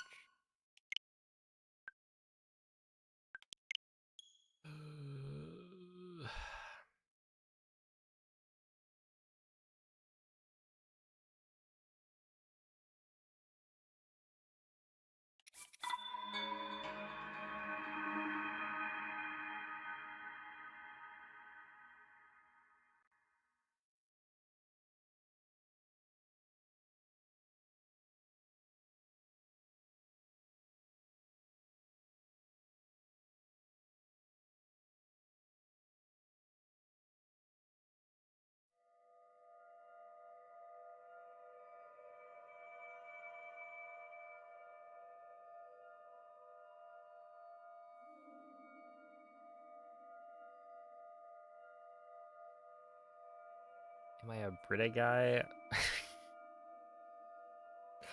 Or do I like my water raw? I mean, we have filtered water through the fridge. It's not a Brita filter, but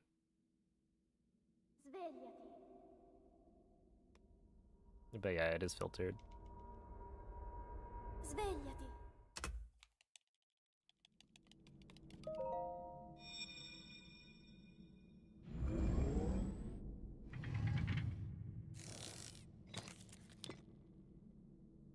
Quella è It una is pretty tavoletta shake. cold. We also have an Ti ice guiderà dopo il maker risveglio dal tuo lungo... built into the freezer, so it's like I got my ice water.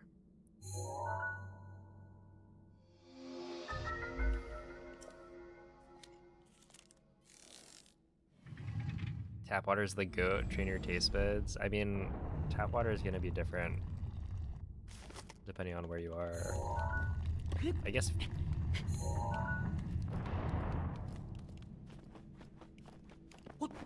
I mean, like some tap water is better than other tap water.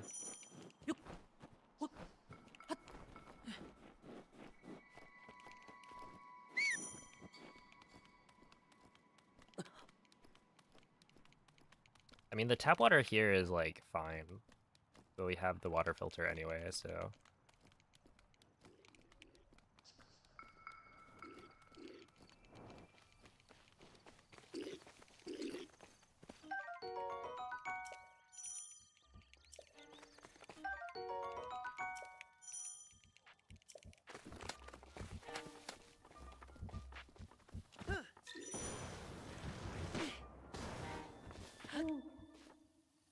Link. Link. Dirigiti al luogo segnato sulla mappa della tua tavoletta shake.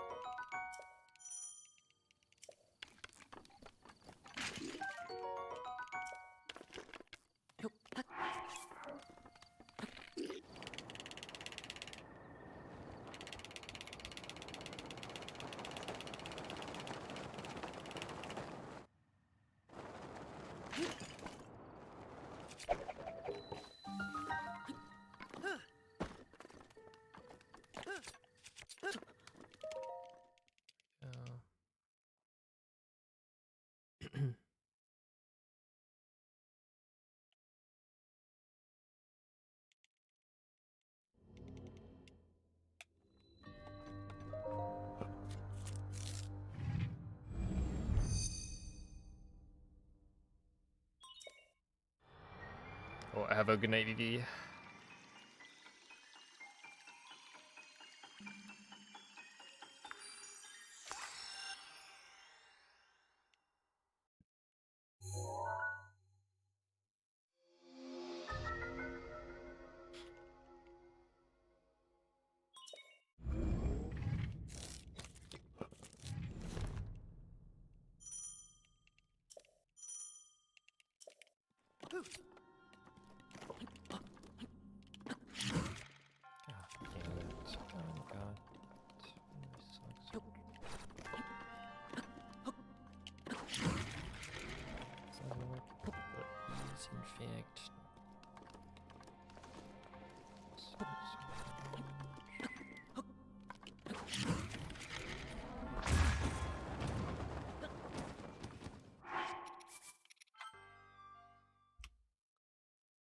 Let's see. I have good news and bad news. I don't know. I guess hit us with the good news.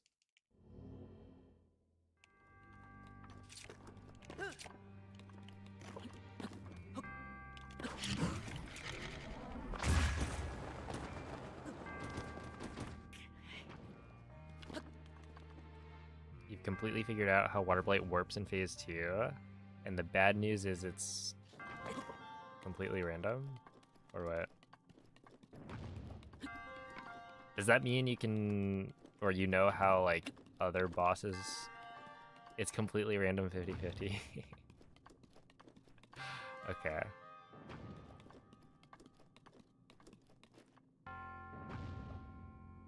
I mean, that's to be expected. Thank you, Piston.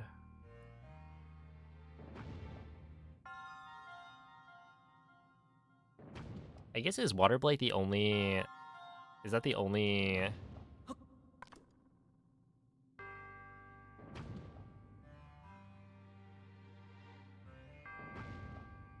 boss movement pattern that would matter?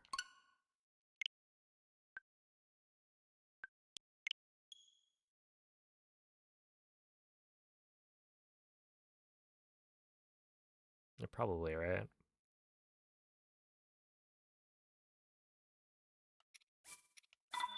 Calculates which targets it can warp to you, and then picks one randomly. Nice.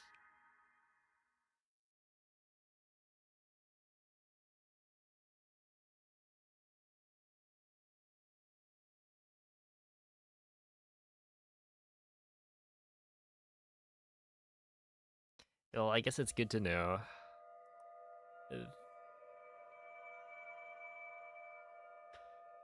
It just doesn't feel like it's a 50-50.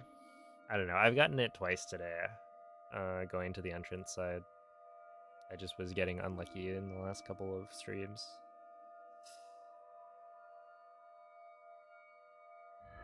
So it goes.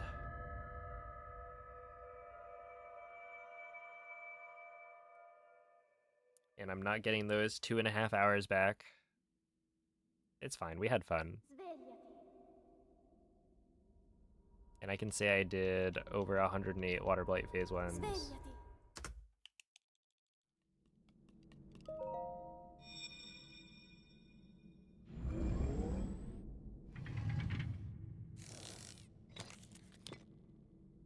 Yeah, it is Quella nice è to una know that tavoletta it's sceicca. random.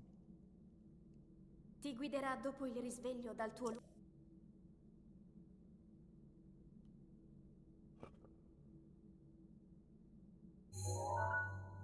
I guess the only other thing would be like, I don't know, are you able to figure out? Because like,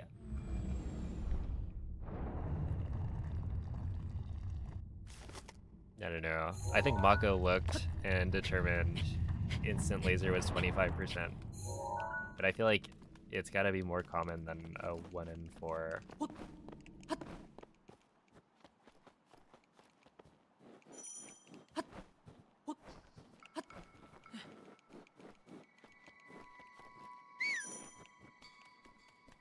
If we're like relying on a 1 in 4 at the very end of the run, that seems kind of tragic. Because what, it's like 4 seconds or something.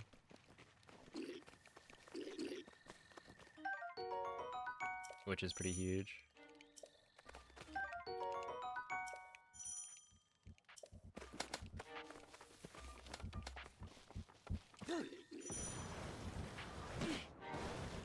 Link. Link. Link. Dirigiti al luogo segnato sulla mappa della tua tavoletta sceicca. What is everyone's favorite dinosaur?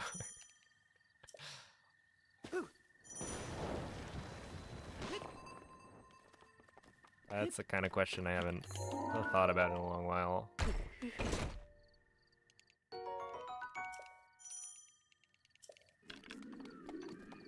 Oh, speaking of dinosaurs, though. Yesterday, I saw a tweet. Yeah, thanks. Cool. So cool. Hold up.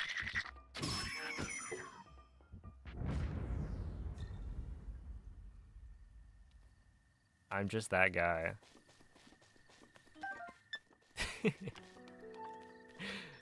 Wait, that was actually kind of sick. Just ignore the first one that missed. We'll clip it out.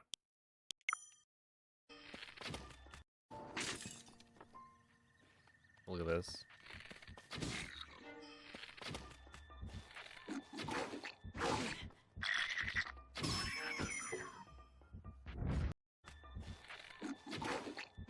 They just clipped that one out.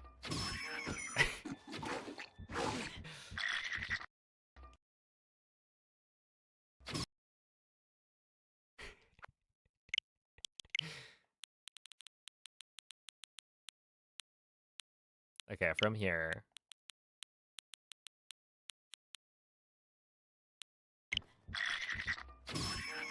Now it looks like I'm a sniper. I'm just that guy.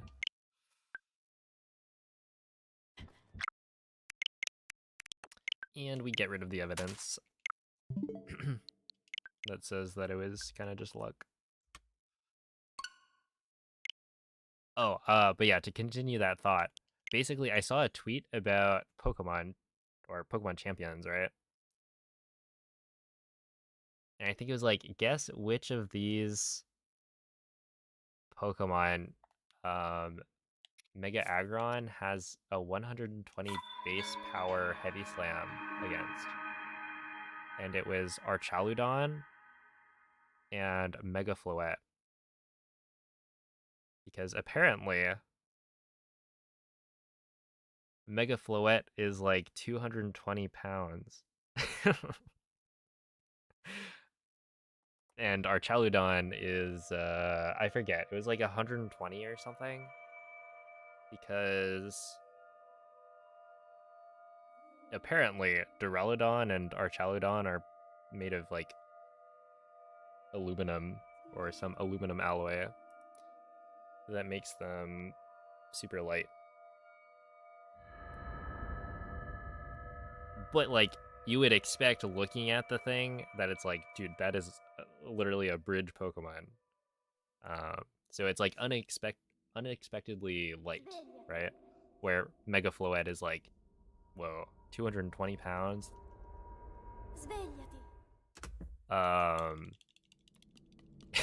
Then I think there was a different post that was like talking about apparently Bastiodon Quella è una tavoletta sceicca. weighs less than Arcanine. Ti guiderà dopo il risveglio dal tuo luogo. Because like Arcanine I think is like 340 pounds or something. Where a Bastiodon, we're talking like a rock steel type fossil Pokemon. It weighs like 200-ish, something like that. It was like surprisingly light, as if it wasn't made of steel at all.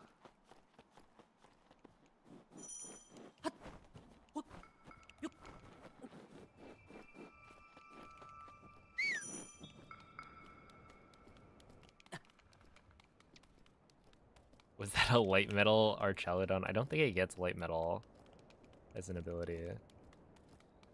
It gets like Stalwart.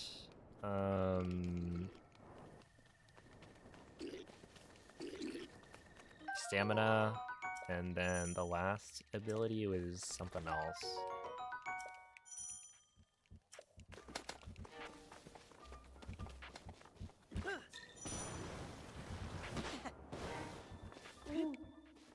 But I feel like I remember Duraludon getting light metal or something.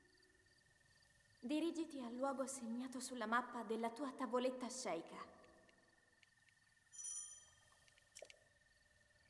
You're playing champions, just hit Master Ball. Nice. GG's. Are you transferring Pokemon in?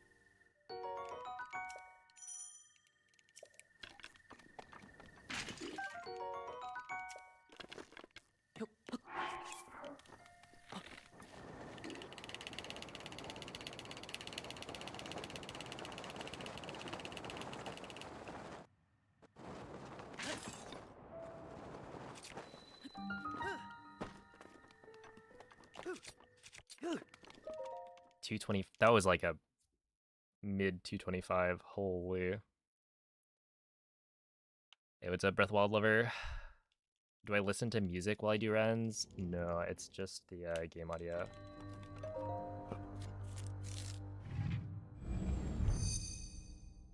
Hey, what's up, Cameron?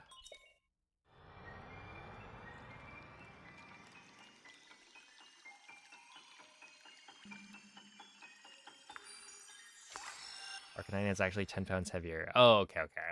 That, yeah, it's just you wouldn't expect it, right? Shouldn't Bastiodon weigh like, I don't know, a ton? Maybe literally a ton.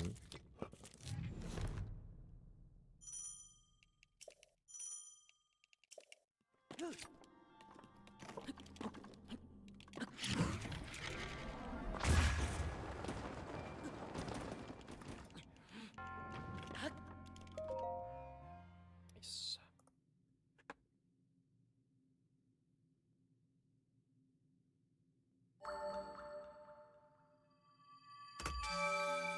Hey, no, it's a very big dog.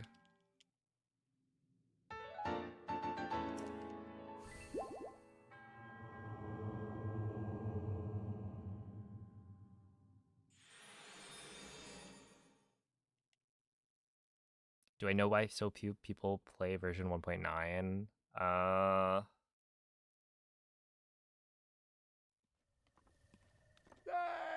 mean, I think it's a combination of things, right? Like, if you have access to 1.6, then it's the route that everybody already knows for people who have like been speedrunning for a long while. It's also the faster version. And then if you're new, then like 1.9 is harder because BTBs are harder to like learn than BLSS.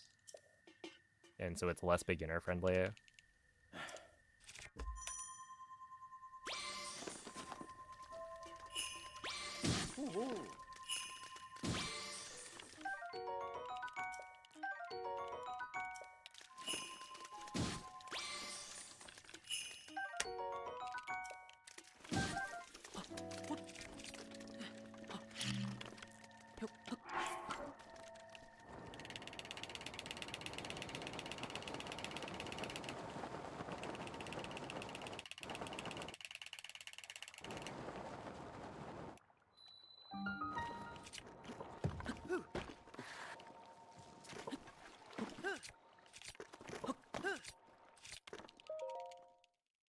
Ah, 49, that's not great. Yeah, what's up, Felix?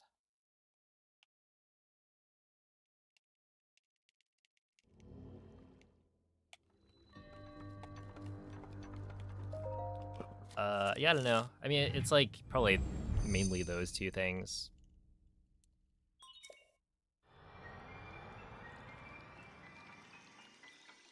I do think it's kind of a shame because I think the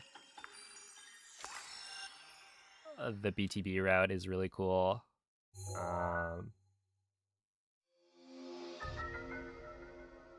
But yeah, the route that most people know is, at this point, the BLSS route.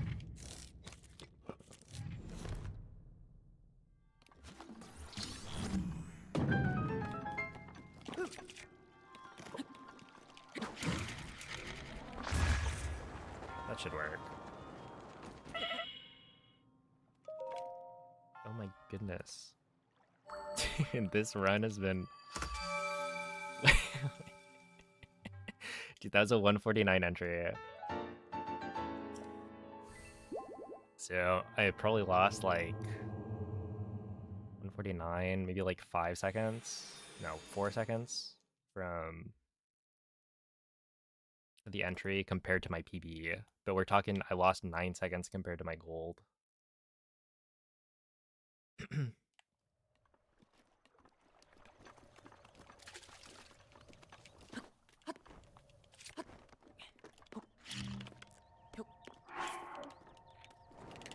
Oh, dude, moist.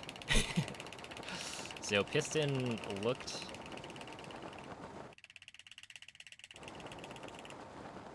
Took a closer look, and apparently we don't need the moist manip because it is just random. It's a 50-50.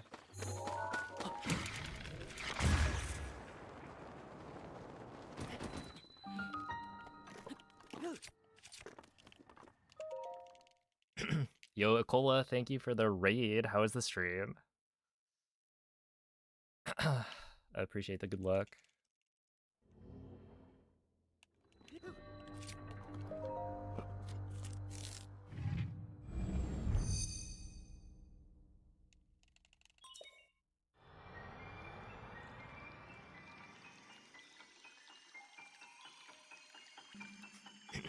I put a video in any percent. I'll take a look later.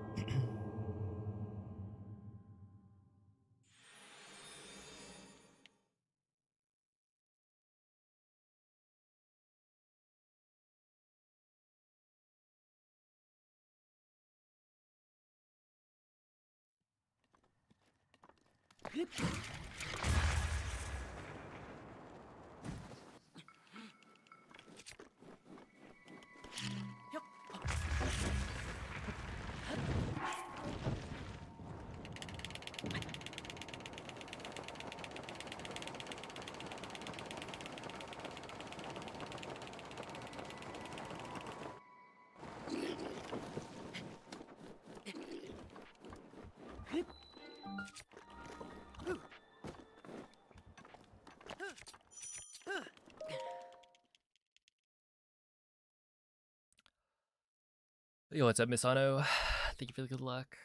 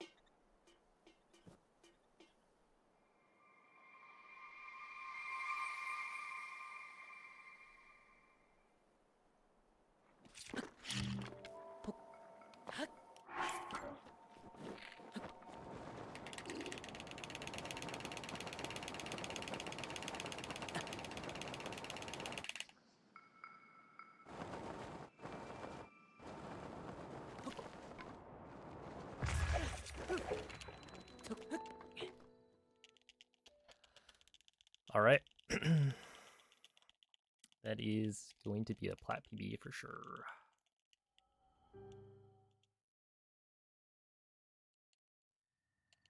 Mm-hmm.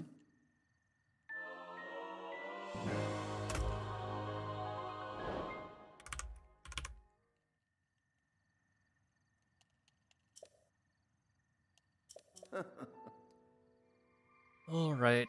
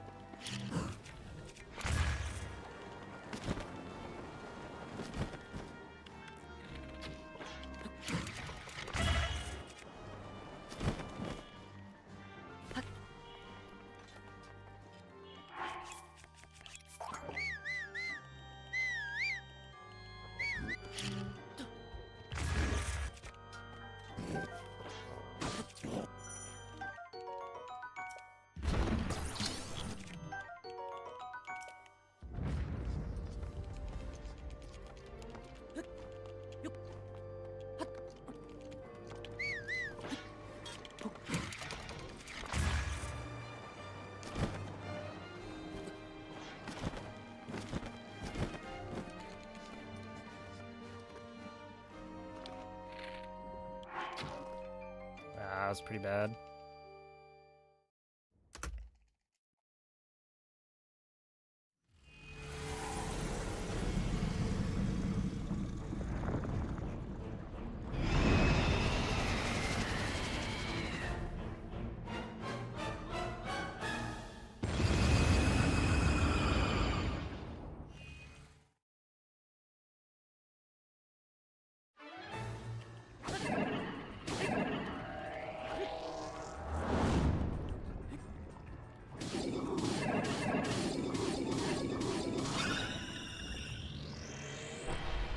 Alright, we know now that this is a 50-50.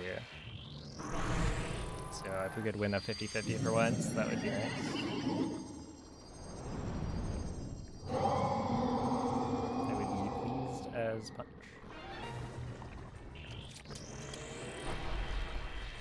Nope.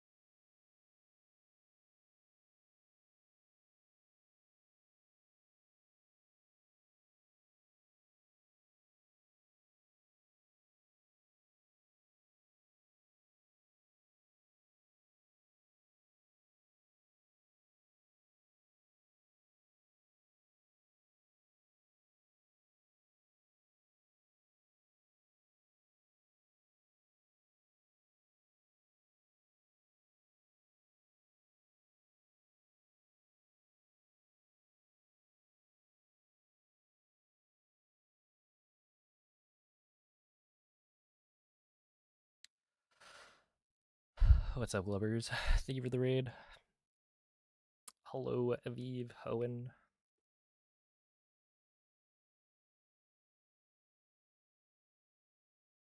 I wasn't always this bad at Waterblight Phase 2. I think it's getting to be like a mental thing. I don't know. I mean, it's like, yeah, it's unlucky to get the worst side, but also like I should not be failing to get the one cycle. Um, it's less consistent for sure, but I just wish that, things would, maybe for once work out in my favor when I'm on pace. I don't know. I don't get it.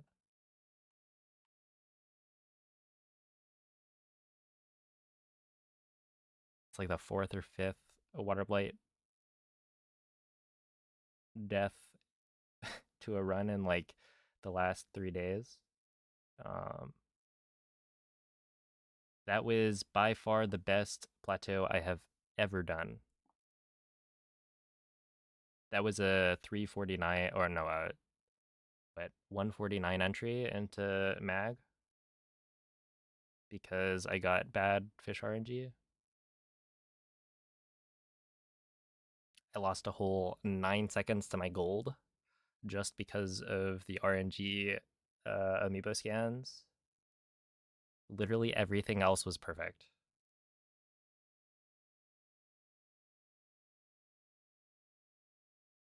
Like, no notes.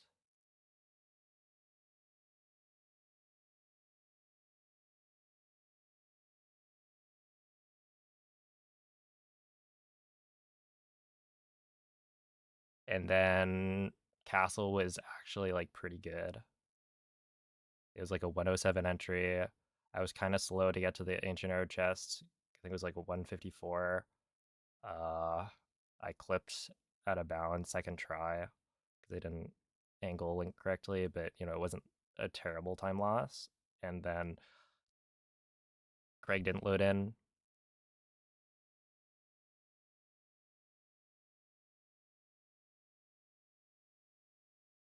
Not a great time loss, but it is what it is. Yeah, I should be saving more than what 4.3 seconds on Castle, but it was enough. 11 seconds ahead. Not my best split time there, but like pretty close. If I don't lose that much time on Blights, then we are looking pretty good. I just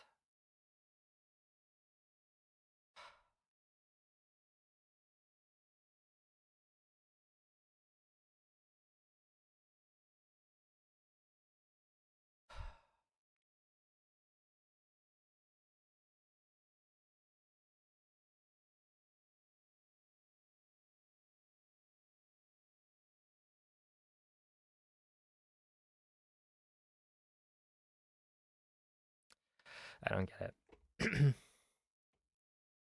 Literally, like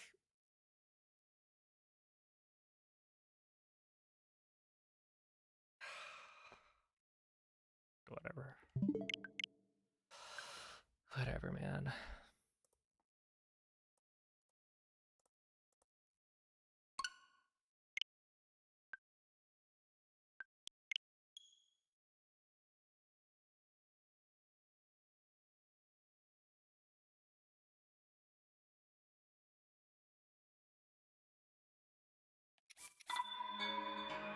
Like I pretty much played perfectly that whole time.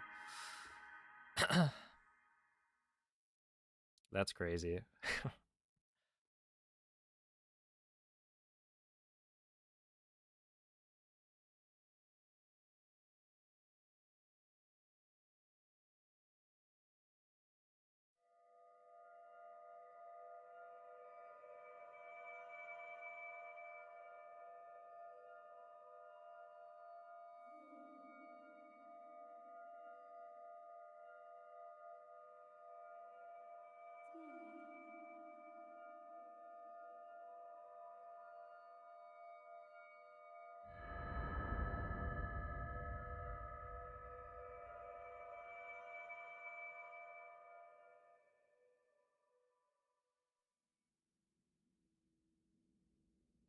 Svegliati.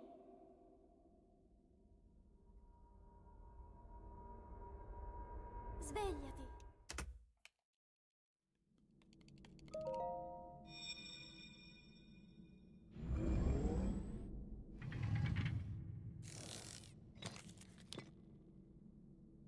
Quella è una tavoletta sceika. Ti guiderà dopo il risveglio dal tuo lungo.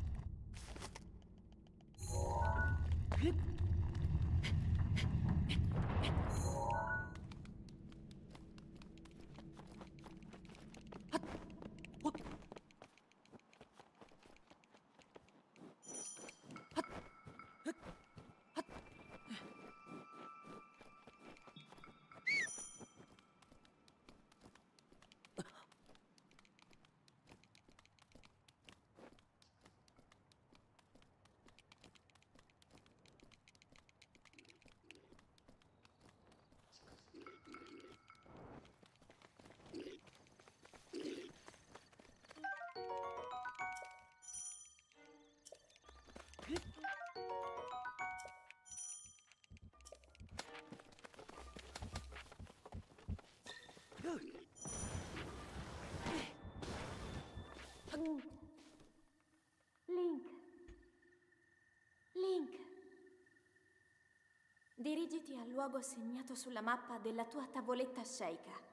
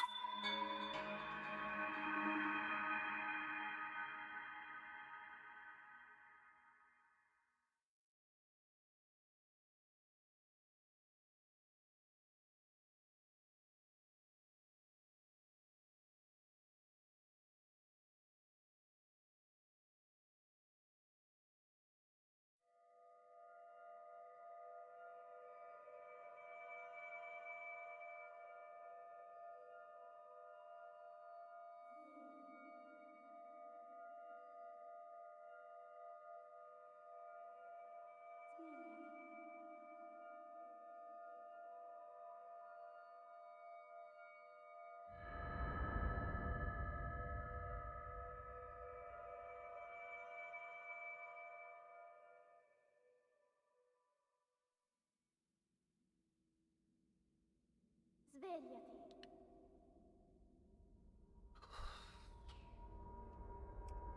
Svegliati.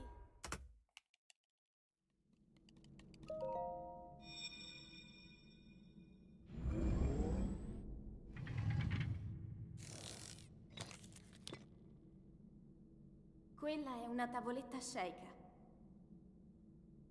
Ti guiderà dopo il risveglio dal tuo lungo.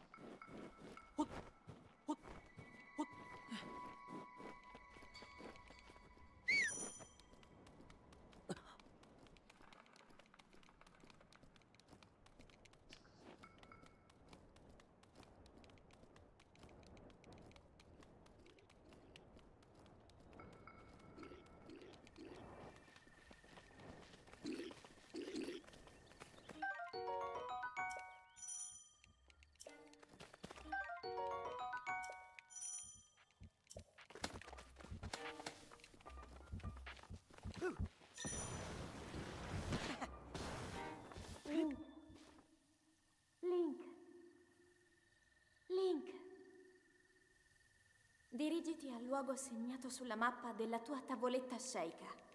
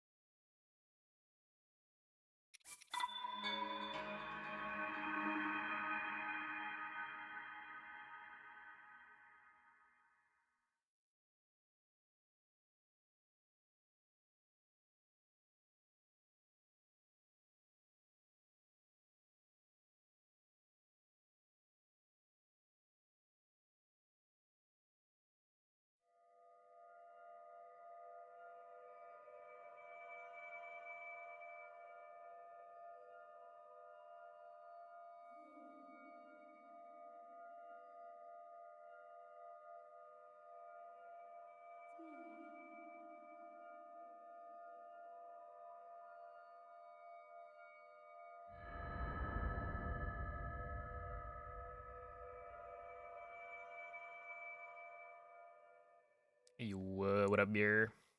Thank you for the 44-month resub. Svegliati.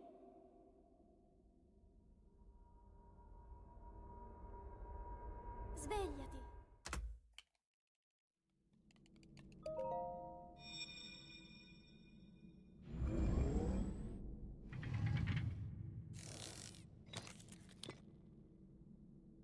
Quella è una tavoletta sceicca. Ti guiderà dopo il risveglio dal tuo luogo.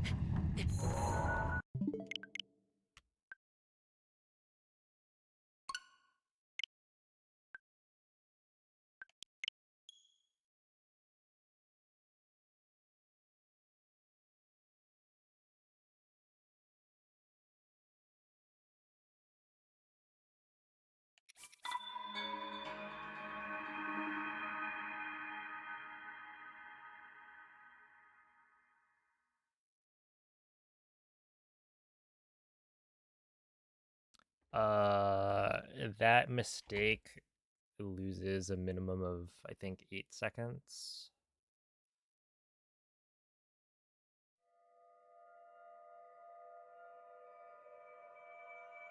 Where it already started off not like... okay, so essentially missing the 1 cycle on Waterblight loses a minimum of 8 seconds. You usually lose about 10 seconds because you have to wait for Waterblight to warp to the other side of the room before you're able to hit it again. And so it's actually a pretty big time loss to mess up. Like, I was 11 seconds ahead. That's pretty much entirely wiped out by the mistake that I made. And then the thing about my PB that's nice is that I actually have a calamity that has essentially in my PB I have the best calamity that has ever been done by like multiple seconds. And that's because in calamity there is a 1 in 40 chance that the claymore that you pick up has an attack up modifier. which allows you to save about 5 seconds because you deal more damage with that claymore. But because it's a 1 in 40, you know, like a 2.5% chance, it is extremely unlikely that you get it.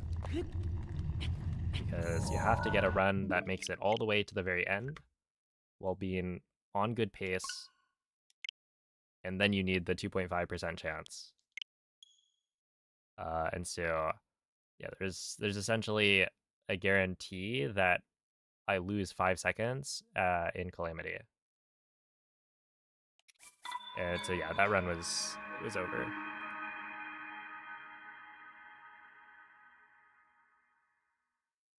Not to mention, me throwing the boomerang meant that, or me throwing the boomerang and then missing Waterblight meant that I would have had to go and pick up the boomerang, losing even more time.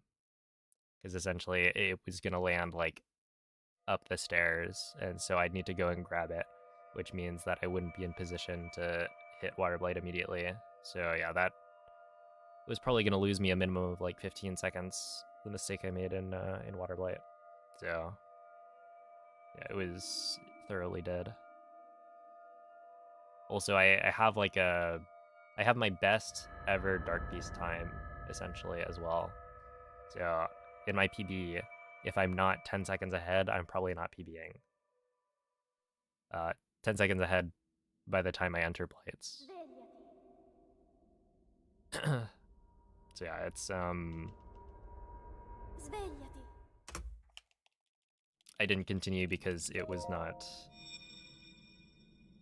possible to PB at that point.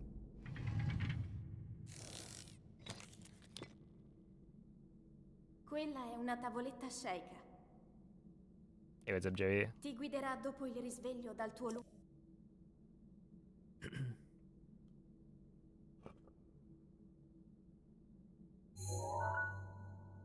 That was a really good plat.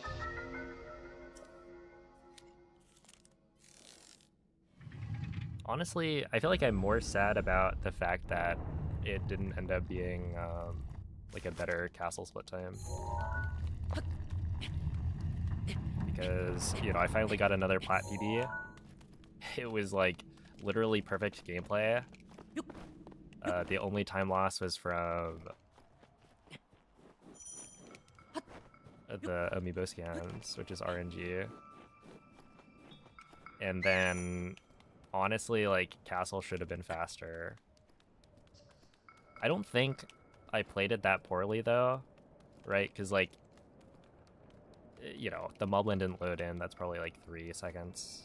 And so, you know, I only saved 4.2, I think.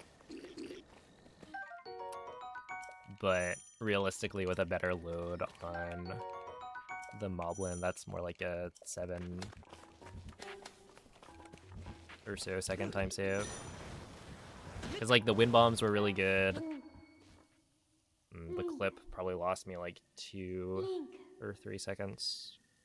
Dirigiti al luogo segnato sulla mappa della tua tavoletta sceicca. But otherwise, like, the slide in was really good. That is Craig. No, the Royal Guard's Claymore Moblin is completely consistent with, like, when it spawns in.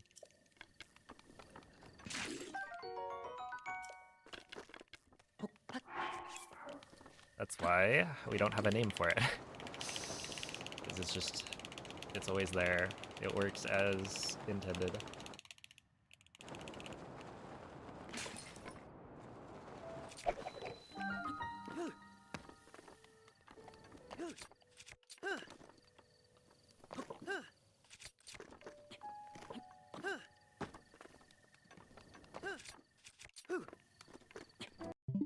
I seriously don't, I don't get it, man.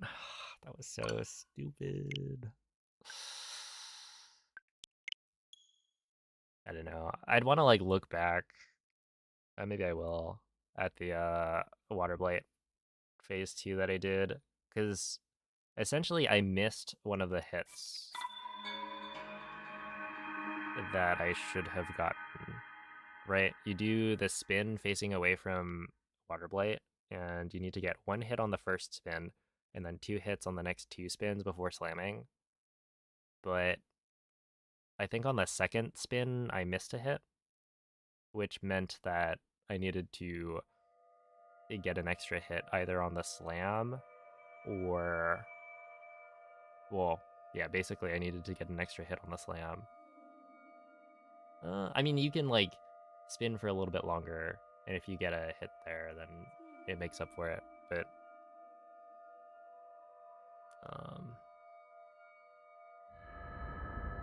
it's best if you just don't miss one of the hits.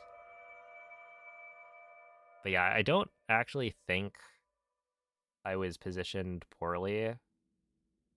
Svegliati. At least in my head, it was, you know, I was clearly facing away from the Blight's body. Svegliati. But I'll take another look probably after this run. Yo, what's up, Happy Lamb? Oh, Fishman, thank you for the raid. How was the stream? Thank you for the good luck. Quella è una tavoletta sceicca. Ti guiderà dopo il risveglio Hey, what's dal up, Lollapalooza? Lollapalooza, there we are.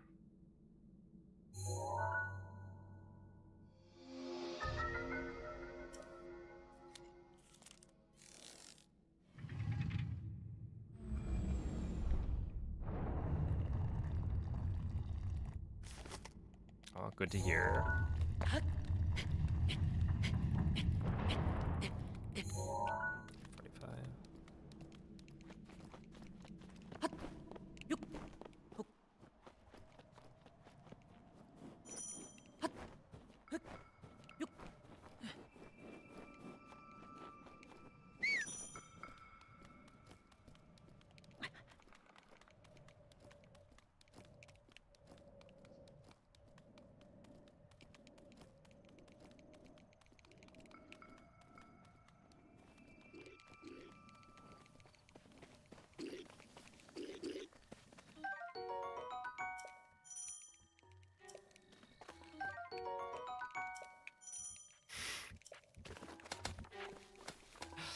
Yeah, I said it the first time and I was like, wait a second. No, I think I got that wrong. Link. Dirigiti al luogo segnato sulla mappa della tua tavoletta sceicca. Don't let us down. I'll try. I think I don't know. The game is testing me.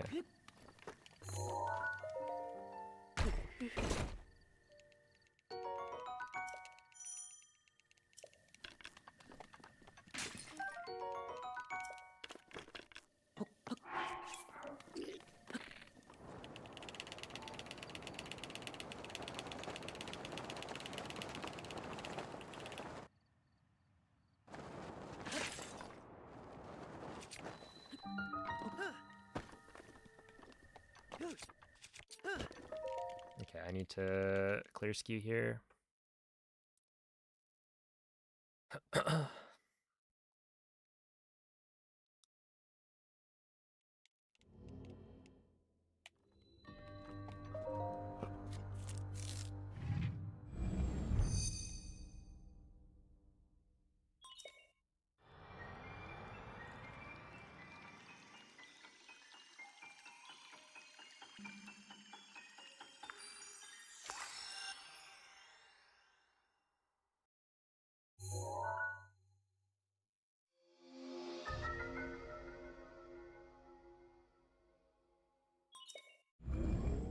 Okay, clear skew.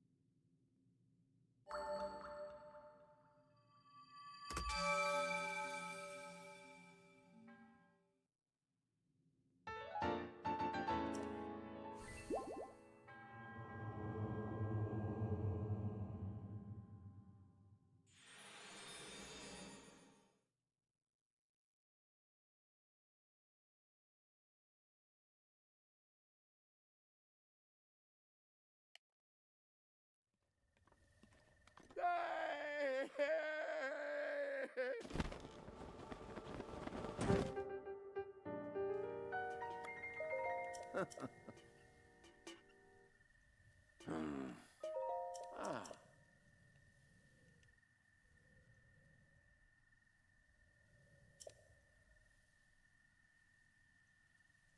Huh. Mm-hmm.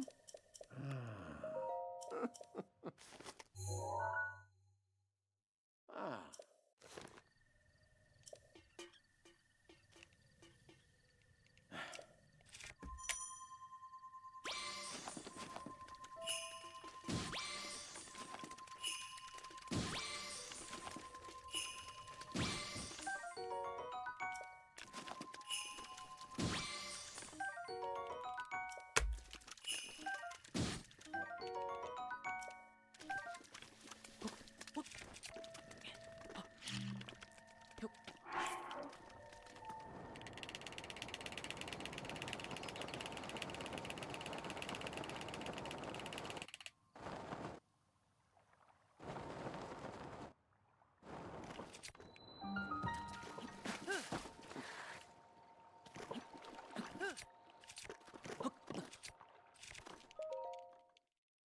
153. It's even worse than last time. I don't have a 348 or no, a 339 to make up for it.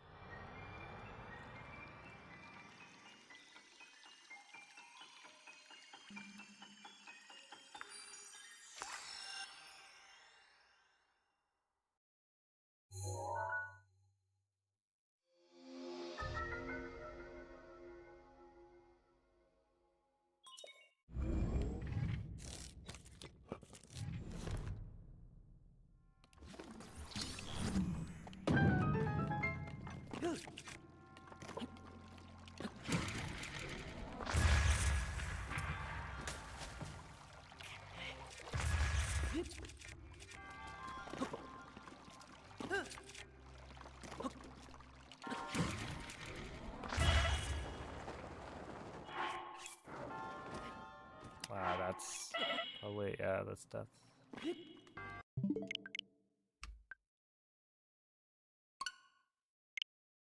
Yeah. Well, welcome in to, yeah, Breathwald speedrunning. We got some cool stuff.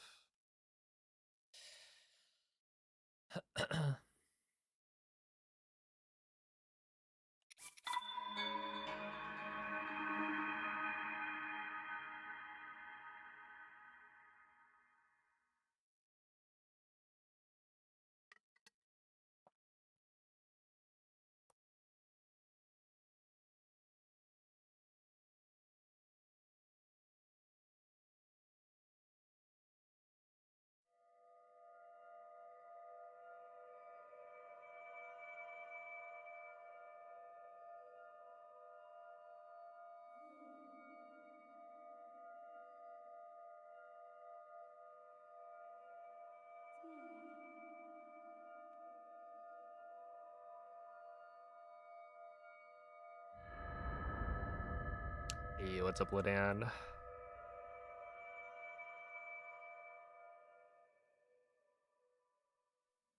Oh, welcome in, Logan.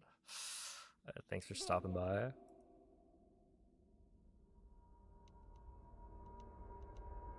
Svegliati.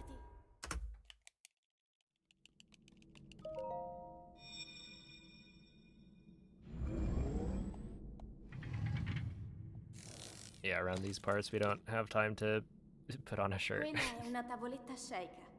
I mean, technically, Ti guiderà dopo il risveglio dal tuo lungo... grabbing pants and a shirt would probably lose like 10 seconds, maybe. 10 to 15. Because they give you like a pair of pants and a shirt in the Shrine of Resurrection. I just have to run over and grab them.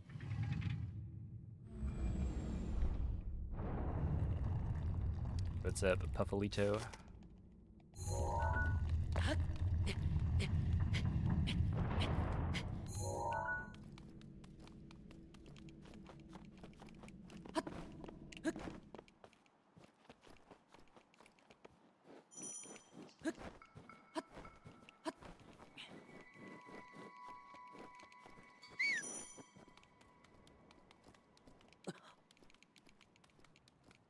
Yo, what's up, Rocky?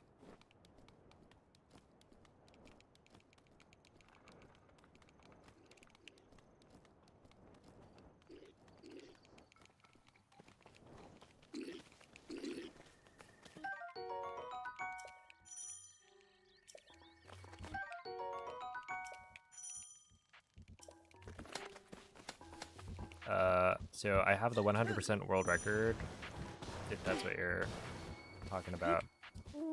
I've completed Breath of the Wild 100% in 14 hours and 15 minutes.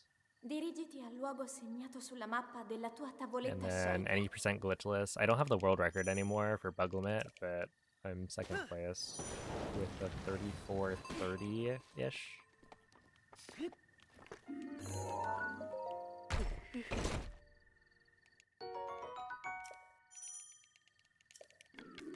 Is there a speedrun that involves putting on clothes? Okay, there is.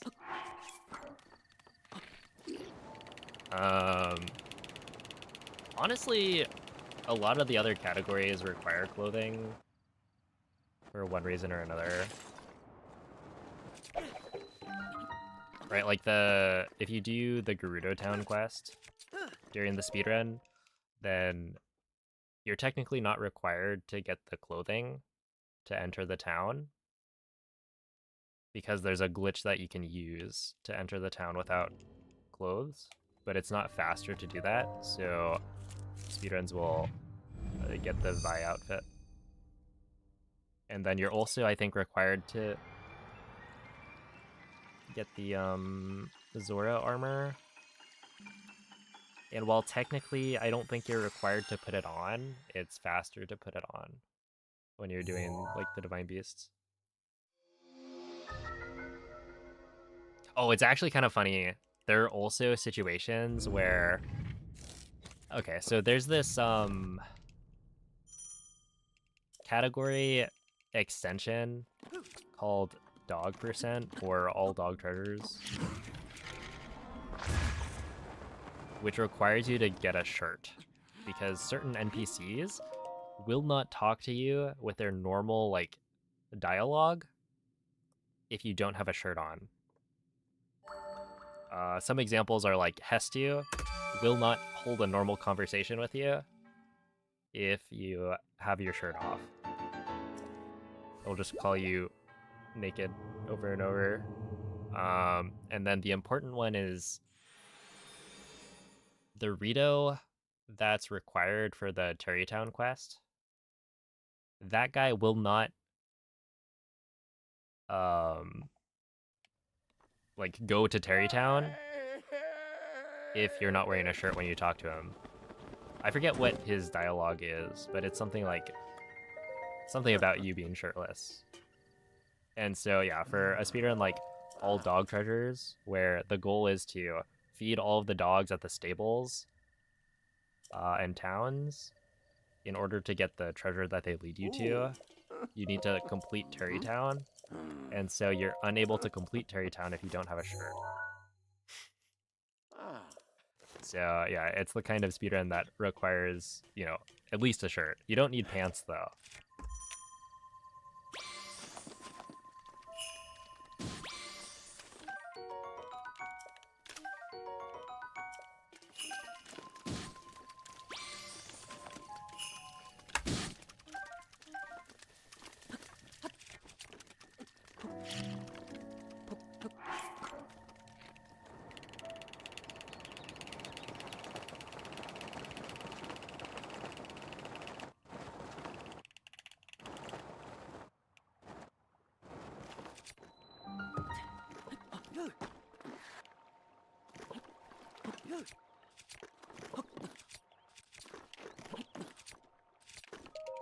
Ah, 149.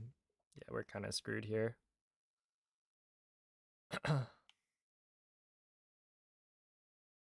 Ruda entry with no Zora armor is a silly idea. It was actually floated as a potential time save, and I mean, technically, the idea was for either Hundo or all dungeons. All dungeons is a bit of a stretch though, because like you only have 1 wheel of stamina for that run. But for Hundo, it's like you have max stamina, so you could drop down a cryo block and then wind bomb instead of having to climb the waterfalls. But it ended up being, I think, too much of a hassle, so I never got like a good segment to compare.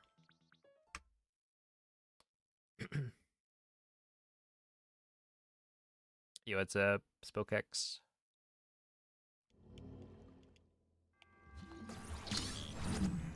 I lack new glorps, but close enough. Is that like a...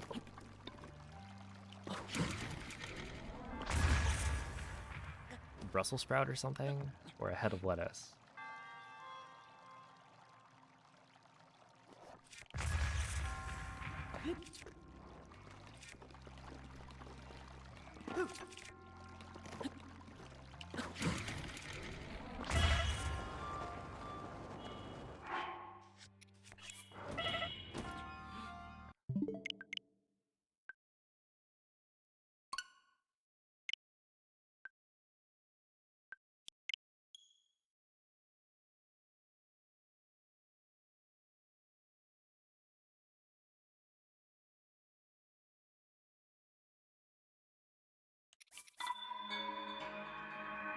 Rosenkål literally means rose cabbage. Well, we don't need a better word for Brussels sprouts. Although the last time I had Brussels sprouts was probably... There's this like fancy pizza place near where my brother lived when he was down in SoCal, and we went and got Brussels sprouts, and they were actually pretty good. But yeah, I don't think I ate a lot of Brussels sprouts growing up. My opinion of them was obviously pretty low. I feel like they have a pretty terrible brand image.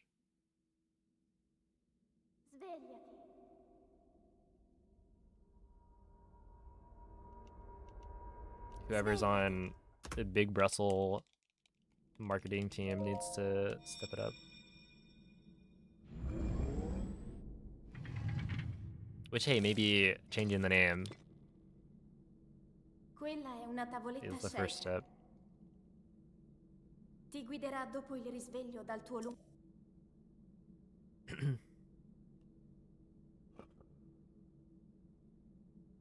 Would you say the Switch 2 is better for speedruns? It's better for some speedruns, but it highly depends on what category you're running. So like any percent, you know, the Switch 1 playing on version 1.6 is going to be faster because BLSS is just that broken. But if you're speedrunning 100%, where you don't really use BLSS very often, since most of your travel is, you know, short distance wind bombs, then it'll be much more important that you have the like faster load times from the Switch 2.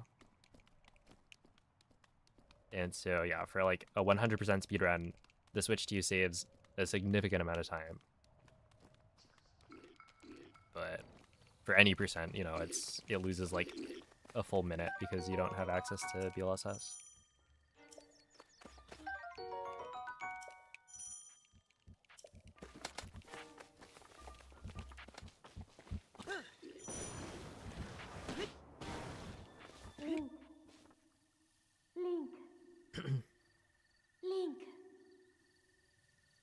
Dirigiti I'm al trying to luogo make Breath of the segnato Wild sulla blink in mappa della tua Tomodachi tavoletta Life. scelta. Good luck. I hope you succeed.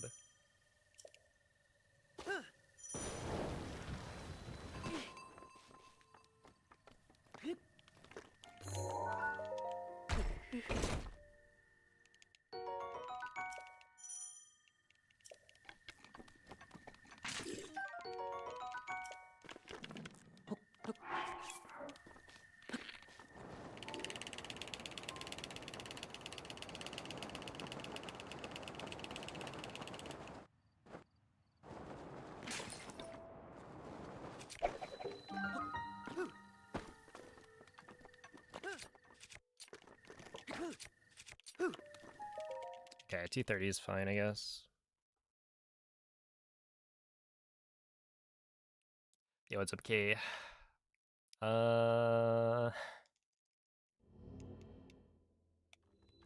Yeah, the runs have been good.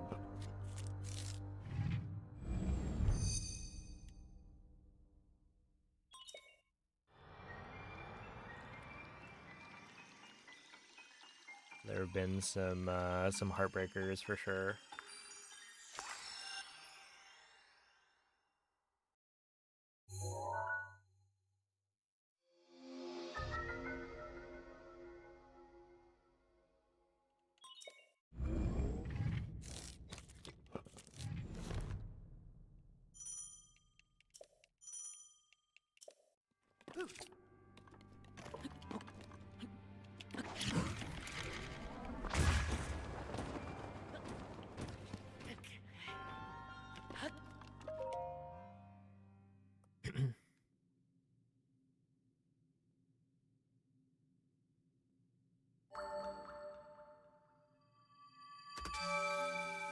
The monk yells at you and says, "Go back and pick up the rune."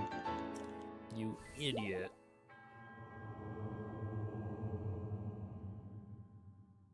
In those exact words.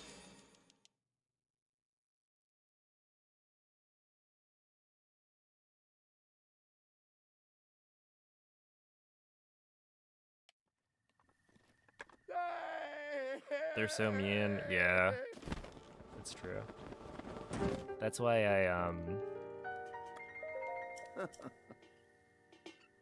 I shoot their cages every so often. Mm-hmm.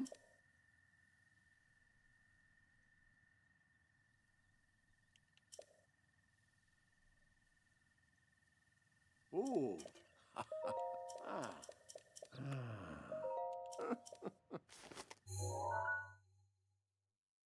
Mm-hmm.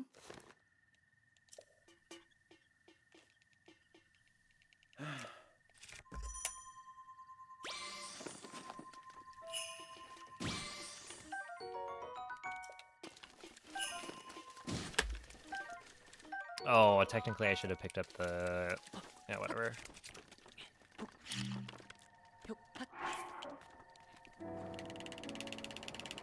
This is one of those, if you get triple porgy, you should pick up the bass instead of the carp, because the bass will give you more backup food.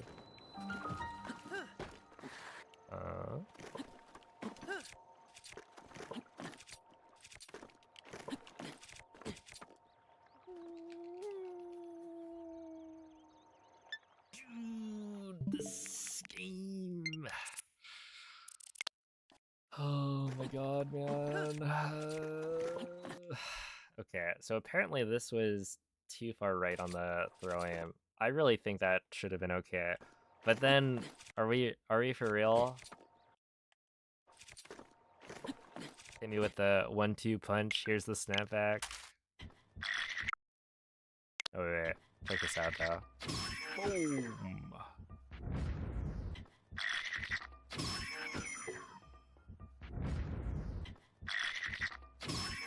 Isn't that satisfying?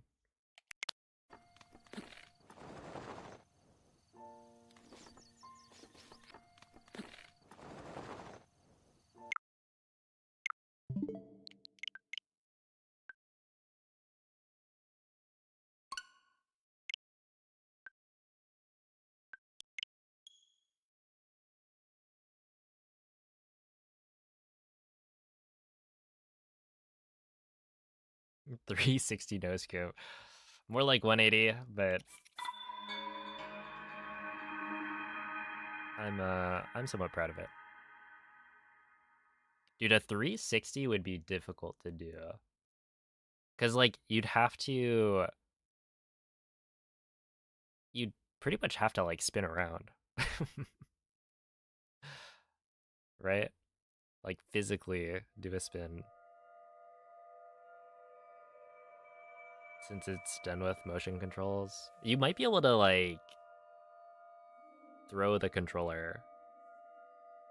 Just like throw it.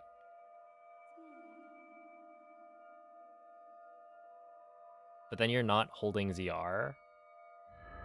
So I don't know if it would like fire before doing the full spin.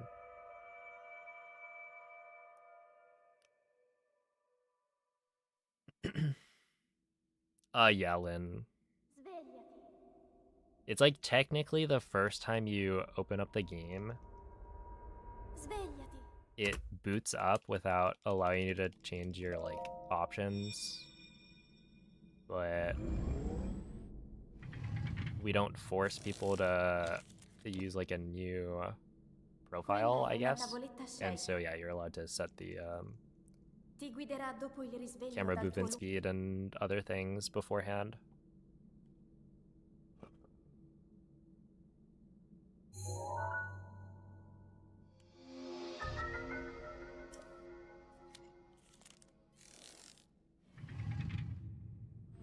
Yo, what's up, Jeffrey?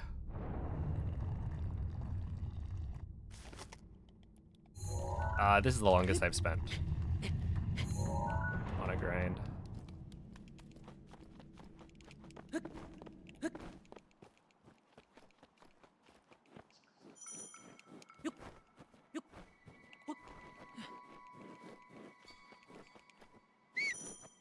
It is a sign that things are getting more and more optimized.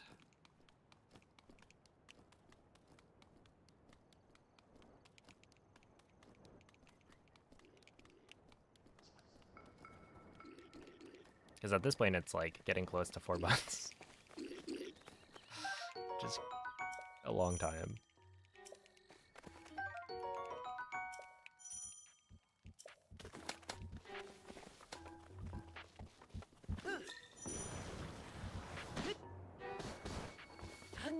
Ow. Link. Link. Dirigiti al luogo segnato sulla mappa della tua tavoletta sceicca. You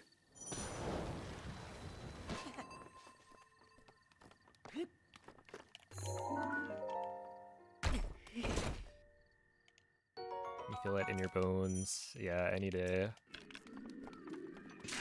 All I need to do is win a 50-50 that I've lost many times in the past.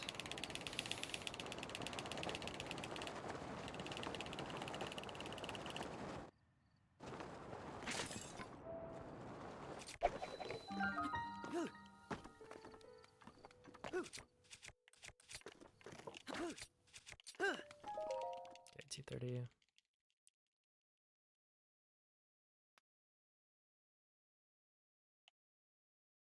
Well, really, I don't need to win the 50-50. I just need to not mess up.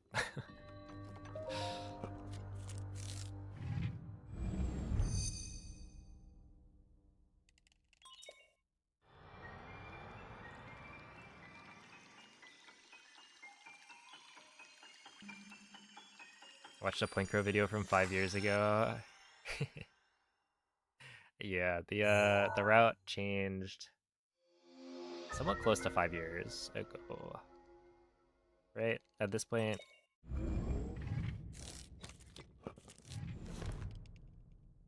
To include BLSS.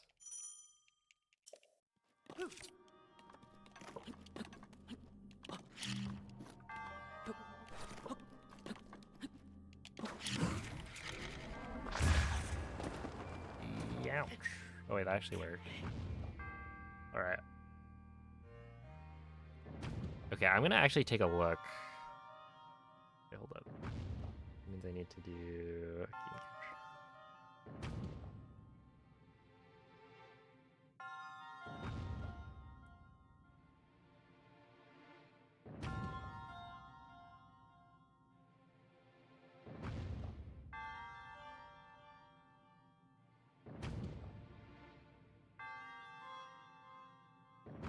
Oh my goodness, dude. I'm just gonna... I'm gonna take a second. Let's look at this speedrun. We start off.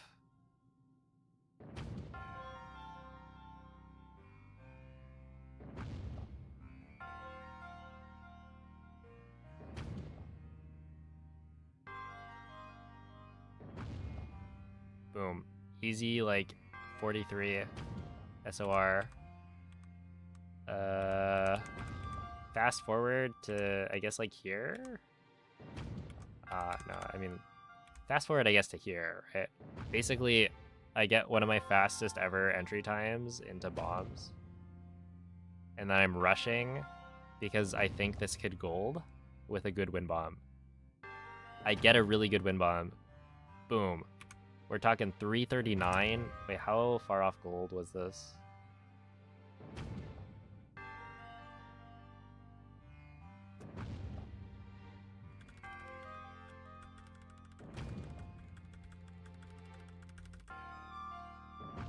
But that was actually really close.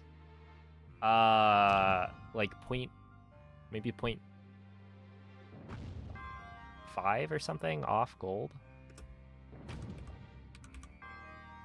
Anyway, then we scan amiibo, right?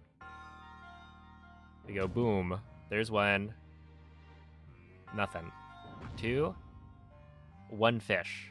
I pick up a carp, or I pick up a bass because I'm thinking, well, I want a situation where, or I don't want to be in a situation where I have to choose to like try and pick that up. And I guess technically I didn't need to pick up the bass. I ended up getting enough attack up fish from the last scan that it would have been fine. But yeah, we end up with what, 3 scans for a 149 entry. I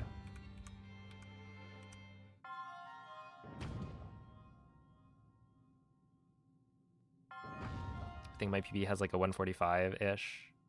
I do the thing. And then we get this wind bomb.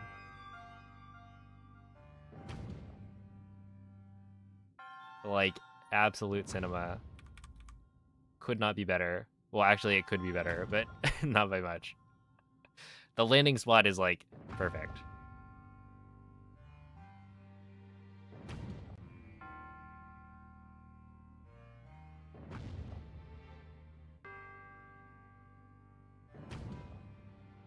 And then I think this slide is, like, not... It's not the best, but it's not the worst. Like, we get, I think, a 58 at the tree. Yeah, it's like a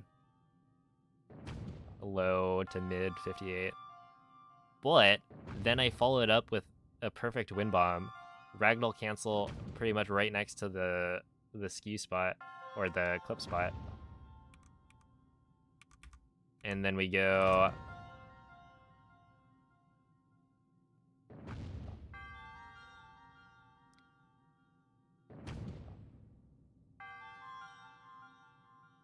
Bang. Perfectly aimed wind bomb. Like, what are we talking about? That's not a ragdoll cancel? I think it should have been. Maybe I am biased. Wait, how far off gold was this? 213.7?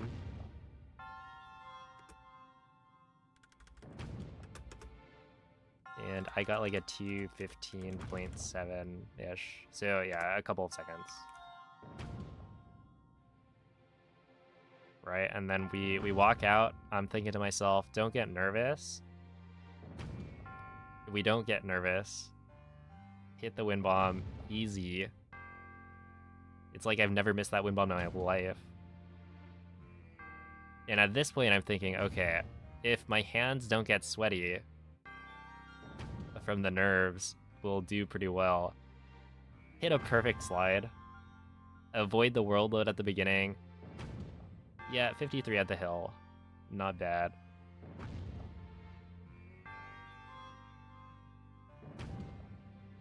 Hit a first try for a 103 entry. And then it's like, okay, well, 103 entry, I'm already ahead. We don't need like a perfect cryo wind bomb.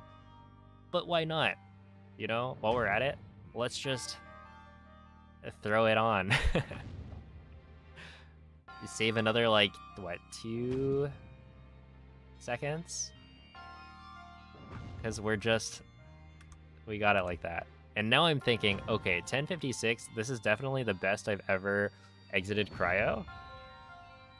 I don't need to do anything fancy. I just need to make it to the Temple of Time, right?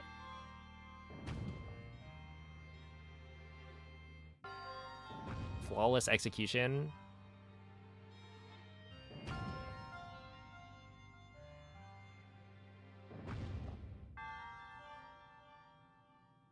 Pretty small world loads. Jump out nice and early. It's like a 112 entry into the cutscene, but we get a good load.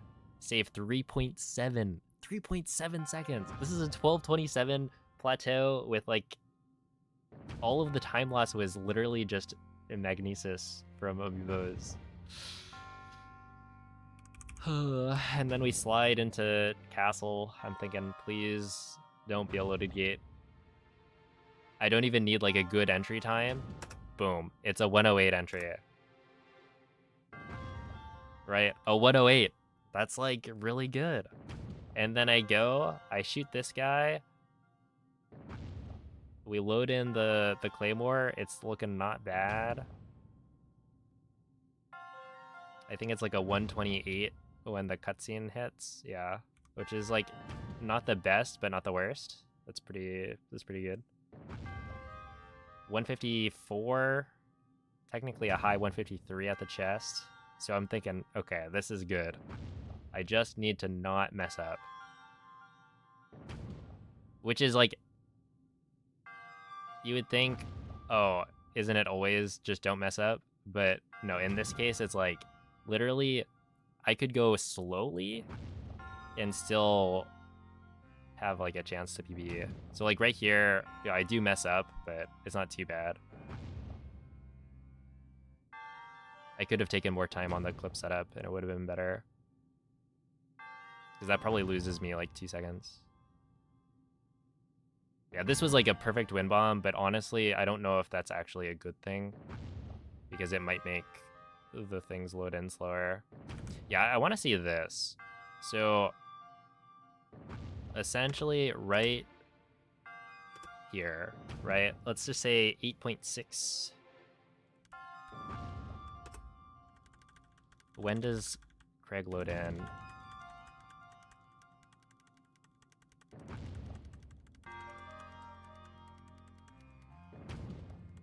Right here. Okay, so 8.6 to 11.9. So yeah, that's like a little over 3 seconds that I lost to Craig loads.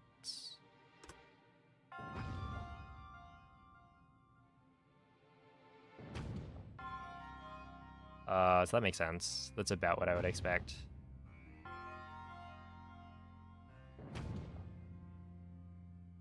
Does it load faster if you equipment swap? I should test.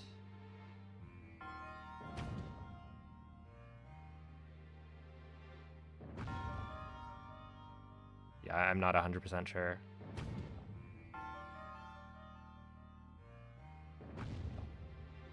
That was honestly pretty fast. Yeah, 4.3 saved. And then the tragedy strikes, right? We hit this, we go. Honestly, not terrible. A 33 for phase 1. Waterblight goes to the wrong side. Classic. We go here. And Waterblight's body is like upside down. And so I don't get all the hits.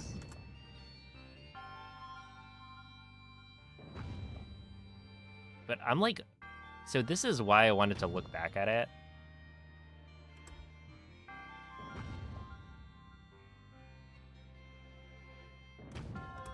And honestly, I think it was just kind of an awkward positioning. Like, I definitely could have gotten it to work with this facing angle from Link.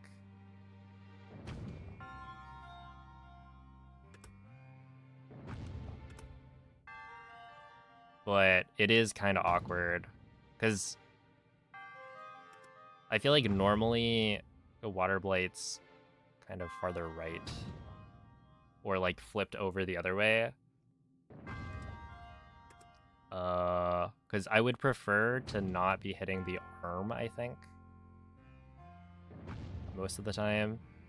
But like this, yeah, I was probably just getting too close to Waterblight's body or like shoulder.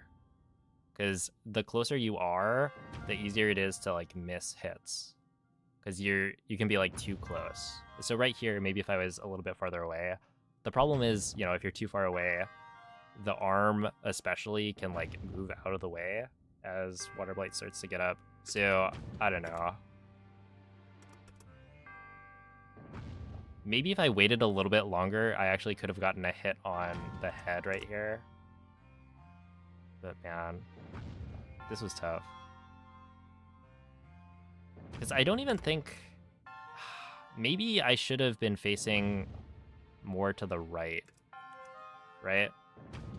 Because then, you know, I'm like perpendicular to Waterblight's body.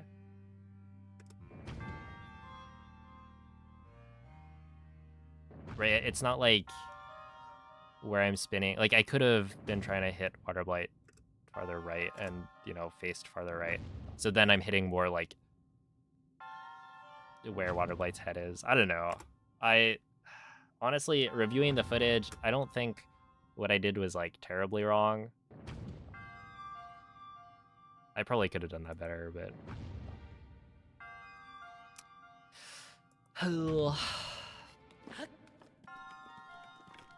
what a run.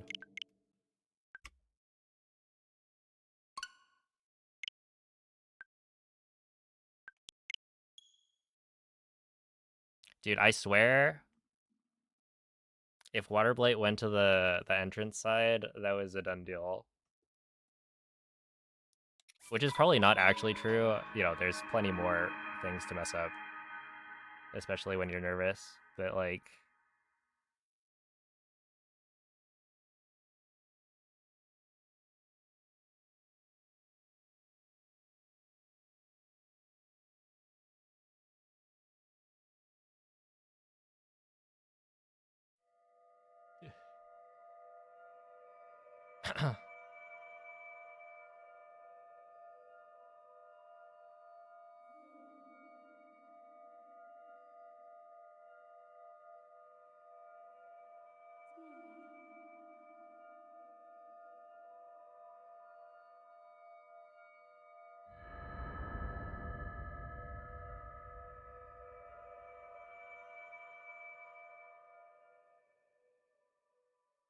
But yeah, now we know it's a 50-50, so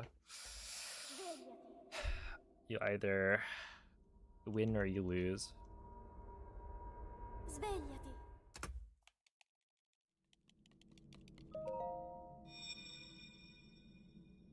Right, see ya, MZ.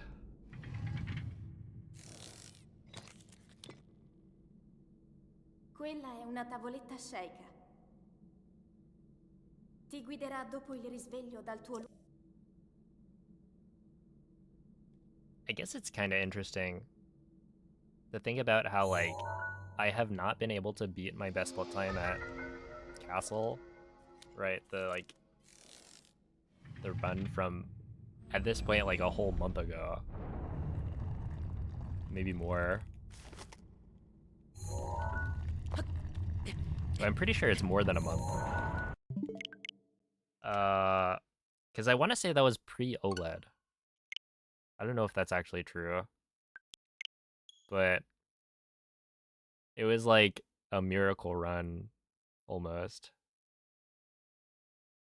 Like plat PB, and then I played Castle literally like perfectly, where the only time loss came from, I think, the Moblin room. Not loading things in.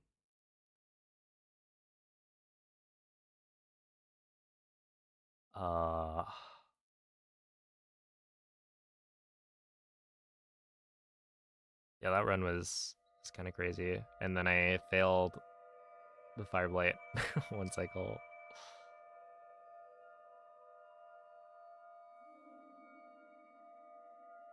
That one still kind of haunts me, because it was like, it was my fault for sure. Kind of. I mean, honestly, when I looked back at it, I think it wasn't as clear cut. Like, I definitely should have. I think it was that I could have actually gotten away with spinning, but I tried to slam, and then I missed the slam hits. Because, like, I think I had missed a hit Svegliati. on the spins as Fireblight was getting up. And so I thought, okay, I need to slam at the end to get an extra hit to make up for it. But then I ended up actually getting an extra hit that I wasn't Quella è una expecting to get. tavoletta sceicca. So it would have actually worked out if I had Ti just kept guiderà dopo spinning. il risveglio dal tuo Where the slam, I want to say like I missed one of the hits because I was too close to Fireblight's body when I did the slam. But yeah, that one, that was rough.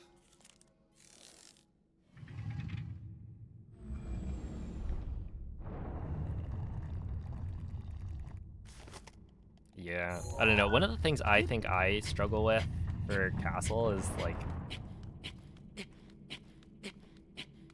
it's very easy to lose a bunch of time on the slide if you're not playing, or like if you play it safe, you can lose so much time. And then it's like,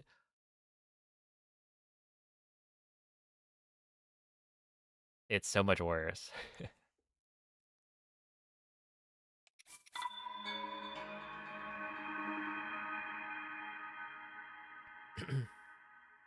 Did Breath of the Wild's performance get better with the OLED? It's not supposed to be better, but when I swapped to the OLED, I felt like I was getting faster load times. And it could just be that my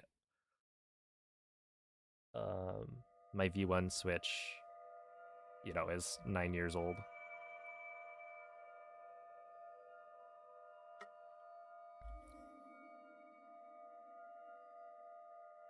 One day Waterblight will rue the day. True. Honestly, today would have been that day, right? I killed... Well, I didn't even kill it, right? But I did Waterblight Phase 1 100 and... maybe 20 times? 120? Spamming the Omega, the headshots. Svegliati. It was like I was torturing Waterblight.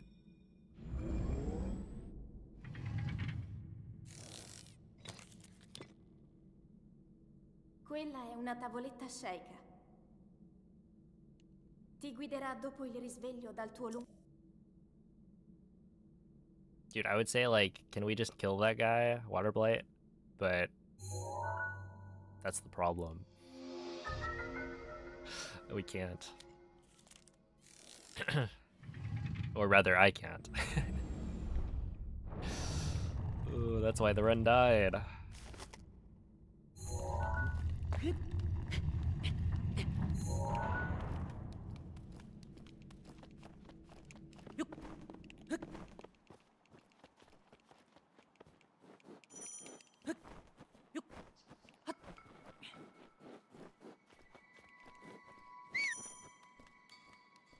Alright, CAK.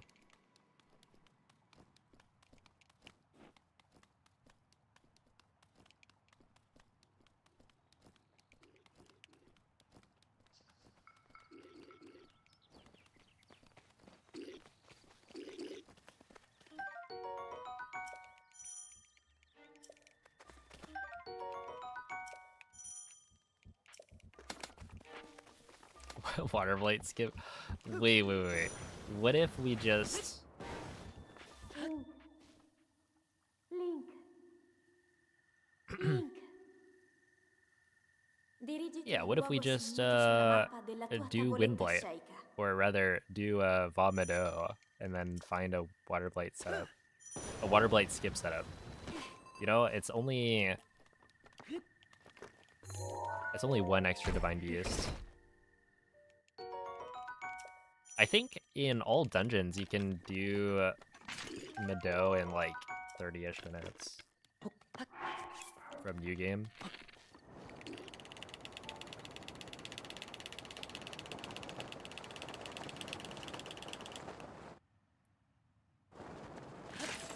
It's something like that.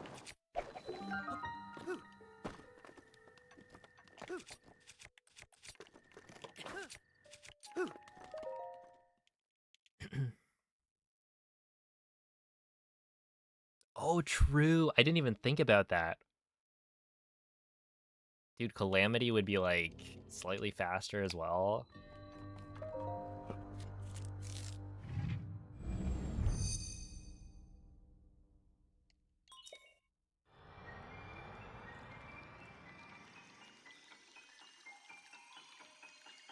Hey, what's up, Progress, man? You have feelings? Me too.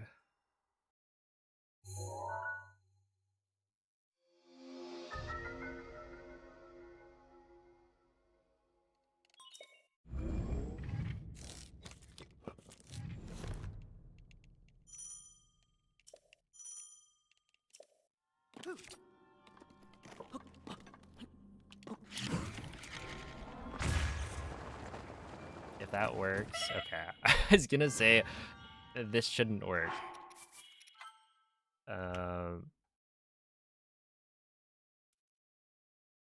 And it almost did.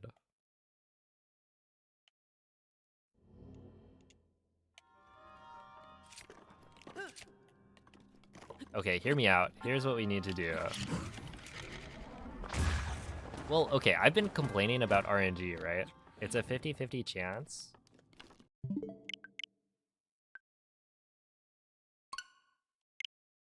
To get Waterblight to go to the entrance side. Right? But instead of that, what if we just switch to running master mode? And scan amiibo after plateau for the one claymore that you need to be able to then kill the Lionel. And then get a 5-shot Lionel bow so that we can kill not just a water blight, but all of the blights really quickly. Because then, you know, killing water blight with a 5-shot Lionel bow and bomb arrows is actually pretty trivial. It doesn't even matter what side of the room it goes to, you just kind of shoot it in the face. So we could replace that 50-50 with more like a... I don't know. I don't even remember what the odds of the claymore are. Because I think it's like... I want to say the 5-shot modifier on the bow is like a 25% chance. The crusher modifier doesn't really matter. Technically it's better if it's attack up, but it doesn't have to be. And then you do need at least 10 bomb arrows, I think. Ideally 20.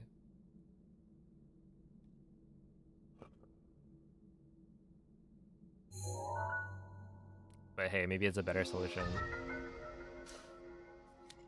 Hey, what's up, Clibs? How are Reds today? You know, they're good.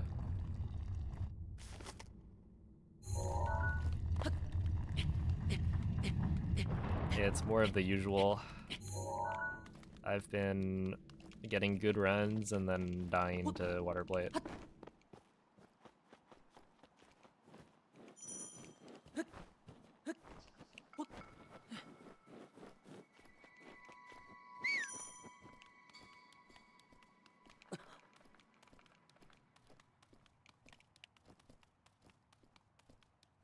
Yeah, I think before next stream I'm gonna actually practice the throw inside the one cycle a little bit more.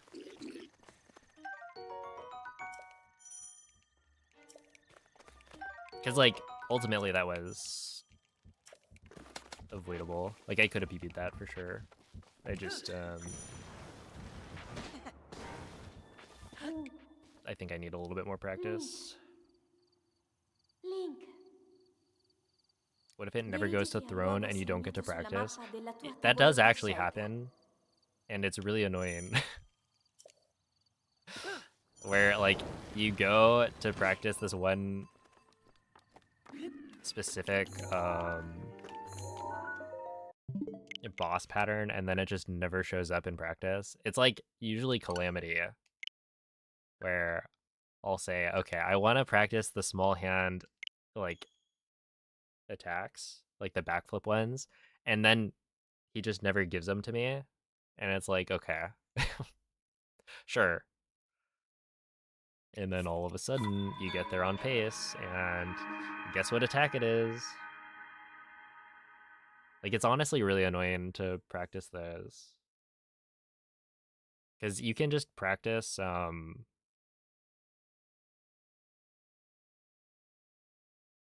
you just don't kill Calamity, and then you Flurry Rush over and over with, like, a save that has a bunch of fairies.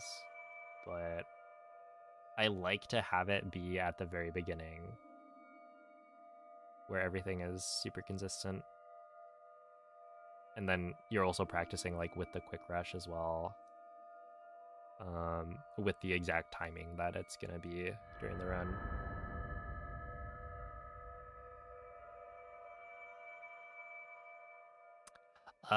It was that I missed one of the hits Svegliati. on the either second or third spin, because I think I was too close to Waterblight's body.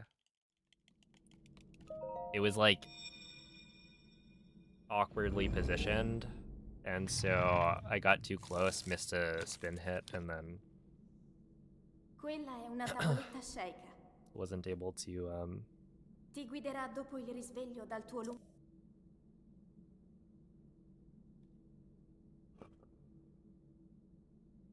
to get the kill.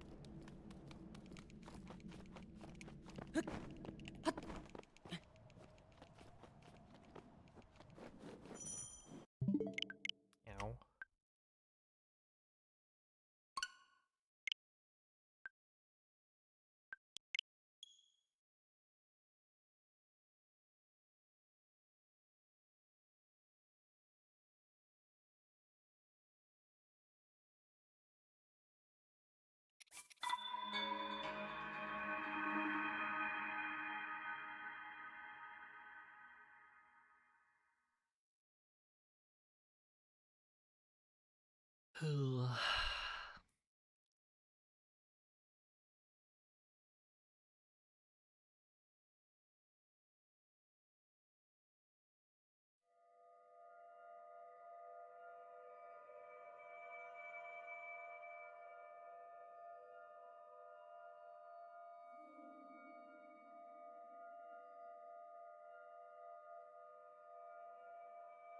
Dude, what if Onyx never found Waterblight one cycle?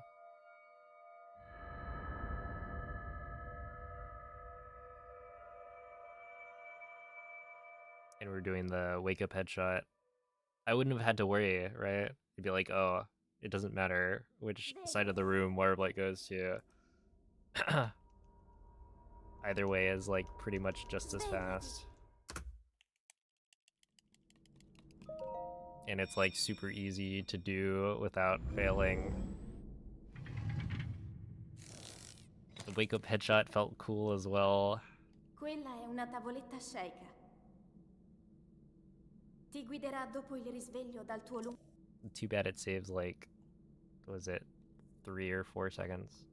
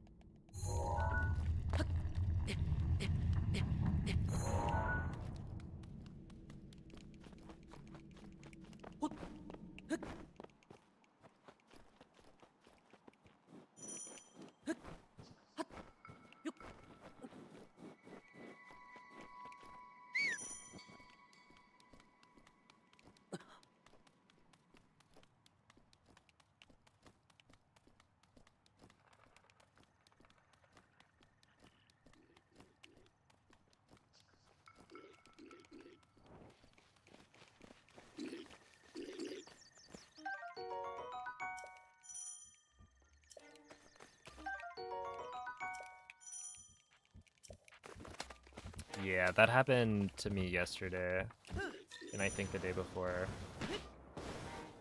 Link,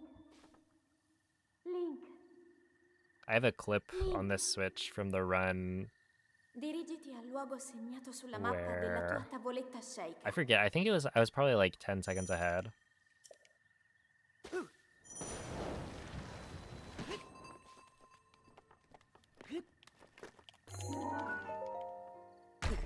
And then Waterblight got up before I even had a chance to hit it. Or rather, it started to get up before the first Claymore hit. Here, once this resets, I can show that.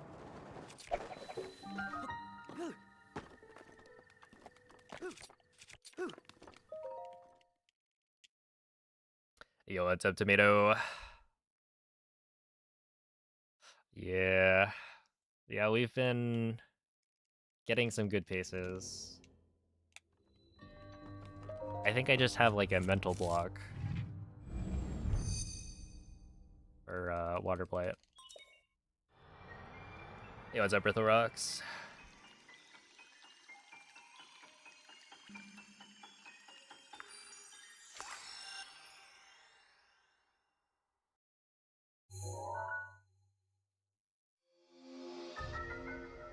You're running 1/3 and then whistle sprinting, but now you just run 1/3 and then walk. Yeah, the problem is like you're already losing time, right? Because you can't start spinning immediately. So it just like it feels extra bad.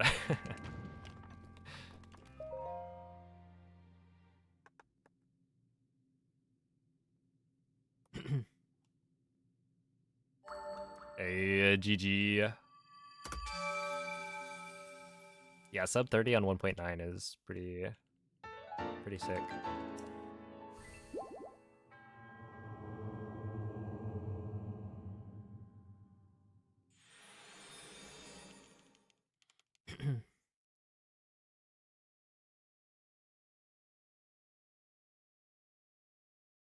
Yeah, like that was the route that what I started learning this game on.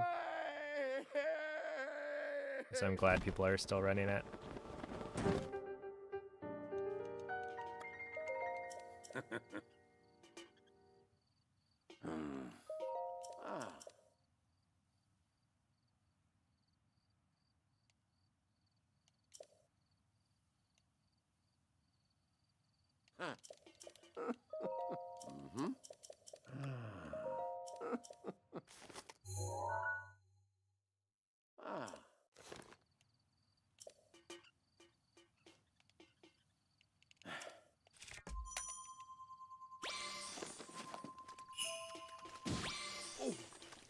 Really? Oh, that's unfortunate.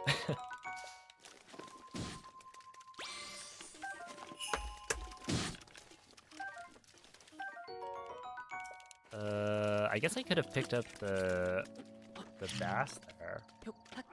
Because that was another 3 porgies. But yeah, I don't think I could have picked up that first porgy without picking up the extra fish. At least not in a quick way.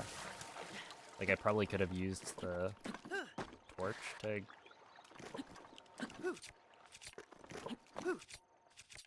Oh, I keep on doing that. Okay. Can't be making that mistake again. Oh, wait. Yeah, so this is the run from the other day. Is it this one?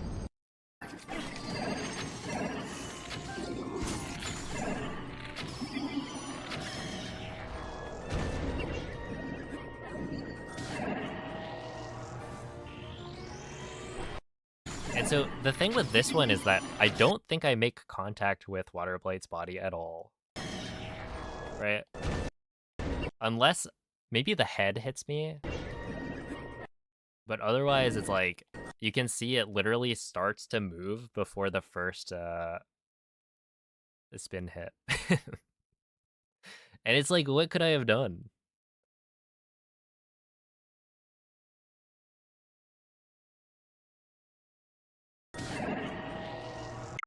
That one's just like, I don't know, get owned.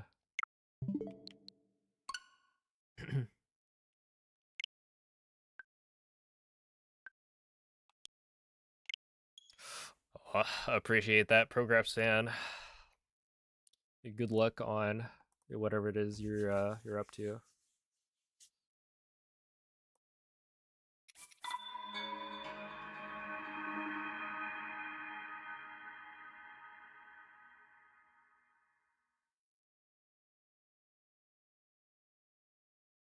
Swear this is one of your, or this is your favorite speedrun game. It's a pretty cool one. I might be a little bit biased. I think the mechanics that we use are so fun to like mess around with and explore. Like wind bombing is just, as a mechanic, so fun.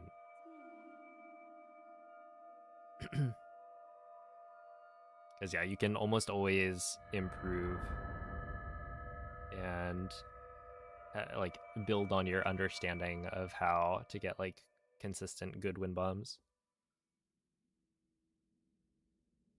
You try and Waterblight one cycle and you keep missing the body shot and getting a headshot. Classic. Yeah. Dude, it's like the what was it? Trial of the Sword, floor 10 in master mode. It's possible to like shoot an arrow through the Lizalfos' body and get a headshot, which will knock the Lizalfos into the water, and then your run is dead. It's like, I didn't mean it. I didn't mean to get a headshot there. It's just like weirdly lenient.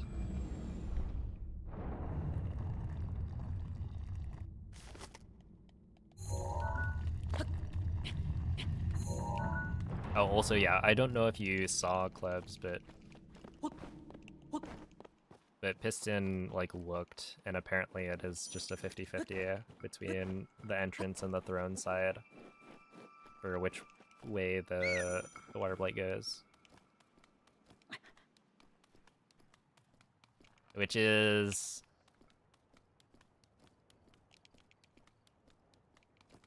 something for sure. It's like nice to know that I can't do anything, or that I'm not doing anything incorrectly, but it's also like unfortunate. It would have been nice if it was controllable.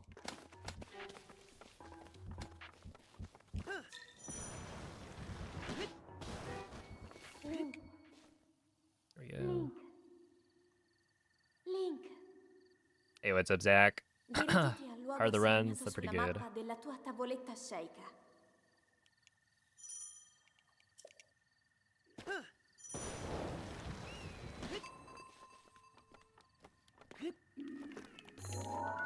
They're good enough to get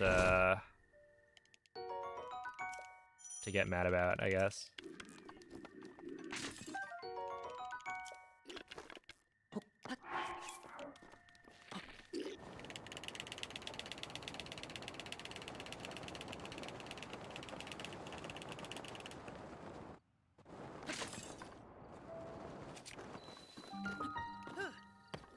Is that gonna work? No. Okay. that was a crazy skew.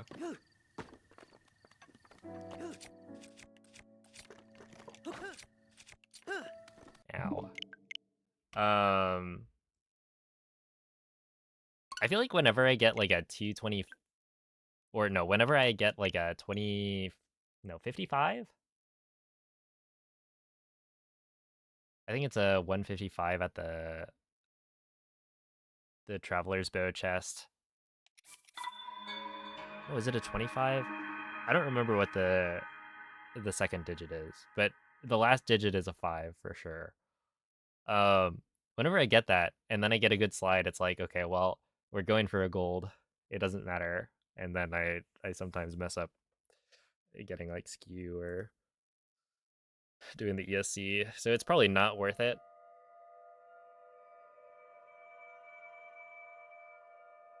It'd be so cool.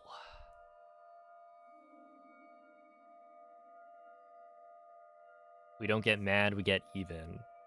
True. Just gotta do more runs.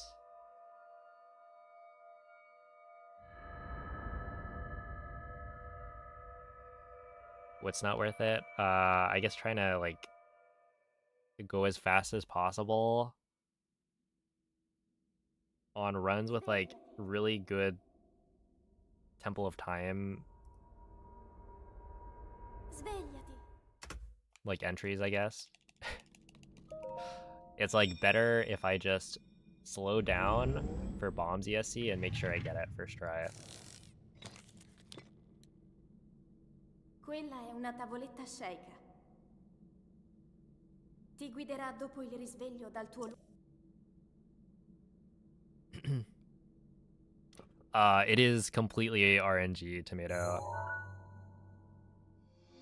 I believe Piston posted a video in the Any% channel, maybe.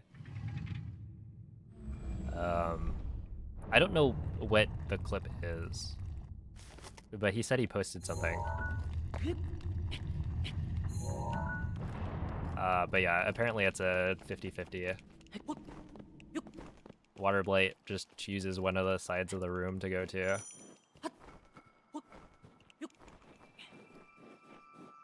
Yeah, I spent like 2.5 hours at the beginning of stream today doing Waterblight Phase 1 with the Omega Bow from Hundo.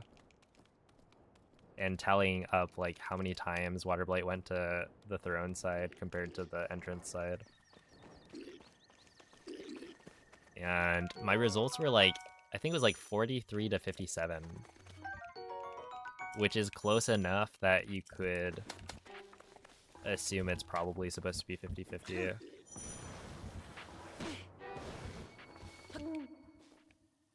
Link. Link. Dirigiti al luogo segnato sulla mappa della tua tavoletta sceicca.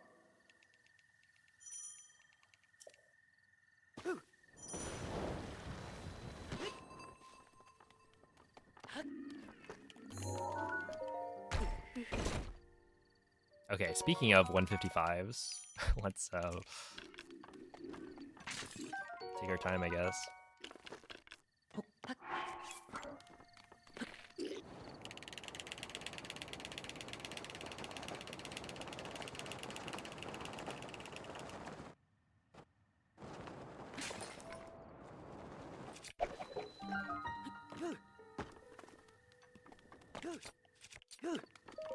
There we are.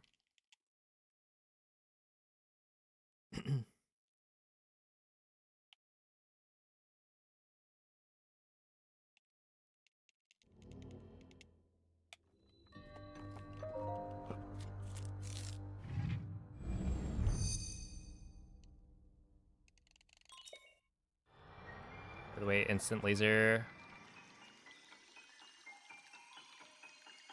Wait, what about instant laser?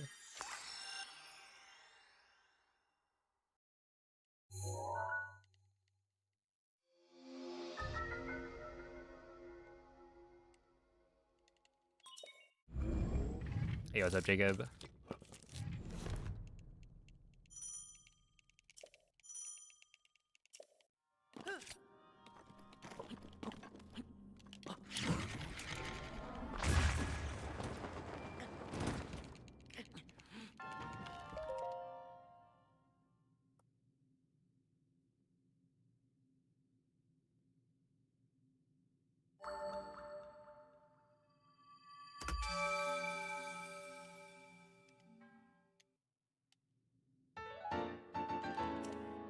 Dang, if that was like a ragdoll cancel, I could have golded.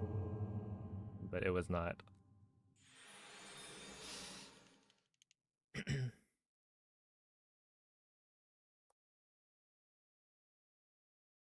Actually, if I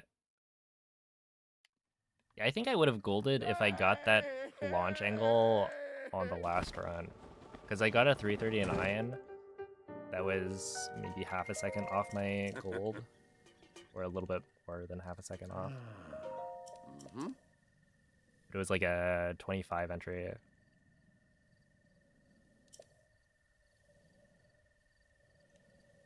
And this was a 26 entry.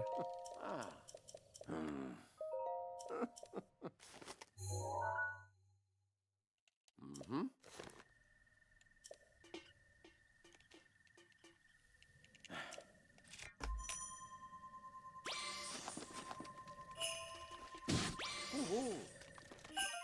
Really?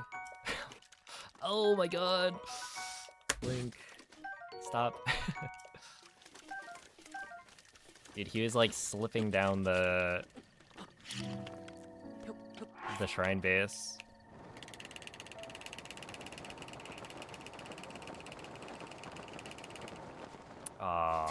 Yeah. This is not the run, because I am...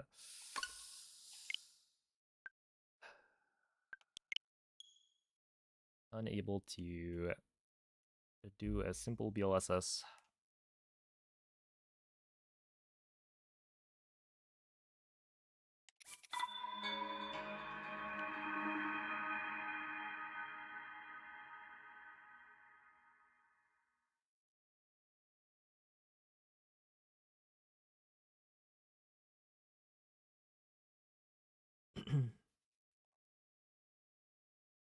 I'm still playing pretty well, but yeah, it's always an oof. Especially that was a good set of scans.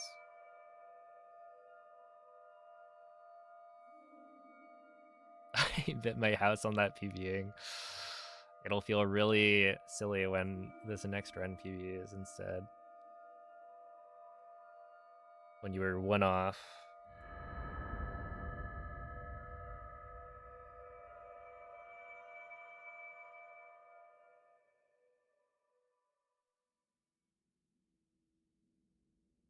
Svegliati.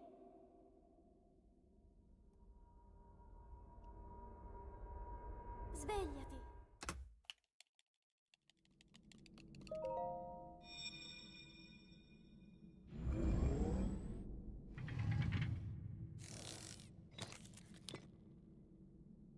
Quella è una tavoletta sceicca. Ti guiderà dopo il risveglio dal tuo lungo...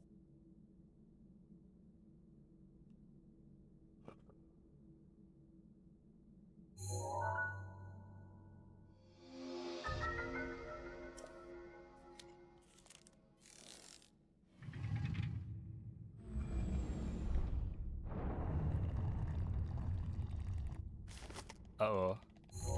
Wait, what happened?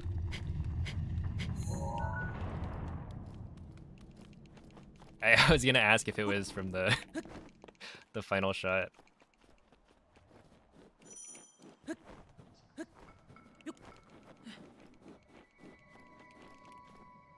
Did you accidentally horse slide into the Dark Beast's like foot and then die?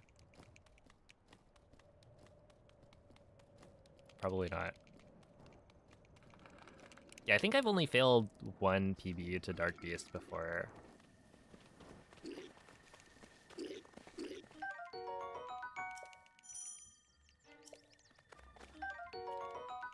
Missed the shot under Dark Beast 4 times? Oh no.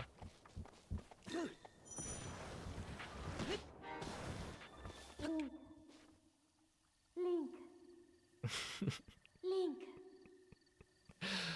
Dirigiti al luogo segnato sulla mappa della tua tavoletta sceicca. That one's tough. It happens.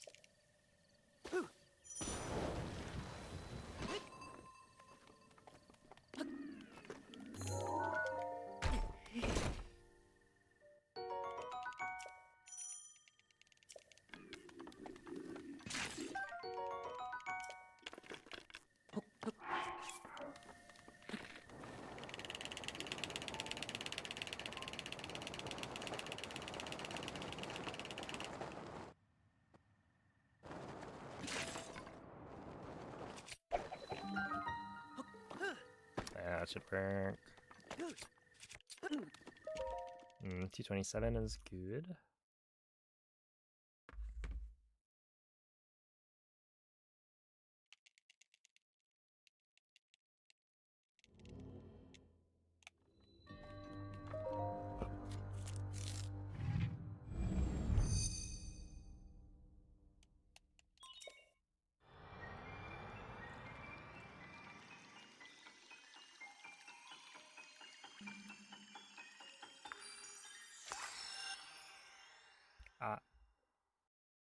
Well, I guess it's fine.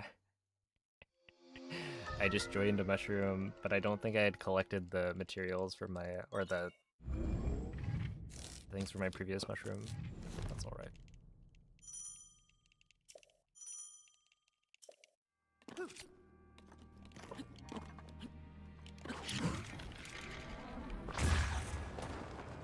Ah, rip.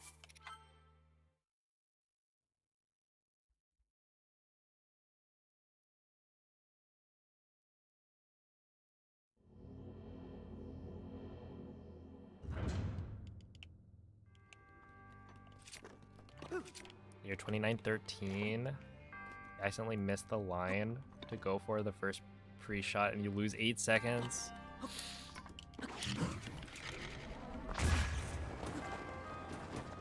Okay, but like, when you're comparing to a run where you've lost significant time on Dark Beast, at least you get like a nice bonus the next time around.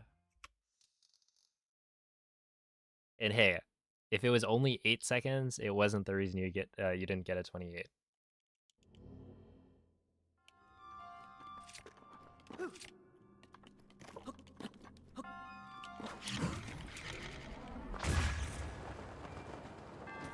Wow, that was pretty good. Do I ever get sick of playing Breath of the Wild? And how do I reset and want to play again? Do I ever get sick of it? Yeah, kind of. It takes a while. And honestly, it's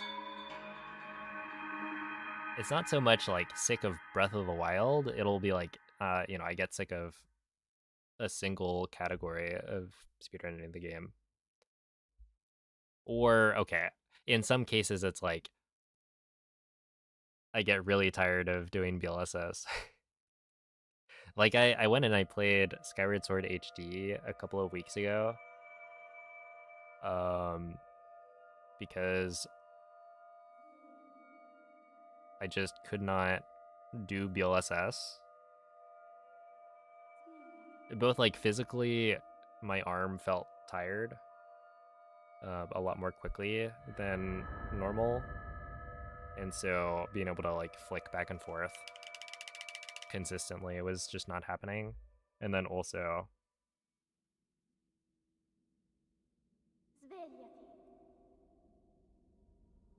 I wasn't having a lot of fun with it because I just kept on messing up. But at the same time, that's also like specifically any percent. Where, if I ran Hundo, then I wouldn't have to BLSS. And so that would probably have been fine. Quella è una tavoletta sceicca. Ti guiderà dopo il risveglio dal tuo luogo. But yeah, I don't know. I feel like in terms of, burnout, I've been pretty lucky in that it either takes me a really long time to get to that point or, it just doesn't happen. And I think one of the things that I do usually that helps is that I'll like switch between different categories. So I'm not speedrunning, the same exact run for months at a time in most situations. Obviously, this is like the exception. I've been running any percent for 4 months pretty much exclusively. And yeah, it's been a little bit tough at times. But yeah, taking a break to go and like speedrun a different category where things aren't as optimized is fun.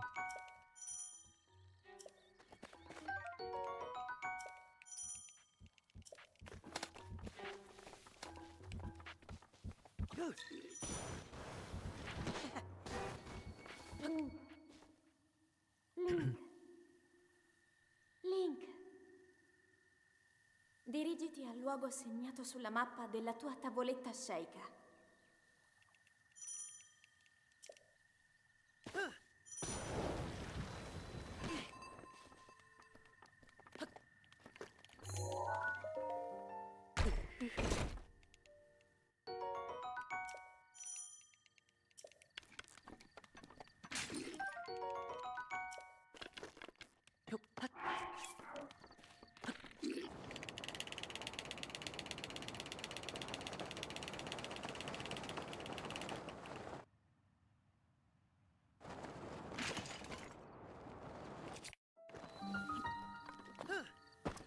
that good? Apparently it was. A wise man once said, the game knows if you want it too much. It's true.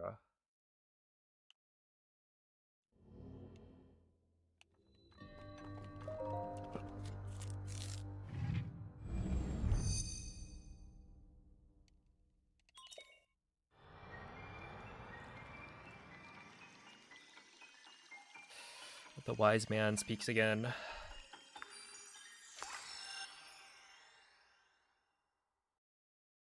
How goes it, Michael?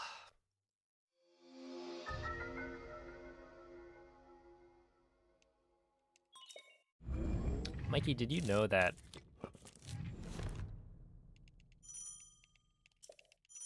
Arcanine is heavier than Bastiodon?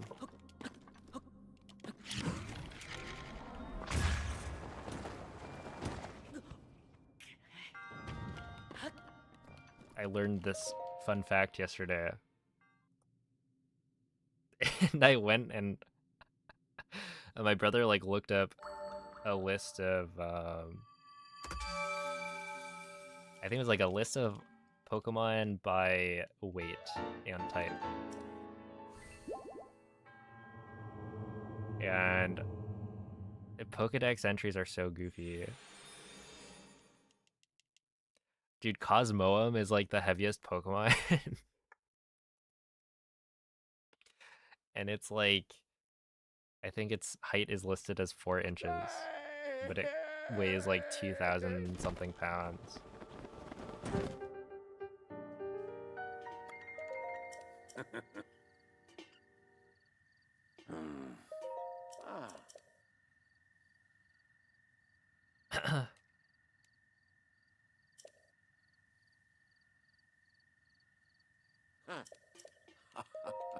Mm-hmm.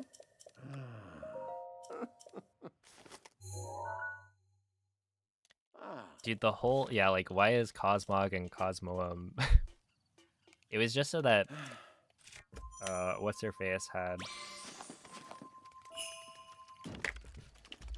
Okay, I just dropped the Amiibo, but that's fine. Wait, this is like literally a perfect scan in terms of all of those fish were useful.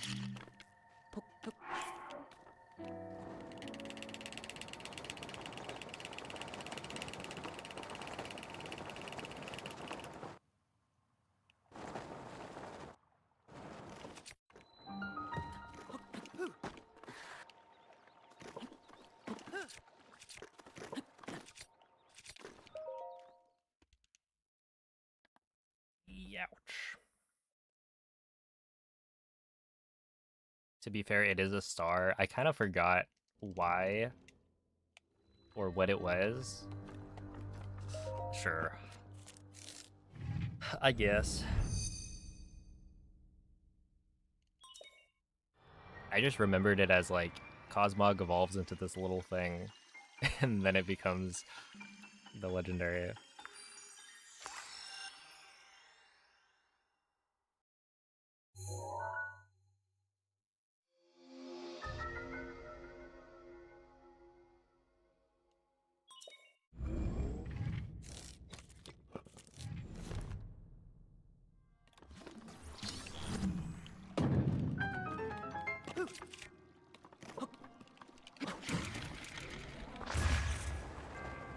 That should be fine. No? Really? Wait, I actually thought that would be fine. I could have eaten. I guess I should have. Because I had plenty of extra gas.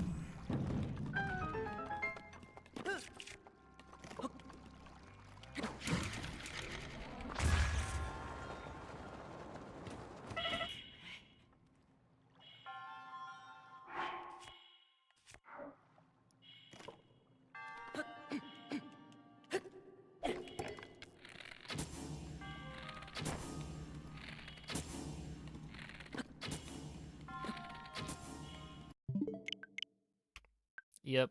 Yep.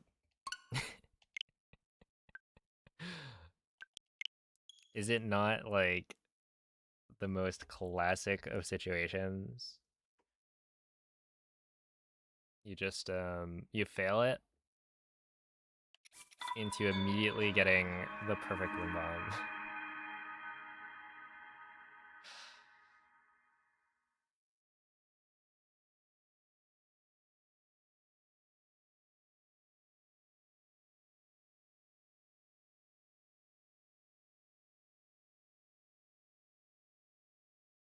Just go for Mag Alfort. I should do that from the bottom. From down by the water. Oh, I see a Caleb.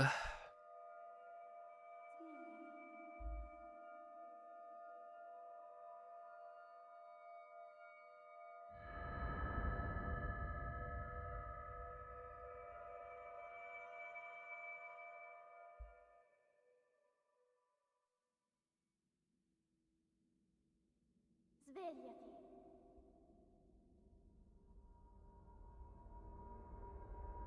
Svegliati.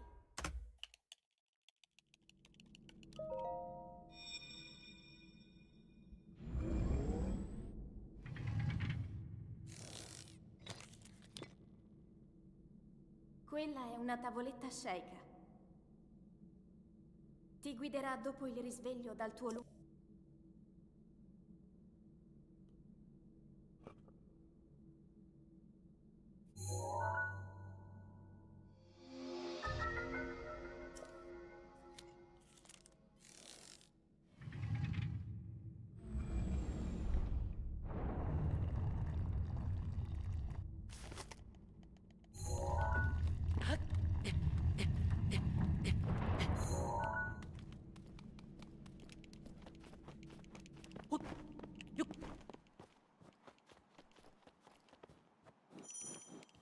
I'll probably start wrapping it up.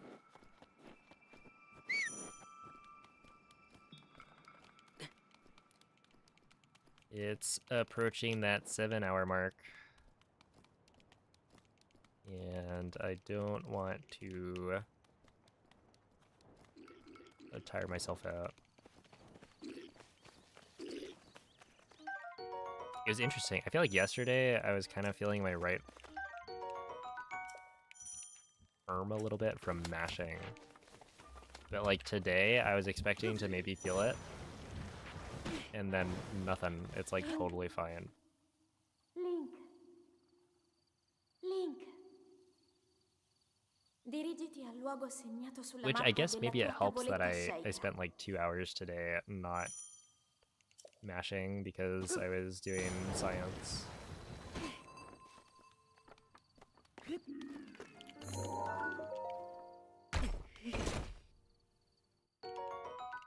How is speedrunning the game on Wii U these days? If you do Wii U speedruns, then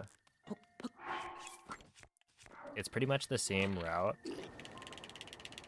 that I'm doing right now, except your loads are going to be slower.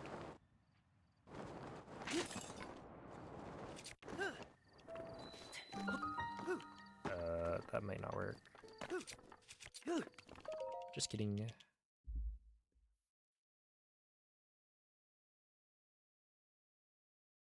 Yeah, it's like, it's probably faster than speedrunning on Switch 2, would be my guess. I don't know how big the difference is between Switch loads and Wii U loads, but I don't imagine it would be like over a minute.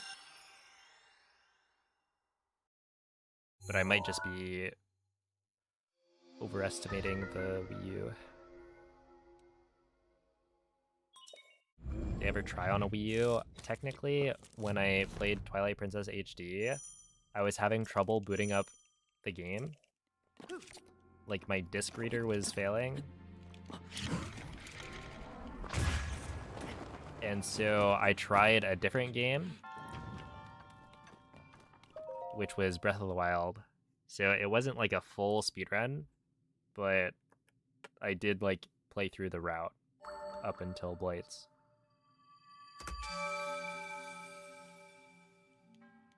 which that was pretty fun. That was 1.0 though, so the loads were even worse than normal. I need to update my Wii U's copy of Breath of the Wild. Yo, what's up, Zenith? Well, hopefully I can show off the full run.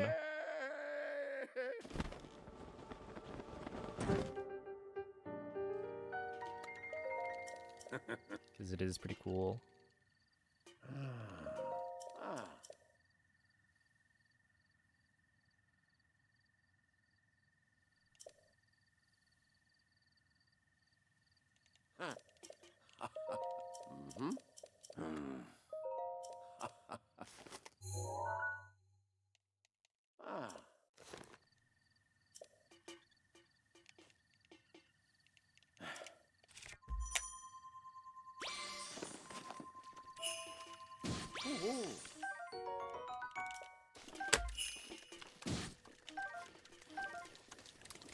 I actually could have picked up the harp right there.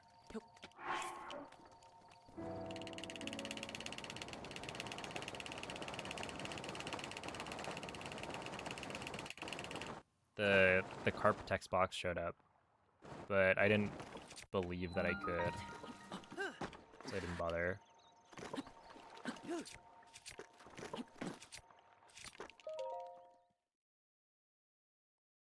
I'd rather not lose like 2 seconds to picking up a bass that I don't actually need.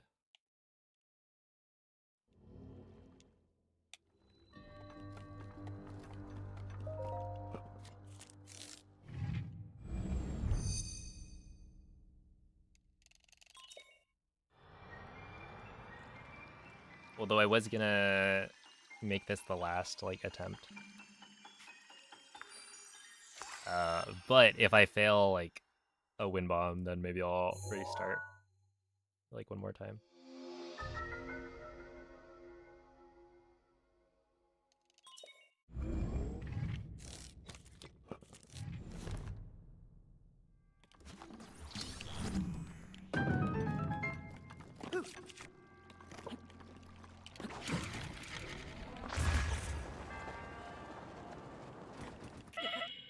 Ow.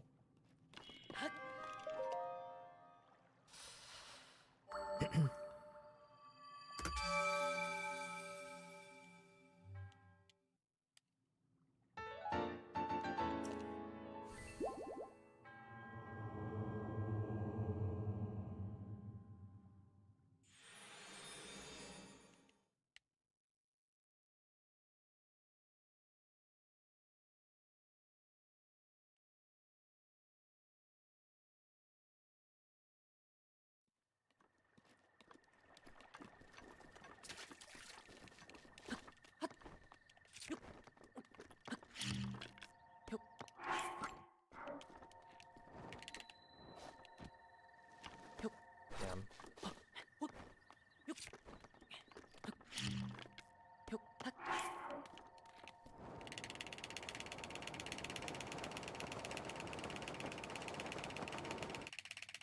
That's tough. I mean, honestly, it's a sign that I should probably stop playing for the day.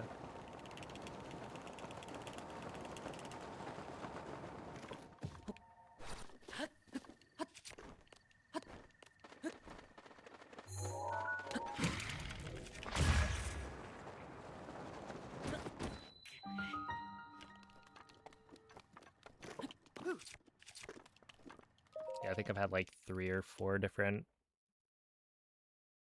failed slides in the last like 10 attempts maybe.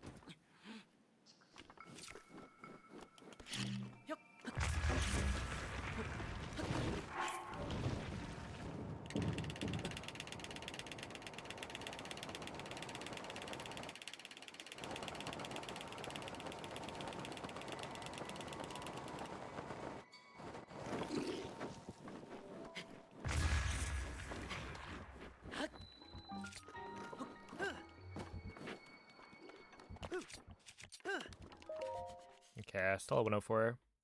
Thank you, Arab Mystery.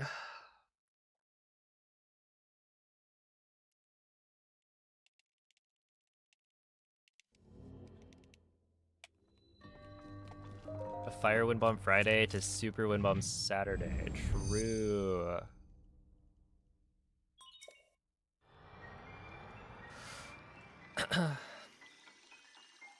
And hey, Saturday, more like Saturday. It'll be a good day for runs, I'm sure. Let's see, for how long has this exact route been the most optimal? Probably like 5 years-ish.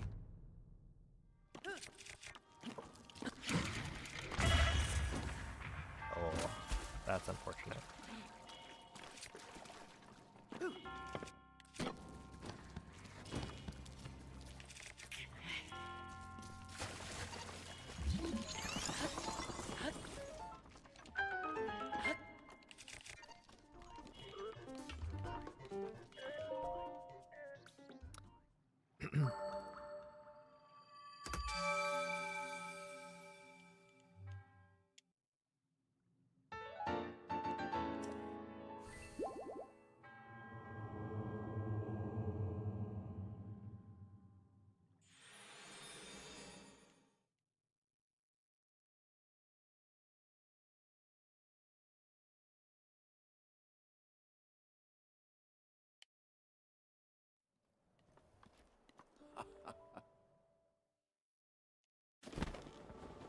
Is it 5 years? It's probably like four Ooh. 4.5 maybe? Because like, I think BLSS was discovered September of 2021.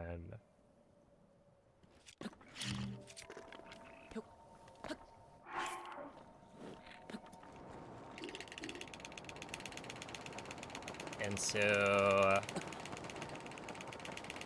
it took a little while for the bomb's first plateau route to like really catch on and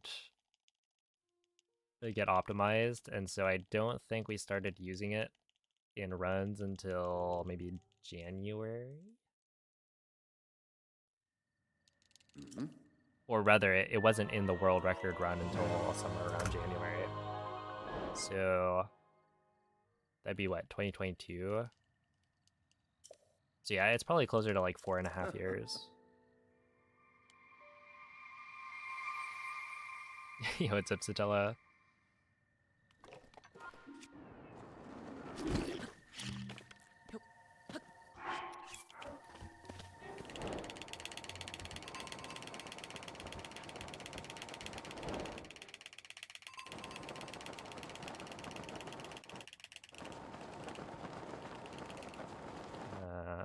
Is this...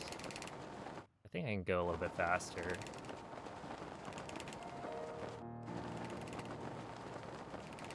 This looks better.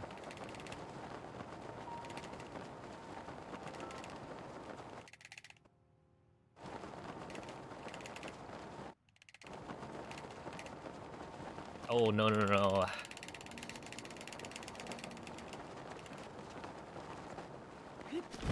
I was just about to stop clicking. No! Really? No.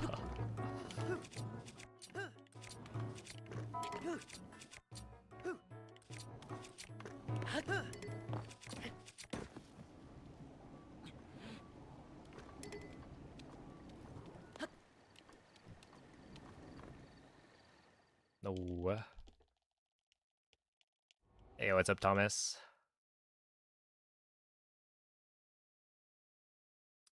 Let's see, on the latest version of the game, do you not need to skip?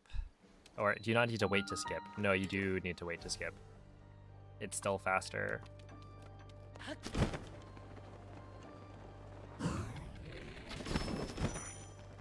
I don't remember by how much, but yeah, it's still faster to wait.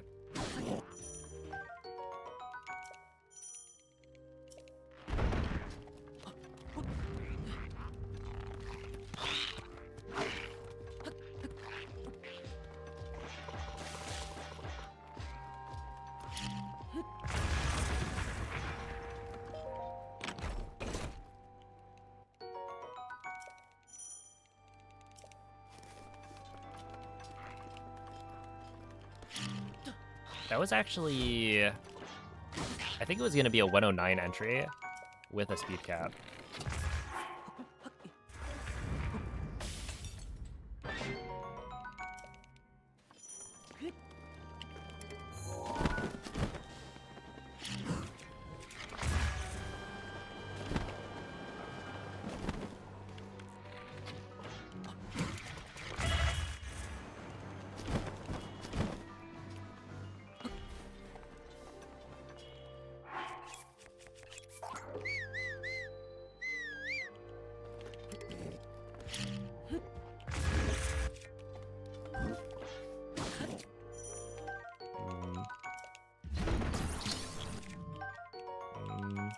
Is there anything I could do about that? Maybe if that happens, I shimmy forward a little bit. Try and force the world mode.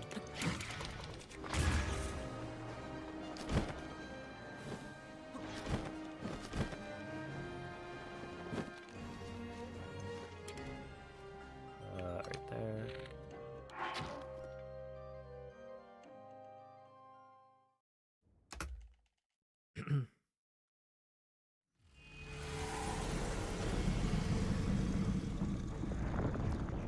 Yeah, so on that slide to castle, I did hit the speed cap. It doesn't cause you to fall, but you do lose all of your speed, right? So it just brings you to a halt.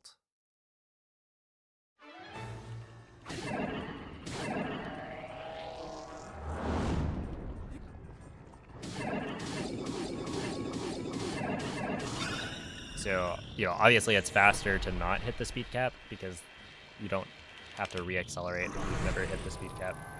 But it's not like the end of the world if you hit it.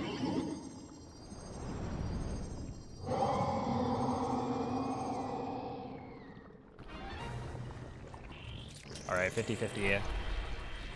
Yeah, of course. It's not actually a 50-50.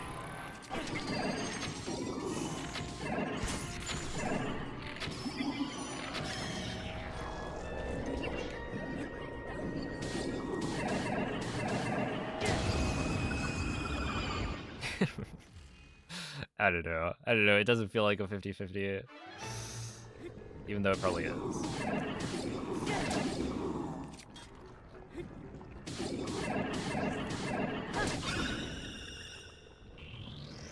I think today I did get 2 entrance sides at the beginning. So I'm probably like 2 entrance sides and then 2 or 3.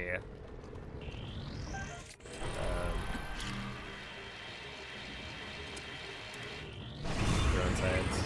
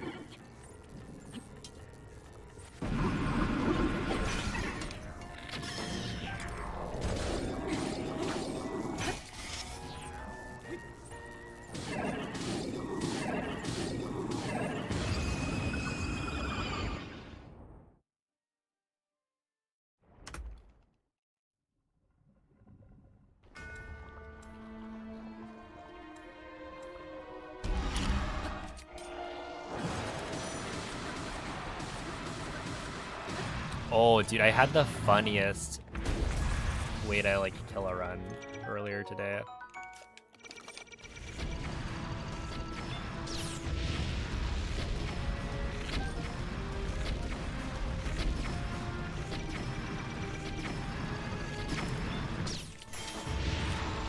It was,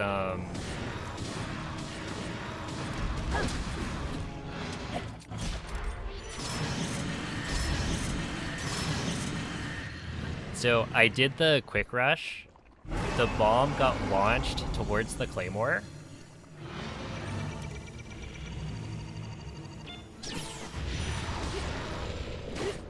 And I blew up the bomb because I normally do.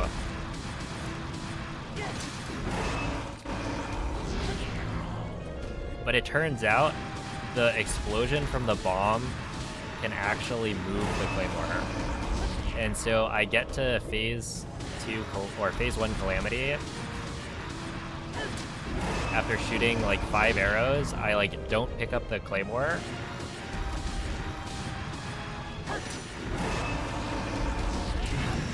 I'm like shimmying around trying to find it.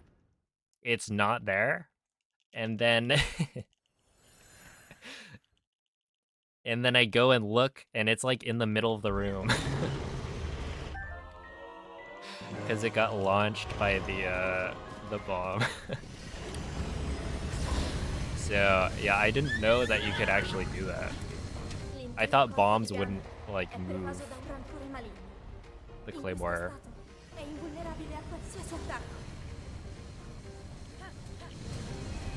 Tenterò di contrastare questo rancore maligno, ma non resisterò. Tu colpisci dove brilli. Buona fortuna, Link.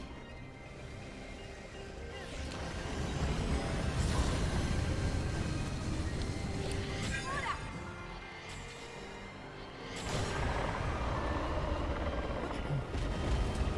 Ganon si sta indemolendo.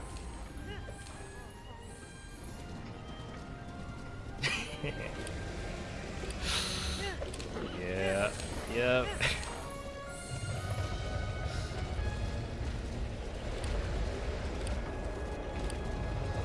+5.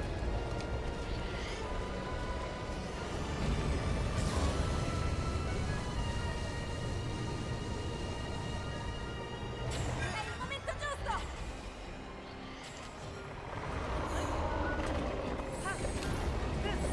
I think I also missed 2 headshots on phase 1.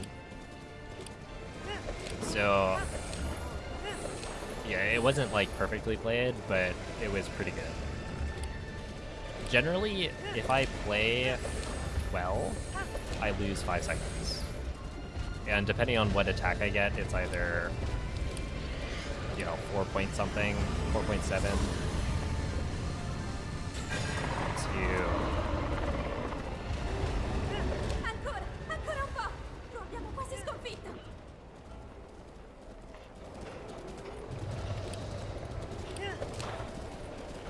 Link! Guarda la sua testa! Yeah, somewhere...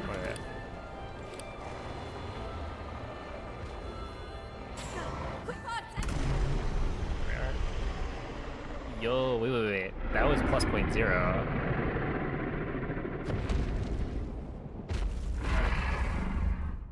I wonder if that retimes to a gold or something. Probably not. I would have to have split early on Calamity, I think.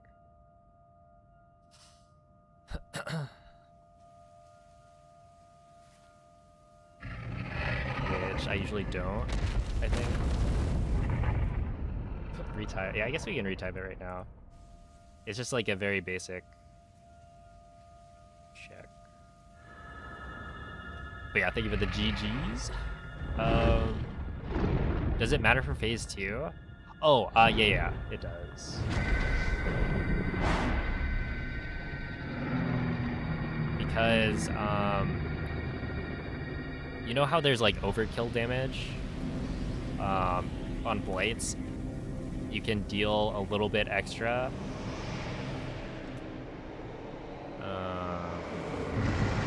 If you hit perfect headshots, then you deal slightly more damage to Calamity than if you miss 3 headshots, right? So it's the difference between, I think it's like 3 missed headshots is the limit before you start having to hit him with the boomerang. But having the extra damage for like the 3 extra bomb arrows essentially makes it so that your stun lock can be slightly faster. because you don't have to deal as much damage. So it does matter. It's not like a huge deal though. Okay, let's see.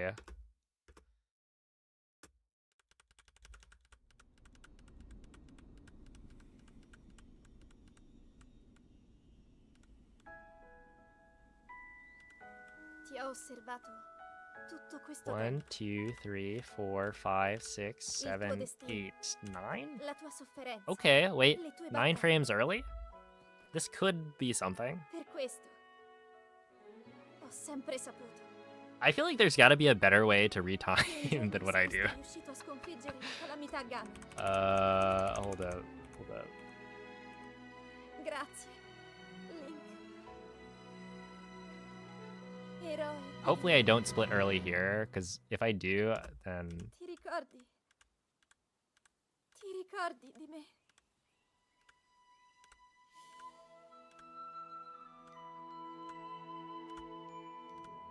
Oh, wait.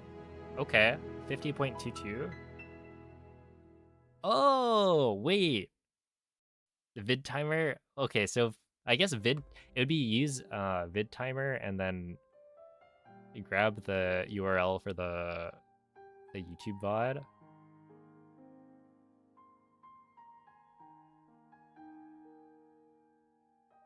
Because when I retime something from a stream, I just pull up the video file, the MKV, and then I look back at it.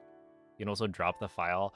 The thing is, this file is like 7 hours long because it's the full stream.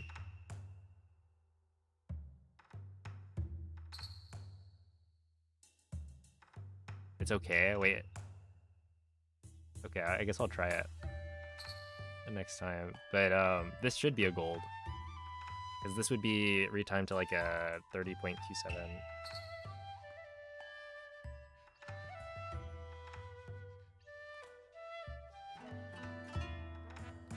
Which I think my gold is like a 0.4, so this would be like by 0.1 or so.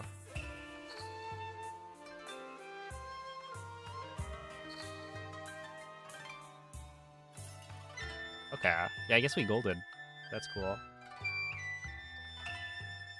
Notepad.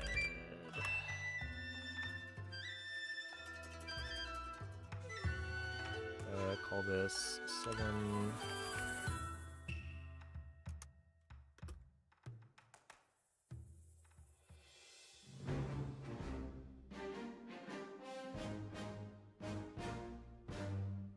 So close to a 229.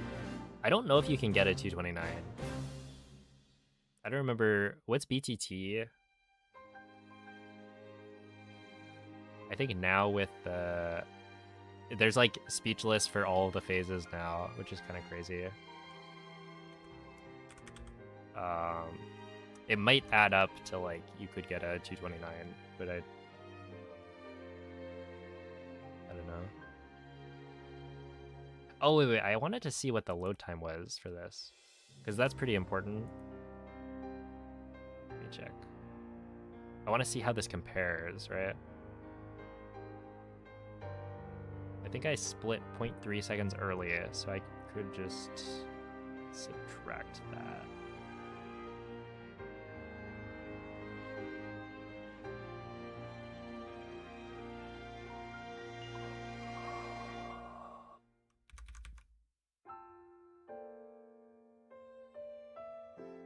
Oh wait, this is...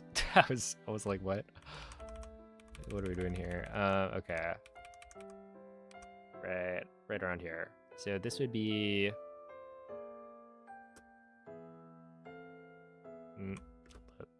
Hold up, let's try that one again. Okay, you skip that, and then... 9? Oh yeah, that was a fast load. That was like 8.7 to load back in. Okay, that makes sense. Because I think my pre-fires for the first 2 phases were like not amazing. And then I wonder what the last one was.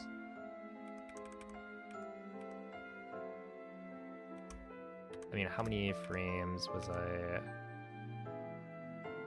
Can you tell from this?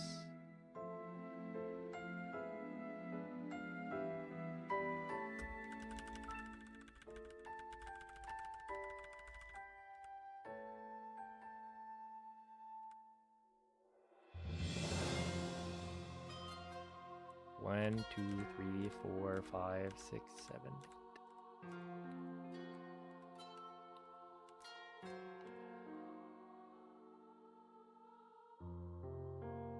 19-ish frames from when the text pops up. Whatever. It was a gold. That's all that matters.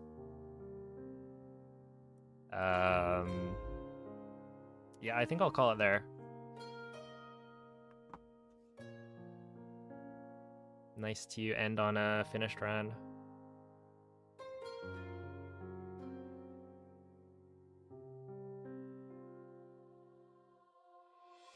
Yeah, 230.267. That's a gold by, I think, 0.133. Because I think I have a 240 or a 230.4.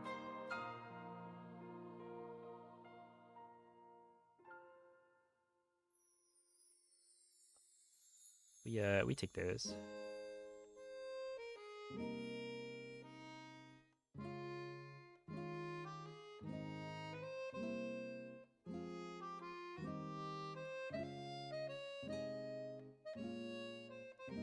Which means that if I got this during like an actual run, it would save what, point?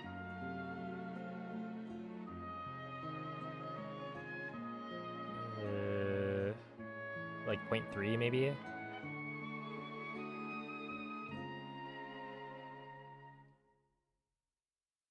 Compared to PB, not bad. All right.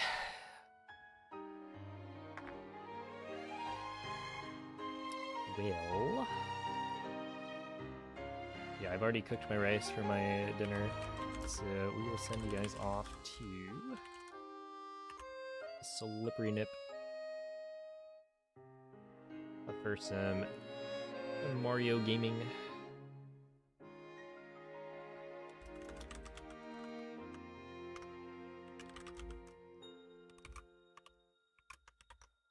Alright, and as usual, the raid message will be